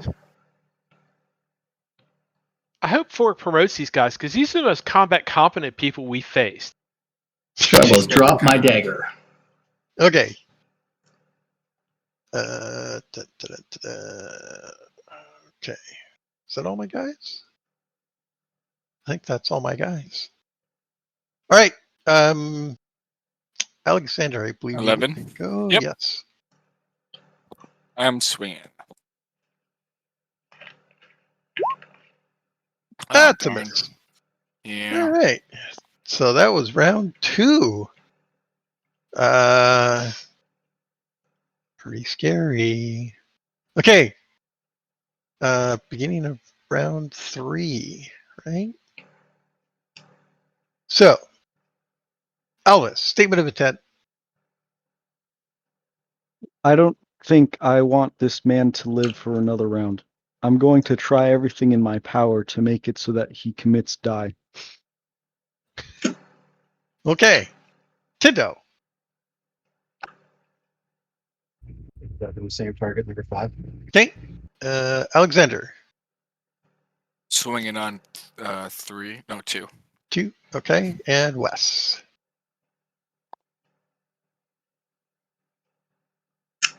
I am going to cast Shock Bolt. Okay. Overcharged by 2 points. Okay. At who? Number 2. Number 2. All right. Dun, dun, dun. And Raymond.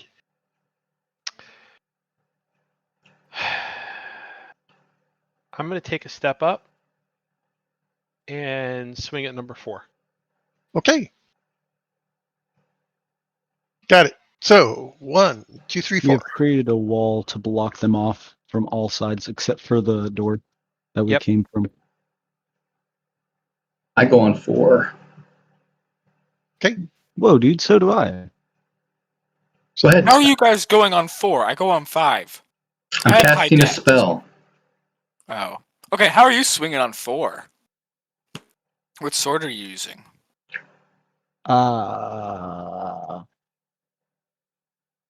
He's got It's a war sword, like yours. He's big and Got, fast. he's yeah, his Two? sword too. Oh, okay. But his melee is 2. My melee's 3. Dang it. All right. What a Fair slowpoke. enough. God, look at you. Oh, shh. 4. Go ahead. That's me. That's you. Rolling. Is that under? I don't know. Yeah, It Is is it? under. You get him. I hit him. Yay. Okay. Location and damage. Alright. And I parry. I'm going to parry. Oh, I missed my parry. Oh no, this is bad. D20.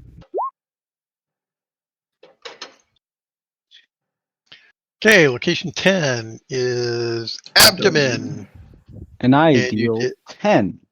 10 points of damage to the abdomen. He's got 2 points of leather. So that's 8 Which points is to the going to abdomen. be 8 points to the abdomen. This is number Number 3. 3. Number 3. Goblins are small, relatively. My size? Question mark. What Oh, is your everything's size? bigger than you. They're bigger than. Oh golly. I'm tiny. Yeah, I went for the stealthy approach. Number 3 goes down to the mighty blade of Alvis, the carpenter. I already hate this. What is Actually, I hate to mention this, but technically he's the carpenter's son, which of course means he's Jesus. No, he's your savior. Look at this. He's already taken out 2 guys. Yeah. What is this, round 3? One took out one. You Oh, may No, have I- helped me with he the was- other one. that's right. I killed one After he was hit in the head. for Yeah, 1 point of damage. Then No, I sunk 8. It was 2. Regardless, I mean, I don't think he had that much on his head. my Right. head's a 4, and if he's bigger than me, its head's a 5. Okay. Maybe. My head's a 6, and I'm think much bigger than you. You're not a goblin. the egos are getting in the way of game here. All right. So where were we? 5. Shock That was bolt. 5. Shock bolt. Go ahead and roll your shock bolt. Got him. What? Fine. Is number 2? Number 2.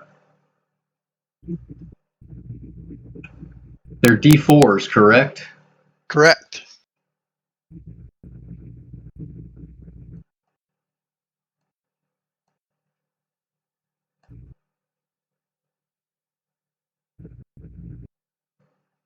That's 7 points.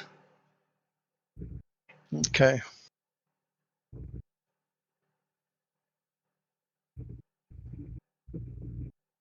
Okay.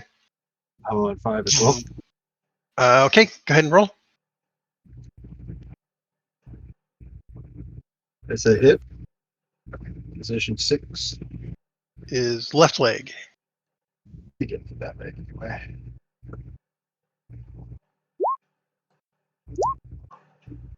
9 points of damage. He's going to try to parry that with his shield. Oh, jeez, he missed. Okay. What was the damage? 9? 7 points. Okay, he's going to go to his knee. That's number 5.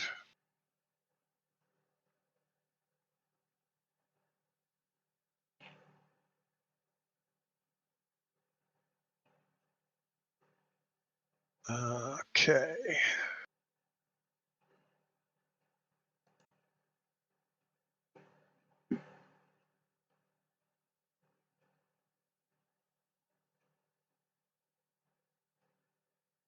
We need a broken knee icon. All right, we'll just use the boot. Yeah, isn't there a boot thing? Yeah, use the boot. Okay. He drops to his knee. That was 5s and 6. Right? Okay, my guys. 7. Oh wait, my bad. Okay.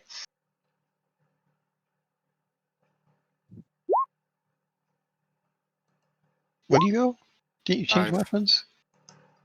No, that was last round. Oh, that was last round. What? You hit him? Yeah. He's gonna parry. Gonna parry. Gonna parry. Oh, God! I can't get a parry in. All right. You got 3 in a row. Yeah, the but beginning. they should just keep going though. By the way, I go on 7 as well. Okay. No strength bonus? We've- Alexander? Oh, I'm sorry. If you'd let me leave and go work out for like 2 hours, I would have the strength bonus. Are you saying you're weak? Oh, I'm sorry. Is that a tender subject for you? He's not weak. He's just small. I'm No. not weak. I'm small. He's just not. Yeah, that's it. Exactly. I have a 16 strength. Ooh, you're tough. Yes. Okay, 7 points of damage to location head. -3 is, and this is number 2. Oh, he's just got hit. Ow.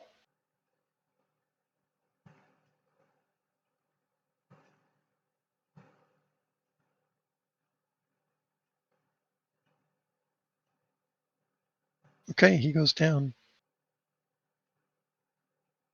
And down he goes. 2. What? I said that's 2. Both of those were a half because you already hit ones that were damaged, so you Doesn't only matter. have one. Doesn't matter. I killed both of them. You've sniped 2 kills. We're I hope living you're in a proud of yourself. world where damage doesn't exist. You just saw me hit him in the head, and he died. That's what you saw. What do you mean damage doesn't exist? If you I trip, cut off his ear and then you shoot him in the other ear and he falls over and dies, I'm pretty sure it does matter. All right. That was, where were we? 6, 7. I go on 7. Okay, you go before they do. Okay. On 4. That is a super duper hit. Yeah, but not really super duper. It's Well, just super. Fine. All right. In the. Whoops. Haven't done that yet. In the 2. Leg. All right. Left And leg. I Right hit leg. Sorry, for right leg. D8 plus D4 plus 1. So, What kind of weapon is this? broadsword. Okay, so you roll weapon damage twice and Oh, right. strength. Right. I forgot the special. So, weapon damage twice. Yep. Plus 1 or plus 2? Because normally D8 plus 1. The +1 goes with weapon damage. Correct. Okay. So it becomes plus 2. Correct. 2d8 plus 2. 17. And you have strength. Oh, you Yep, got your counted strength in there? Okay. 17. Ow.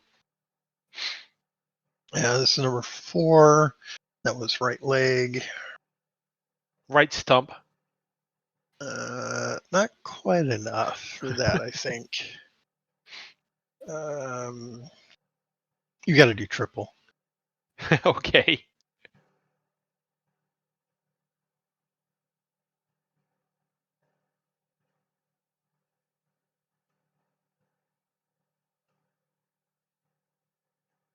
Yep. Okay. So he's going to lose his. He gets a boot. I believe he's the only one standing, isn't he? Where's the boot?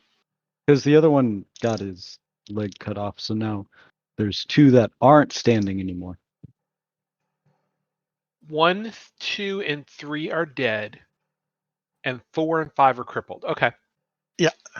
What if we just left them there and just moved on? Do you think they would survive, or do you think they would just die? No, they'd survive. Well, they get a free swing on us when we tried to disengage. Mm. Okay, they are swinging. 84 won't hit. And a 71 will not hit. Okay, this is round 4. Statements of intent, round 4. Question. Can I walk over bodies? Yes. Okay. Can I be on top of a body? Yes. Okay. Thank you. My statement of intent is to walk on top of number 1 and hit the crippled number 5. Okay.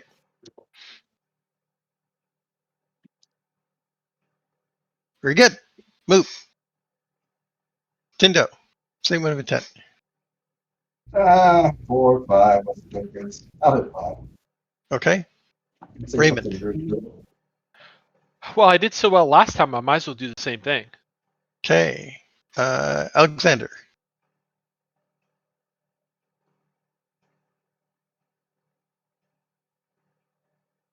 And Wes. I am going to attempt to listen for noise either down the hallway behind us or from the other door. And you're going to do that from where you are? Yeah. Okay. So you get to make a listen roll, or are you going to do anything else? Nope. Very good. Okay. And then the movement costed me 1, right? Correct. Okay. Now, technically, you weren't engaged, but moving at all, whether it's 1 or 3, is going to be 1 segment. So you go in Okay, 5. so I got 5. Okay. So 1 is 3, 4, 5. Oh, that's me.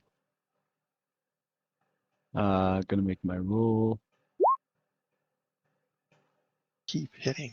Is Uh, that a special? special's 10%, right? 20. What's your chance to hit? 75. Yeah, that's a special. That's a special. All the way up to 15 for you is a special. Oh, okay. So then it's the damage times 2. No, No, it's you You- roll the damage 1 twice. correct. And strength once. And Okay. location. So location's gonna be on the head. Oh my god. Oh! +2 and then plus the 6, which was a 2. So that's 23 points. 3 points to the head. Double This hands is are tough, right? number 5. 5. See.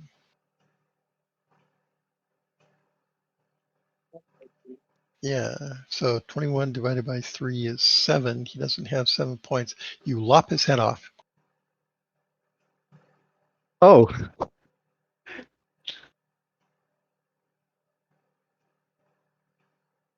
He gets Okay. a sad face and a skull.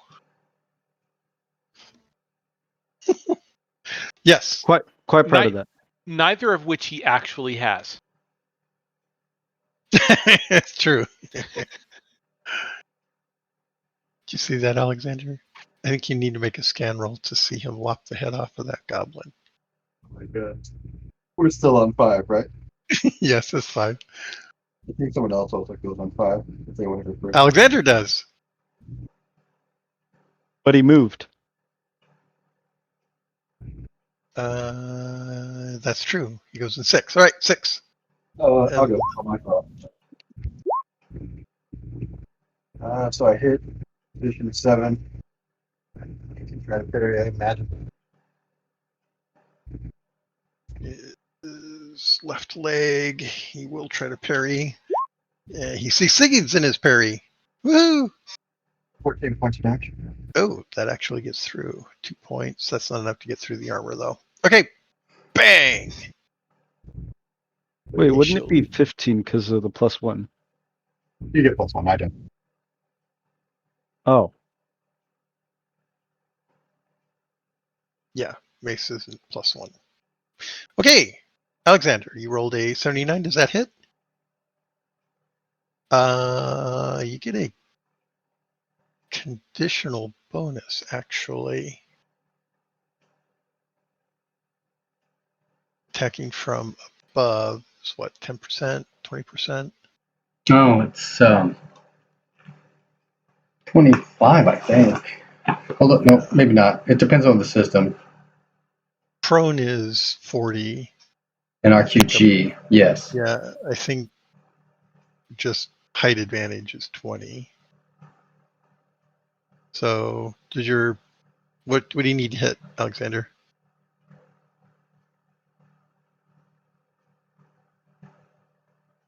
I can't. Are you talking? I can't hear you. With the +20, it's a 76, so I still miss. Okay. Okay. Anybody else? I go on 7. Okay, you'll go before Or he no, does. I go on 7. Oh, 6. Excuse me. Okay, you'll go So- before he does. So here's the swing. That is, I Probably think, hit. just no.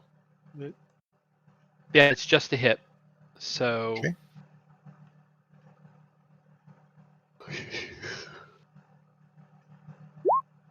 it's You- 9 points of damage. You got a parry. Psst. Okay. So I Right. don't need to worry about location. Nope. Okay. 9's not going to get through. See, you whined about parrying, and now you're starting to parry again. Hey, that's at minus, what, 40? Yeah. He still made it. Okay. I get a swing. He hates you, Tindo. wait, why does he hate Tindo? Wasn't Raymond the one who crippled him? Oh, was it? He hates you, Raymond. Thank you. Yeah. Well, That for Paul. I really appreciate you redirecting that away from your father. Because that hurt. You could parry this. You could try to parry this.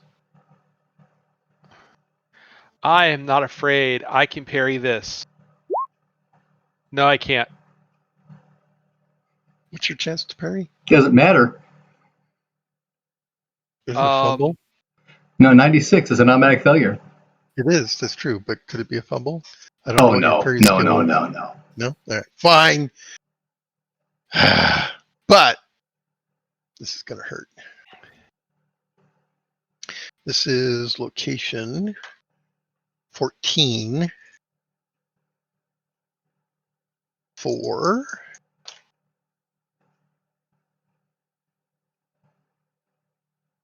11 points.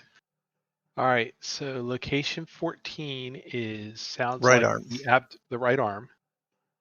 So I would have chain, which is 7. Mm-hmm. You said 14?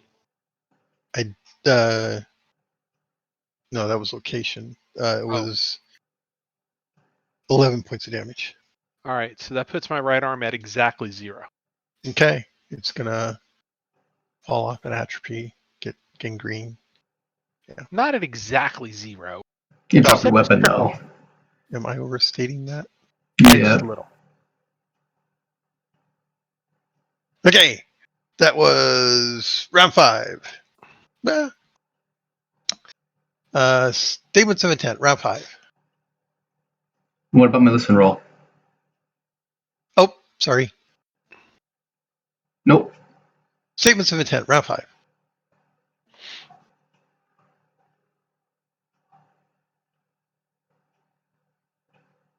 Alvis, what are you going to do? Sorry about that. I'm going to. You know what? This guy hasn't died yet. I'm going to see if I can take a swing at him. So I'm going to move right over here. I'm going to face in the direction of him. And Okay. I'm going to swing upon him. All right. Tindo, statement of intent. I'll heal ring. Okay, Raymond. I am going to heal my arm and then pick my sword back up. Okay, Alexander. I'm swinging on 4. Okay. 1, 2, 3, 4, and 5. Remind me again, when you're casting a spell, when does it go? So like So Dex plus the mana cost. so if I have a dex of 1 and I guess just a 1 cost spell, then we go on 2. Mhm. If it's a 1-point spell, yes. Uh, Okay, so Yeah, 2. mine went off in 3, but it's fine. What are you casting, Tindo? The first level healing spell. Healing Okay. 1. yeah, I can put 3. Okay. So 1, 2, and 3. All right, 4 and 5. I'm a 5. Alexander, are you a 4? Not 4. Oh. What are you? I go at 5. So do you want to go first, or do you want me to go first? Because I'm also 5. Yeah, go ahead. Okay. I'll probably kill him anyway, so. 100. I missed. So Oh, you missed. This is your big chance. All right, now I go. Big chance. I've killed more than this kid's ever touched. I miss This- anyway. Don't forget you got a bonus. What is it? 20? 20. It's still. This is Oh. higher than last time. Wait, the bone. I don't think you have a 71. No, he's Alvis. Alvis? He's facing Tindo, so the flank is on Alexander. Wait a second.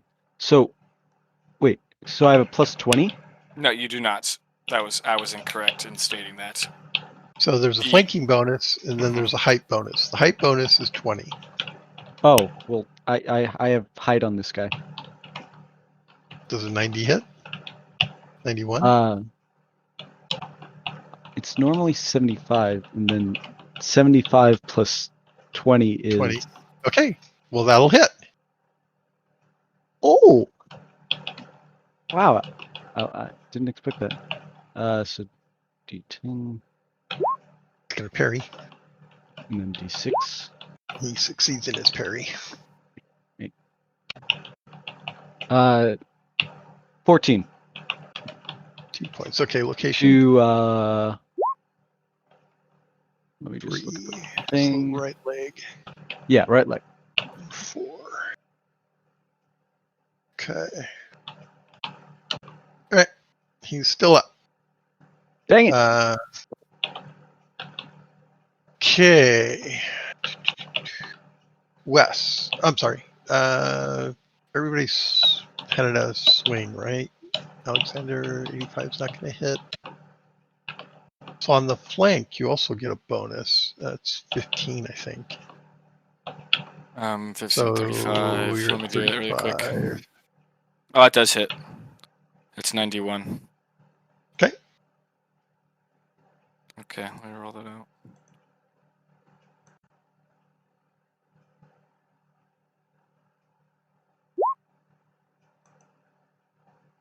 Six, left leg.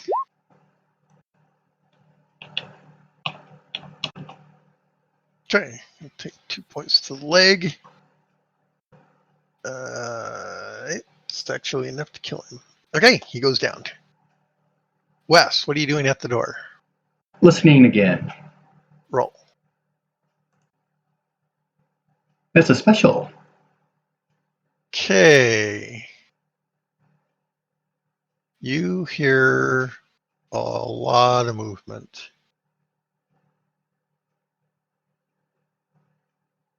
Okay.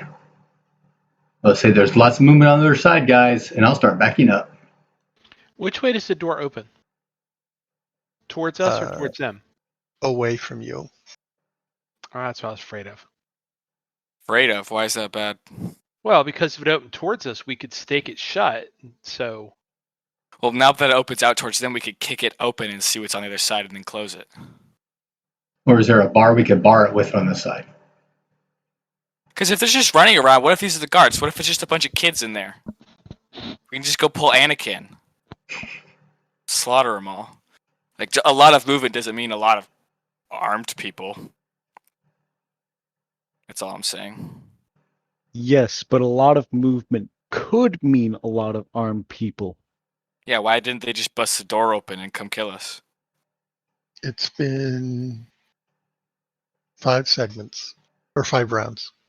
I have no So- idea how long a round is. 12 seconds. So it's been an entire minute Correct. of scuffling about, most likely. Hmm. How long does it Getting take to armor put on? on armor? Yeah, exactly. Kick the door open. Let's go kill them before they have their weapons. all right, while you all get ready to kick the door down, who's actually hurt at this point? I am. Wes. How bad, Wes? I have 0 His hit arm's points in my flopping left around. arm. Yeah, but your My- left arm, you don't do anything important with that. Um, Yeah, I Except haven't seen parry. you use your dagger once. Oh, do you only parry with it? all right, so I'll cast healing one on Wes. Oh, yeah, and you do only parry with it. Wes and myself. Okay. So this is for Wes. This is for me. I wish I'd done these backwards. And I'll do it on Wes again. There you go. So you get 5 back. Okay. Okay. Be sure you're keeping track of your power.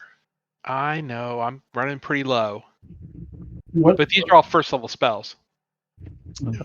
Okay, do you guys want to kick down the door? What light sources are we using right now? Single torch. We have one torch that's up, right? Okay. So let's set a trap, even if there are little kids. I'll take out some of the oil that I have from my lantern and start spreading it around the door. Okay. And with the idea, looking back at everybody, see what we're gonna do, right? Just put in a nice little oil place, and we'll be like, "Thank you, Goblin, for the last lesson you gave us when we were here." And once we do that, I'll back off and be ready with my shield and mace. All right.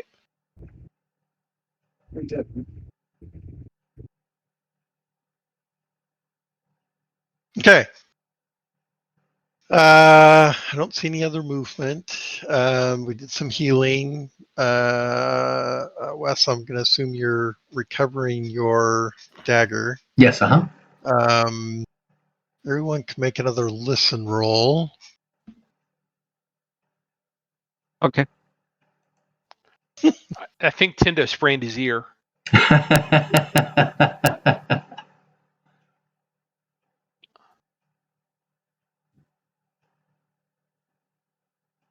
I think he hears something coming down the hallway and he runs to the door to check it out. Oh, you did succeed, didn't you? Yes. Wes, Mhm. you hear something out the door. Behind me? Yes. I'll exclaim, "Oh shit, now go look." Okay.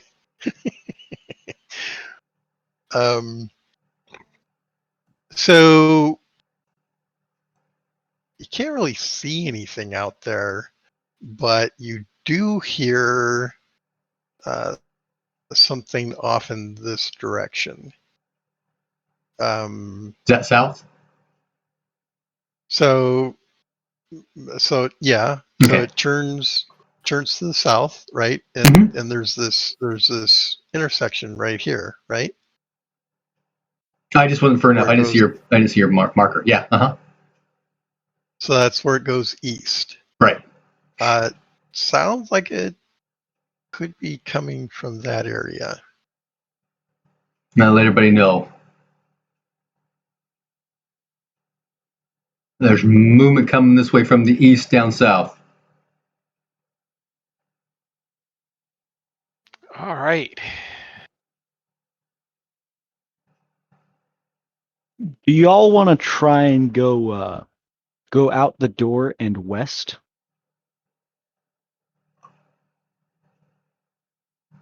Because, like, worst case scenario, that's like reinforcements coming over to meet us here. And I wouldn't really want to be here when they arrive. So what if we leave here? We don't know it's west. We'd have to extinguish the lights. Because otherwise they'd know immediately something's up. I actually think we'd be better off staking this door shut and then dealing with what's in here. Ah. I'll work on getting that door to remain closed. Okay.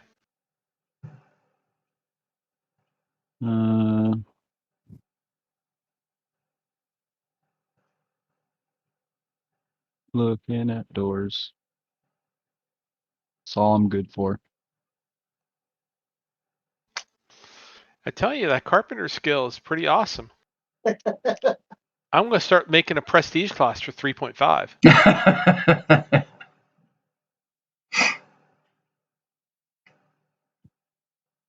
Could I try and use my carpenter skill to find a way to barricade this door? Well, we've got spikes. Spikes. Yeah, doesn't Tinder have spikes? We have spikes. Well, had I known we had spikes at the drawbridge, we would have done something else there too. No, I bet. Yeah. Precisely. Okay. So let me get this straight. You wanna barricade yourselves into a tiny room. Well, no, we want to close them from coming in behind us, and then we're going to go into the next room. Yeah, pretty much. And then that way we at least assure that we do these two combats sequentially instead of doing them at the same time. Great idea. Okay. And if nothing else, we'll still have another, half hour or so to make new characters. So Yeah, see, that was my whole plan. I was like, I don't like the new guy. He's too proud. He's too big. I'm gonna kill everybody. We're restarting. I don't like it. I need a better character. What's wrong with me? No, it's nothing to do with you. I'm teasing. Oh my god. I set it up as a scheme, Bruce. I was like, either Bruce is gonna let us out or he's gonna kill us all. He's gonna be nice or he's not gonna be nice. It's his. It's not about me being nice. I literally texted Brian. I literally texted him after we got into this combat. I was like, wait, I really just went full throttle character, and we might have just gotten ourselves trapped in a corner. So it's possible. Yeah, I was just my bad. I was kind of running with the character there. It's all good. That is fun. We're on this. I think we already used our one save for the day, since that we had the swamp siren knock all of us out. We woke up not good. Wait, so what can I do as a carpenter to this door? Well, doors are meant to go through. Yeah, but you make a listen roll. listen? What? Yeah, make a listen roll. Okay. You do not hear the horde of goblins coming from the east. Well, I was told to barricade the door. Can I try and spikes. barricade the Yeah, spike? Tindo's gonna. Yeah, Tindo can barricade it.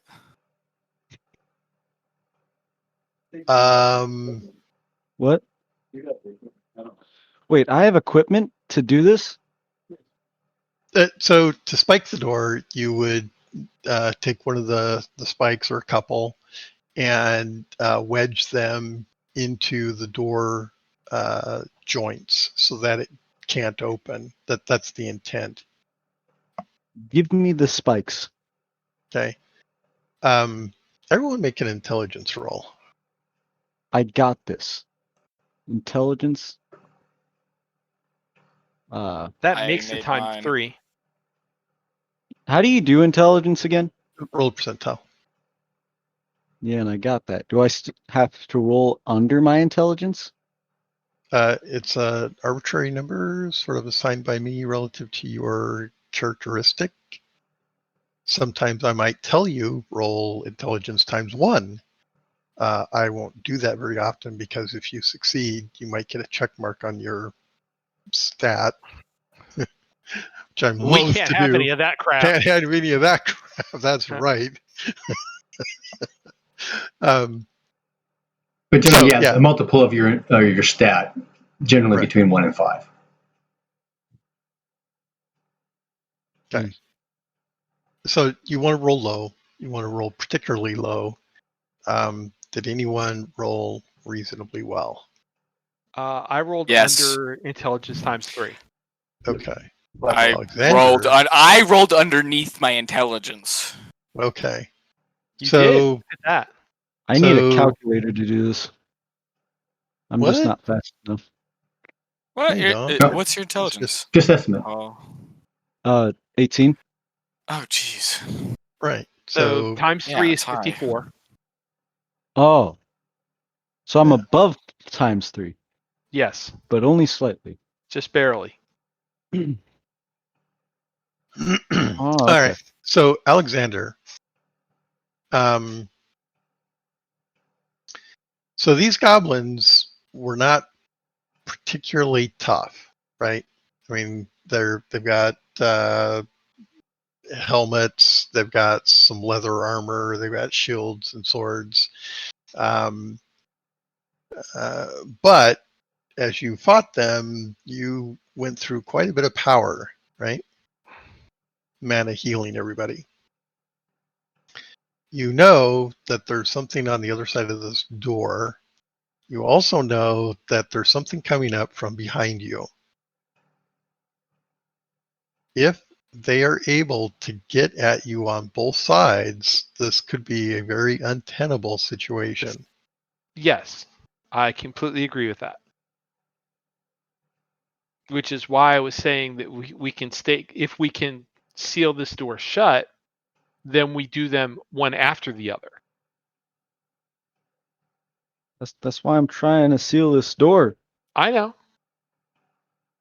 But You know, I the don't know other, any carpentry skills out in real life, so I don't know what to do in real life as a person. That doesn't matter. What matters is, do we want to spike the door or do we? Okay, so we're staying. That's what I'm hearing.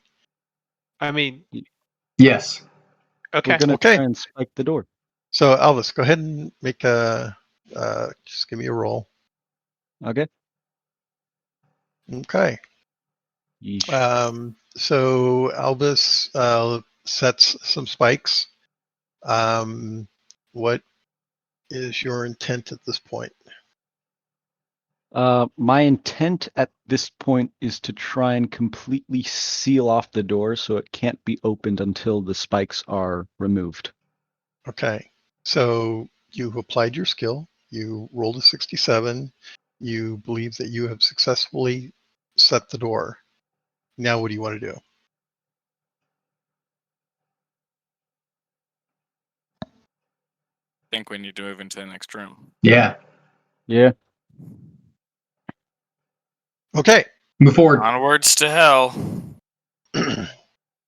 Open the door. Right behind you. I need a bigger map. Let's see. Maybe you just copy everything and shift it over.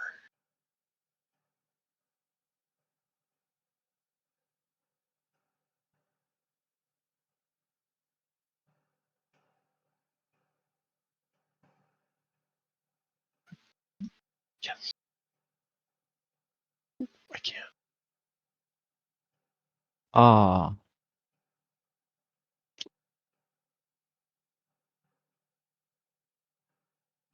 Well, that worked. Even took us with it.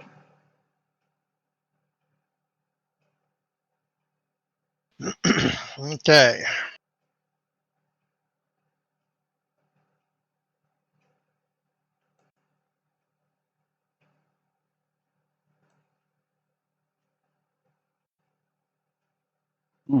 Okay.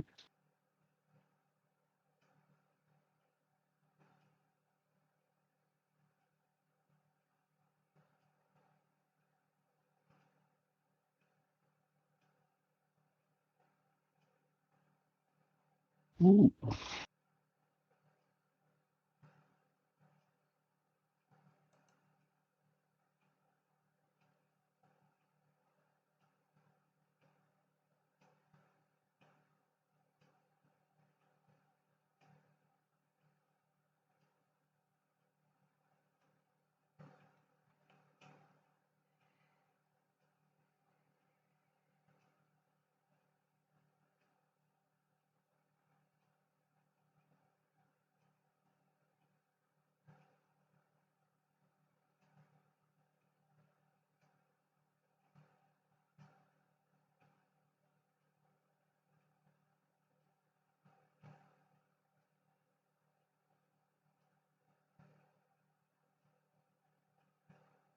Okay.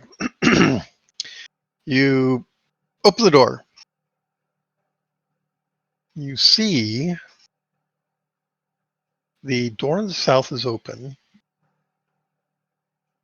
There are several goblins. We're just going to recycle these guys because they're here. Yeah, leave the labels on them too. It'll save time. Yep.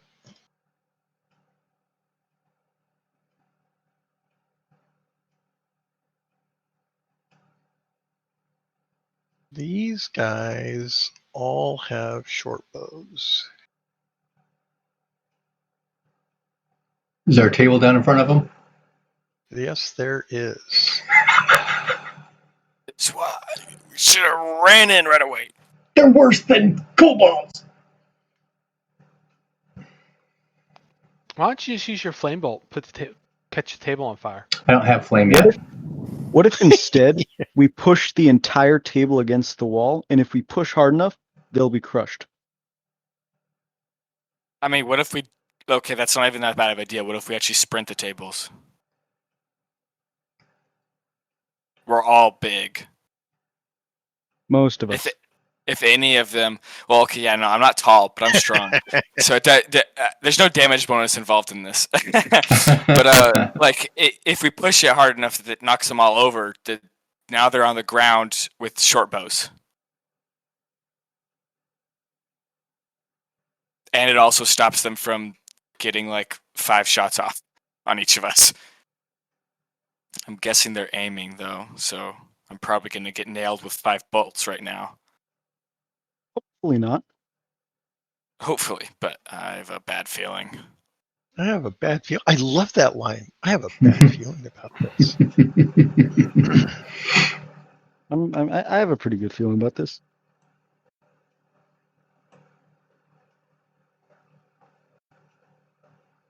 For I have the power of confidence.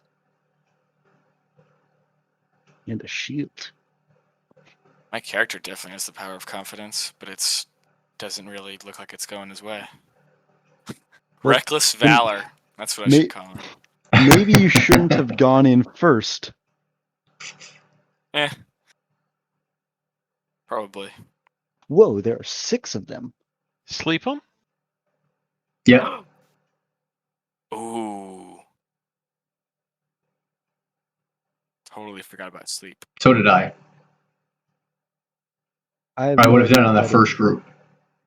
Good thing you forgot about it though, because now we can use it on the second group. Because doesn't sleep take a No, bunch it of doesn't. power if you want to put it all out? Nope. You don't have to pump power into it to increase its ability? No, it actually increases over levels. Ew. So it's broken. Okay.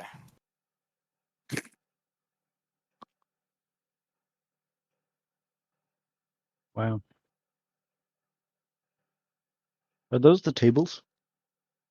Yeah, this is debris that's been thrown up in front of them here. Yes, we can just like push the tables and push them all against the wall. Okay, so number 1, 2, 3, 4, and 5 all have bows. Number A here has a wicked-looking scimitar and a shield. He also has a metal helmet, and it's not how to describe this. The chess piece that he has is bands of metal that are layered on each other. So, there's a piece here and a piece here, kind of like that. Underneath that, you can see he's got some chain, maybe a chain hauberk, and he's got heavy leather boots that he's wearing. He does not look so much like a goblin. I'd say we back out of this room. You also see that emblazoned on his shield is a flaming eye. And as I'd the say door we opens, back out he immediately. points and says something with his sword, and all the archers go. Called it. So arrows come flying through the door as it opens. Did I mention the door in the south is open? Yep. You Okay. also it opens in towards them. So No, it opens away from them. it Wait, opens in which door are towards you me. talking about? The one I'm standing. He's talking about this door. Yeah, that the one you're at, Alexander, opens away from you. That's not what you told I us shut earlier. the door. I shut the door. Didn't I say that earlier? No, you said it opens Yeah, I know. into the room. So we understood into this room. It does. That is correct. It opens. It swings away from Alexander. It opens into that room. Okay, after I open the door and he points at me and yells, I'm gonna shut the door. Okay. Thunk, thunk, thunk, thunk, thunk. Maybe. As the arrows all hit the door. Really? Or they hit you before you close it. Exactly. Yes, yeah, there is not a chance in the world someone who is holding a door can't get behind it and close it before arrows hit it. So I will Alexander, argue this point. Oh, okay. Never mind. Just go ahead and roll. you Sorry. open Sorry. the door. Sorry. They shoot at you. Okay. Okay. All right. You want to dodge or? No, I can't. Why not? Because I'm holding a door. So, yeah, you could just stand there and take them all. It's like, here, hit me. Or, you could maybe use the door as a shield, But no, it's not as if they can't absolutely not hit you because you say they can't. You open the door, you can see them, they can see you, they're going to shoot at you. You ask them politely not to shoot at you. Right. There you go. Okay, so yes, a volley of arrows is going to come through the door as you open it and look in. So let me resolve that.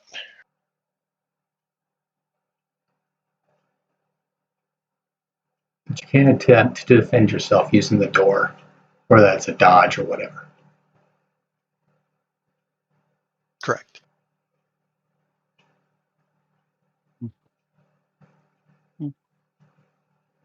Mm-hmm.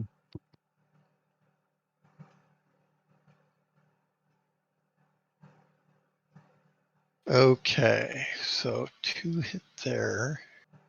And right behind you is Albus and Tindo. So 2 are there.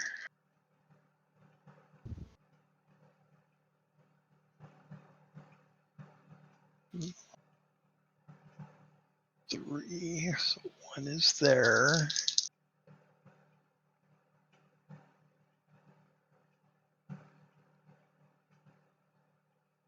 Okay. All right.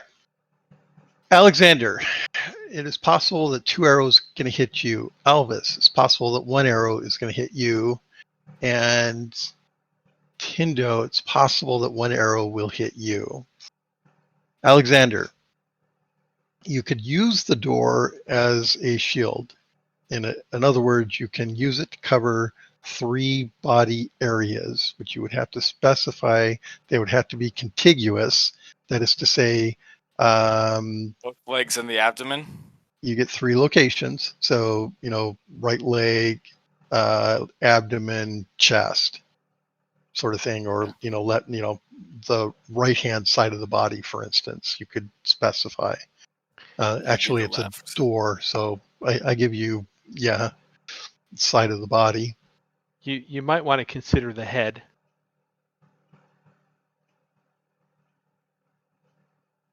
Okay, so you just tell me what side it's going to be, and The if left the side. arrows hit that quote unquote side, they'll hit the door before they hit you. Okay. In the meantime, Alvis and Tindo. So the light source is with Raymond, so we can't actually see very well into the room. I would likewise grant that the threshold of the door could be used to sort of hide behind. So again, likewise, I will give you the benefit of the doubt here, and give you 50% cover. So specify sidedness of the body that's going to get covered. Okay. All right. So here they come. 2 at Alexander. What side? You said left side? Yep. Okay. So anything on the left side. I'm rolling a 8. Is left leg. Hits the door. Thunk. And a 17 is left arm. Lucky you. Okay. I don't think the arrows are going to go through the door. They might. No. Actually, you've got enough armor. Is it a crappy wooden door? Well, I'm just thinking, even if No. I mean, I know I could Get see it totally going through it. What's wrong with No. wooden doors? They're made by carpenters. I hate carpenters. Oh my god, really?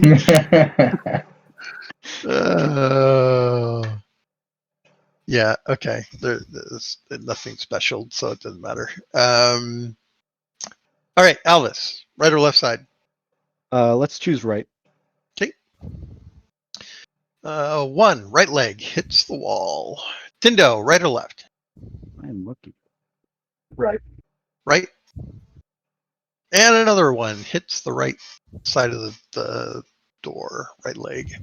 Or I guess the opposite side. So, all right, bunch of arrows come through the door. Whoosh, whoosh, whoosh, whoosh.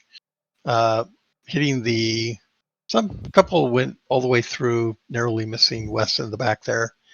And Alexander is closing the door. Okay, door's closed.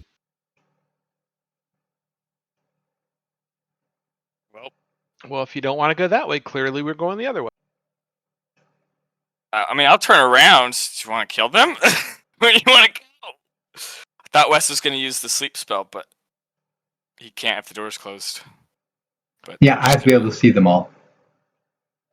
I don't know what you want to do. I closed the door because they don't want them to continue shooting at us. So closing the door sounded like a good idea. I could understand that.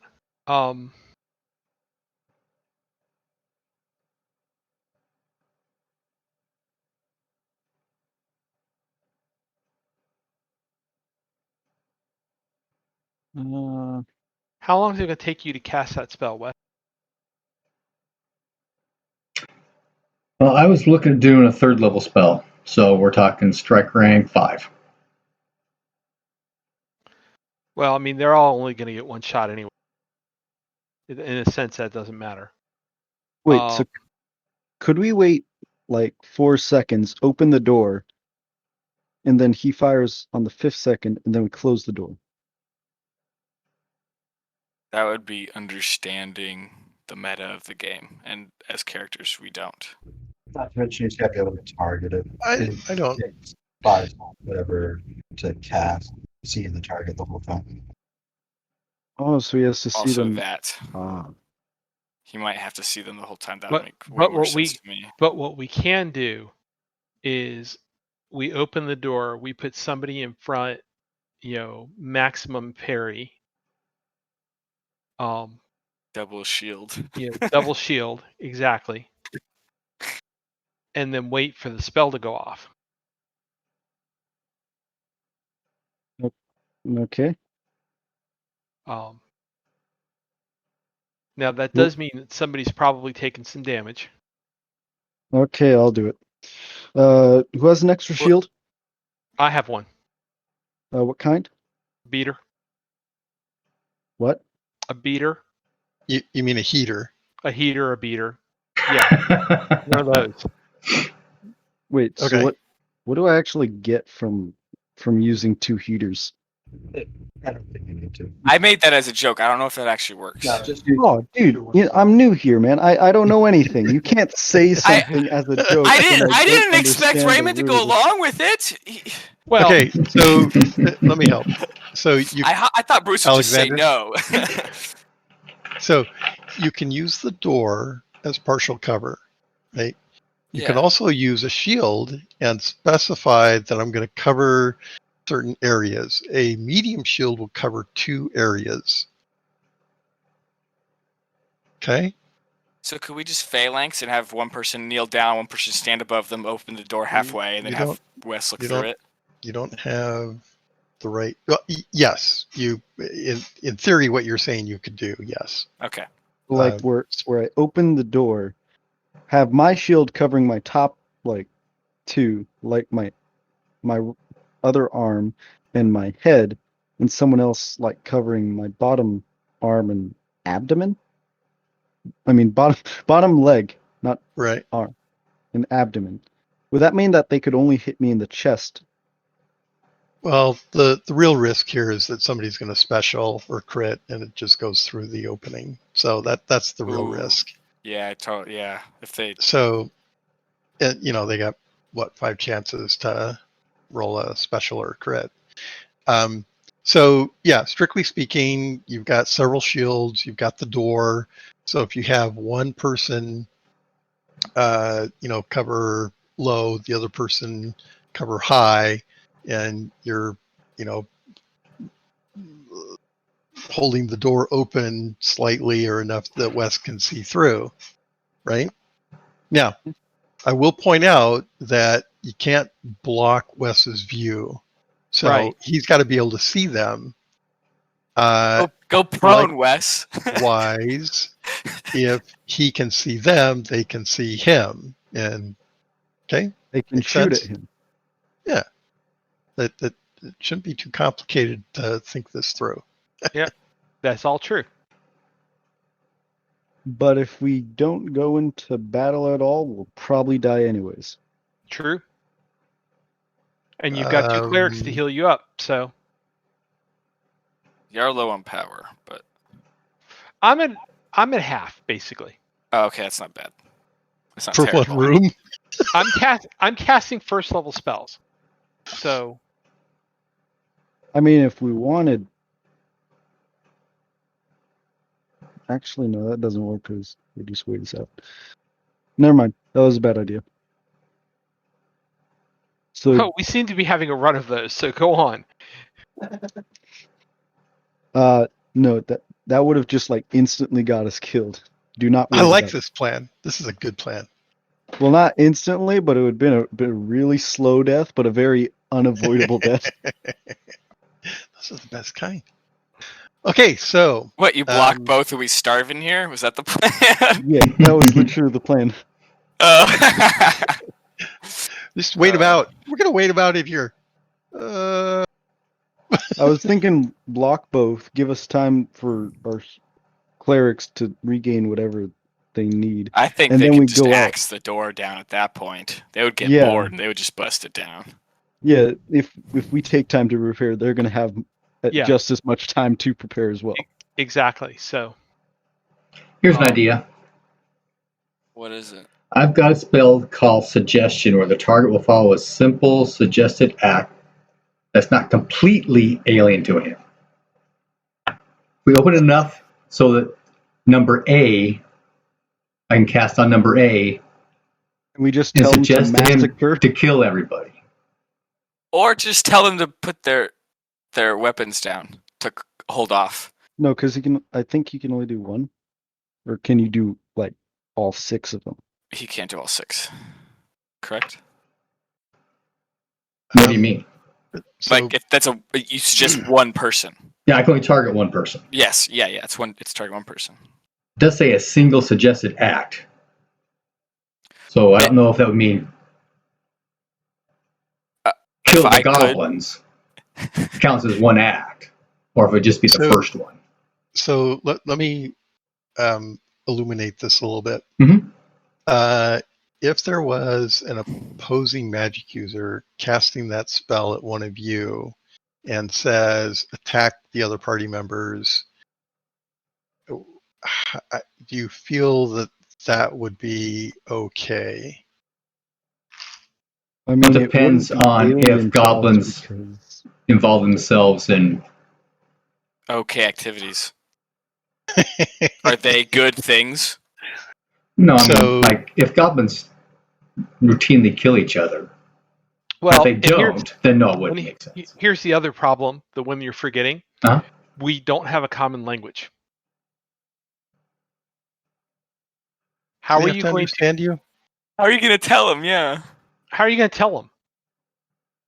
Well, my suggestion was to say instead of because I thought killing them would be kind of crazy, but I mean, I now I understand the whole concept. If goblins kill each other, then that's not out of the realm of thought.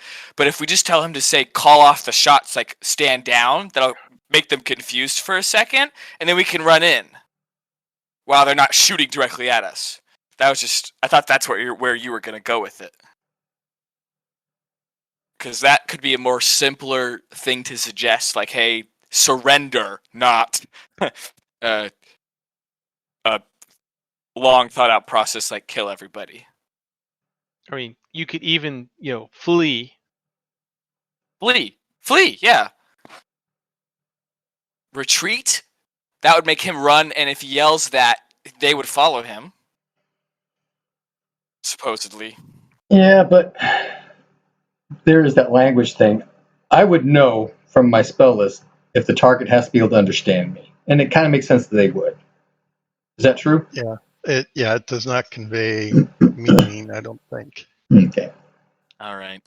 It's a good idea, though. Gonna go, yeah, that was really good. I thought that was totally going to work because the door opens outwards, so we could just crack it and look directly at A. Or unless it cracks the other way. If that's the case, then We'd have to open yeah. it. Which side is the hinges on? Just for clarification, Bruce. The south. Okay. It's going to open. It's going to open towards the number nearest, 1. It's going to open towards the nearest wall. Okay. Yeah.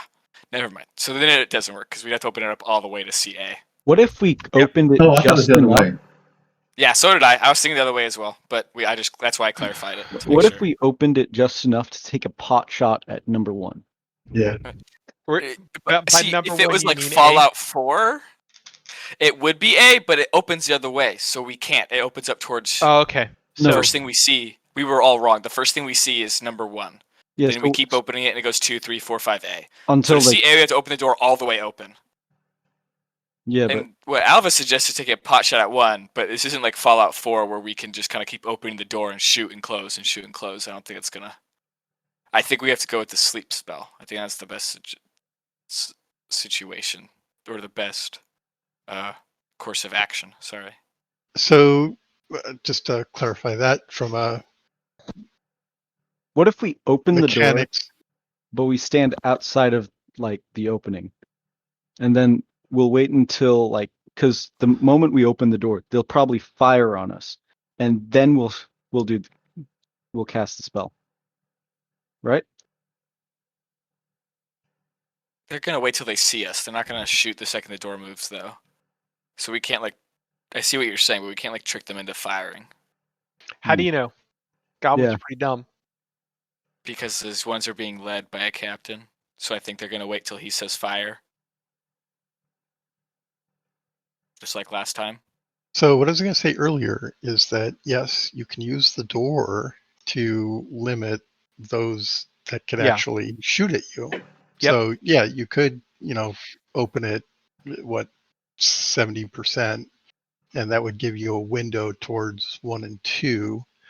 Now they may respond to that by moving, so that they can shoot at you as well.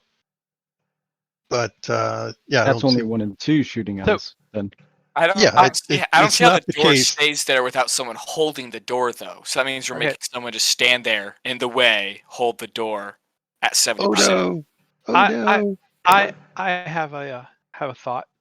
well, we could put a stake in there to make it so that the door sort of had like a second handle, Yeah.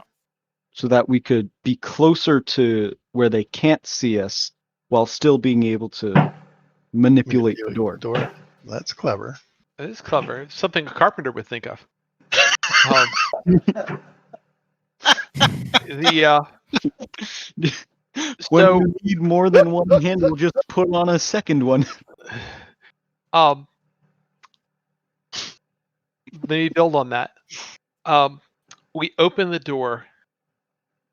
We yell fire because we just heard him say it, so we know what the word is. No, I think Bruce is counting the time. I think we've been sitting here for like 5 minutes, and the second we open the door, they've already recharged. I don't think this was like 3 seconds ago. No, but I'm saying we open the door, we yell fire, they shoot through the empty door, and then we charge them. Oh, so we yell the word that the Yes. goblin said. Yes. Okay. Ooh, I don't let's know who's try going to that. make the roll, but they have to roll against their goblin language skill. Why do I Yeah, have they'd to have roll to against my speak goblin language skills? They would have to parrot- speak to parrot perfect the word I Goblinese. just heard. Yeah, that To absolutely. Yeah, repeat you a have to speak sound. perfect Goblinese. Mhm. And Well- make it sound like it's coming from A when it's coming from the door that they're shooting at. Okay, can I attempt to put the stake in to make it the door manipulatable from farther away? So you want to put it on the south side, the hinge Yeah. side. Yes, Yeah. you can put a stake in. No, you don't need a roll for that. Okay. So, wait, so now can I open and close the door from like further south? Yeah. Oh, I can do that now. While he does that, I think I'm going to take a flask of oil and I'm going to start squirting it under the door. So is this a glass bottle? No, it's like a Boda bag. yeah. Okay, so you put the nozzle under and you step on it Just and start- oils. yeah. Okay, gotcha. All right, that's fine. So there's 2 flasks of oil on the ground on either side of the door. The door. At this point. Nice.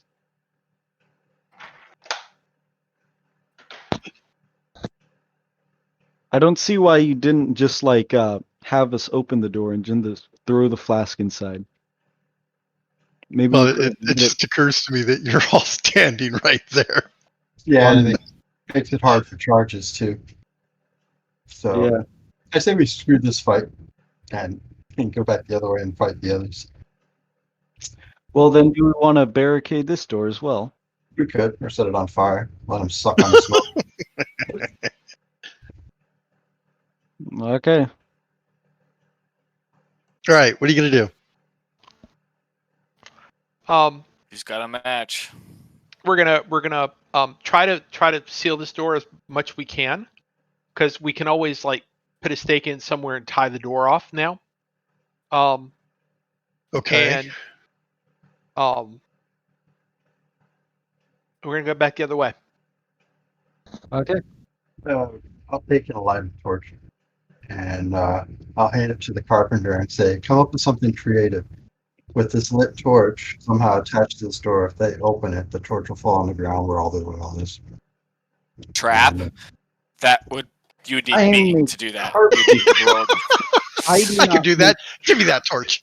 Yeah, I'll do that. Can I roll a device to do that? As he That's the starts skill. to. Yes, Device? sir.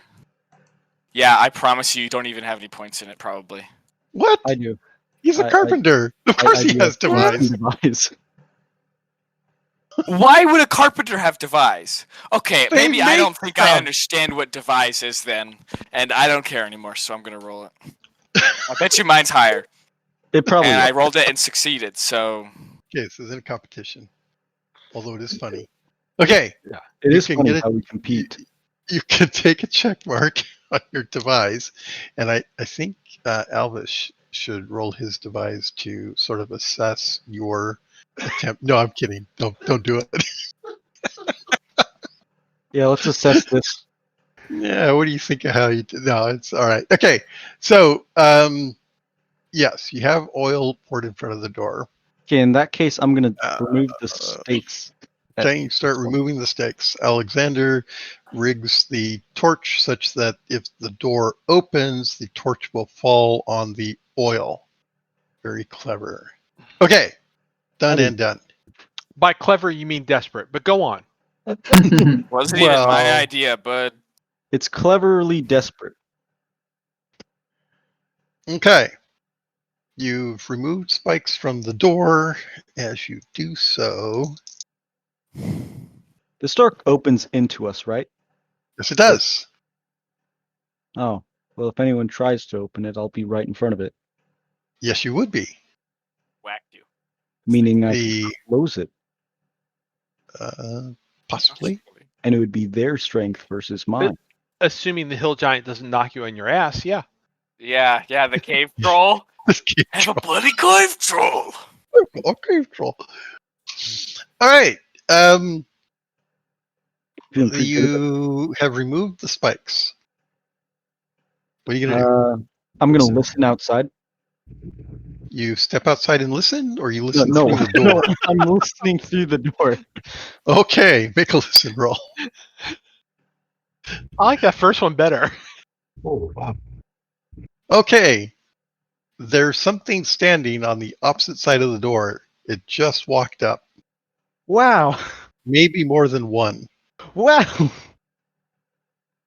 Wait, would I not know? I rolled Whether it's a cave troll or not? What would you not know? Is it big or small? Smallish, maybe. Relative to me.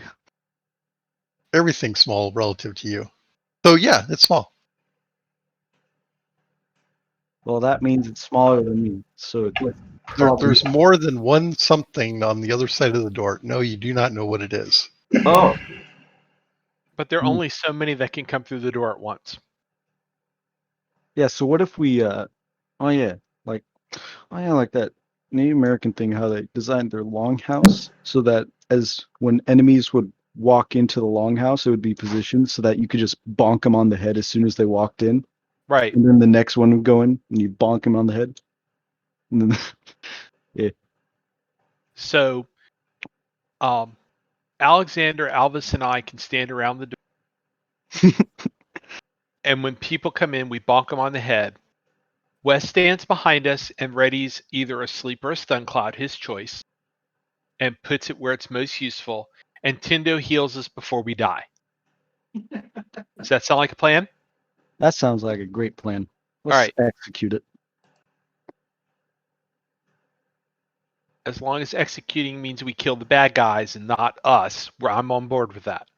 Okay. So this door opens into us. Which side does Correct. it open into? It's going to swing to the nearest wall. Oh, so So then be we the gotta left. be like. Oh, sorry. That's your character.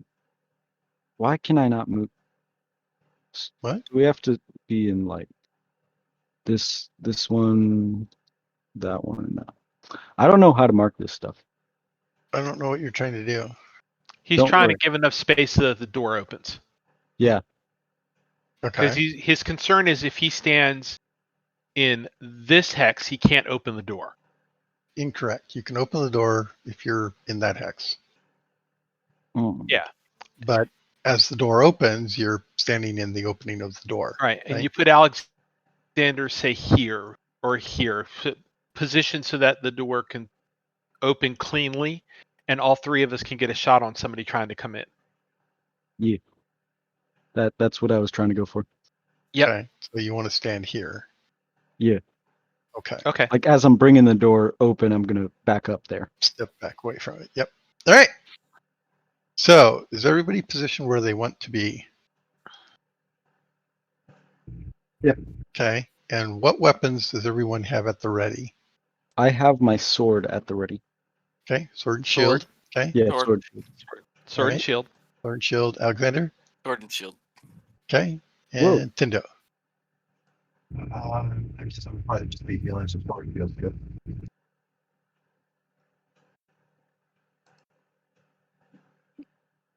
Okay. All right. So, and at this point, let's see. We have a torch attached to the door there, correct? And there's 2 flasks of oil around the door. One on each side. Yeah. Okay, so that's gonna kind of go out.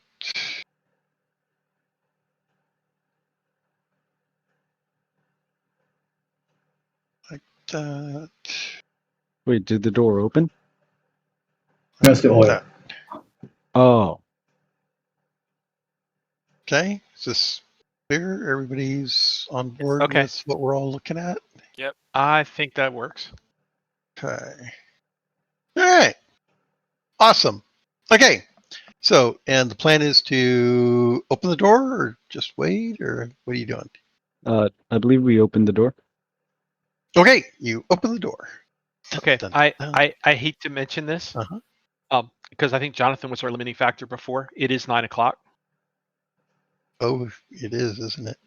That's 12 o'clock in Yep. East Coast. I'm fine. How about you, Dad? No, I need to call it. Okay, good enough. So Alvis Fight for our reaches out lives. to the door, and we'll see what's on the other side next week. Mhm. Wow. And that gives us 2 weeks to think of new character concepts. So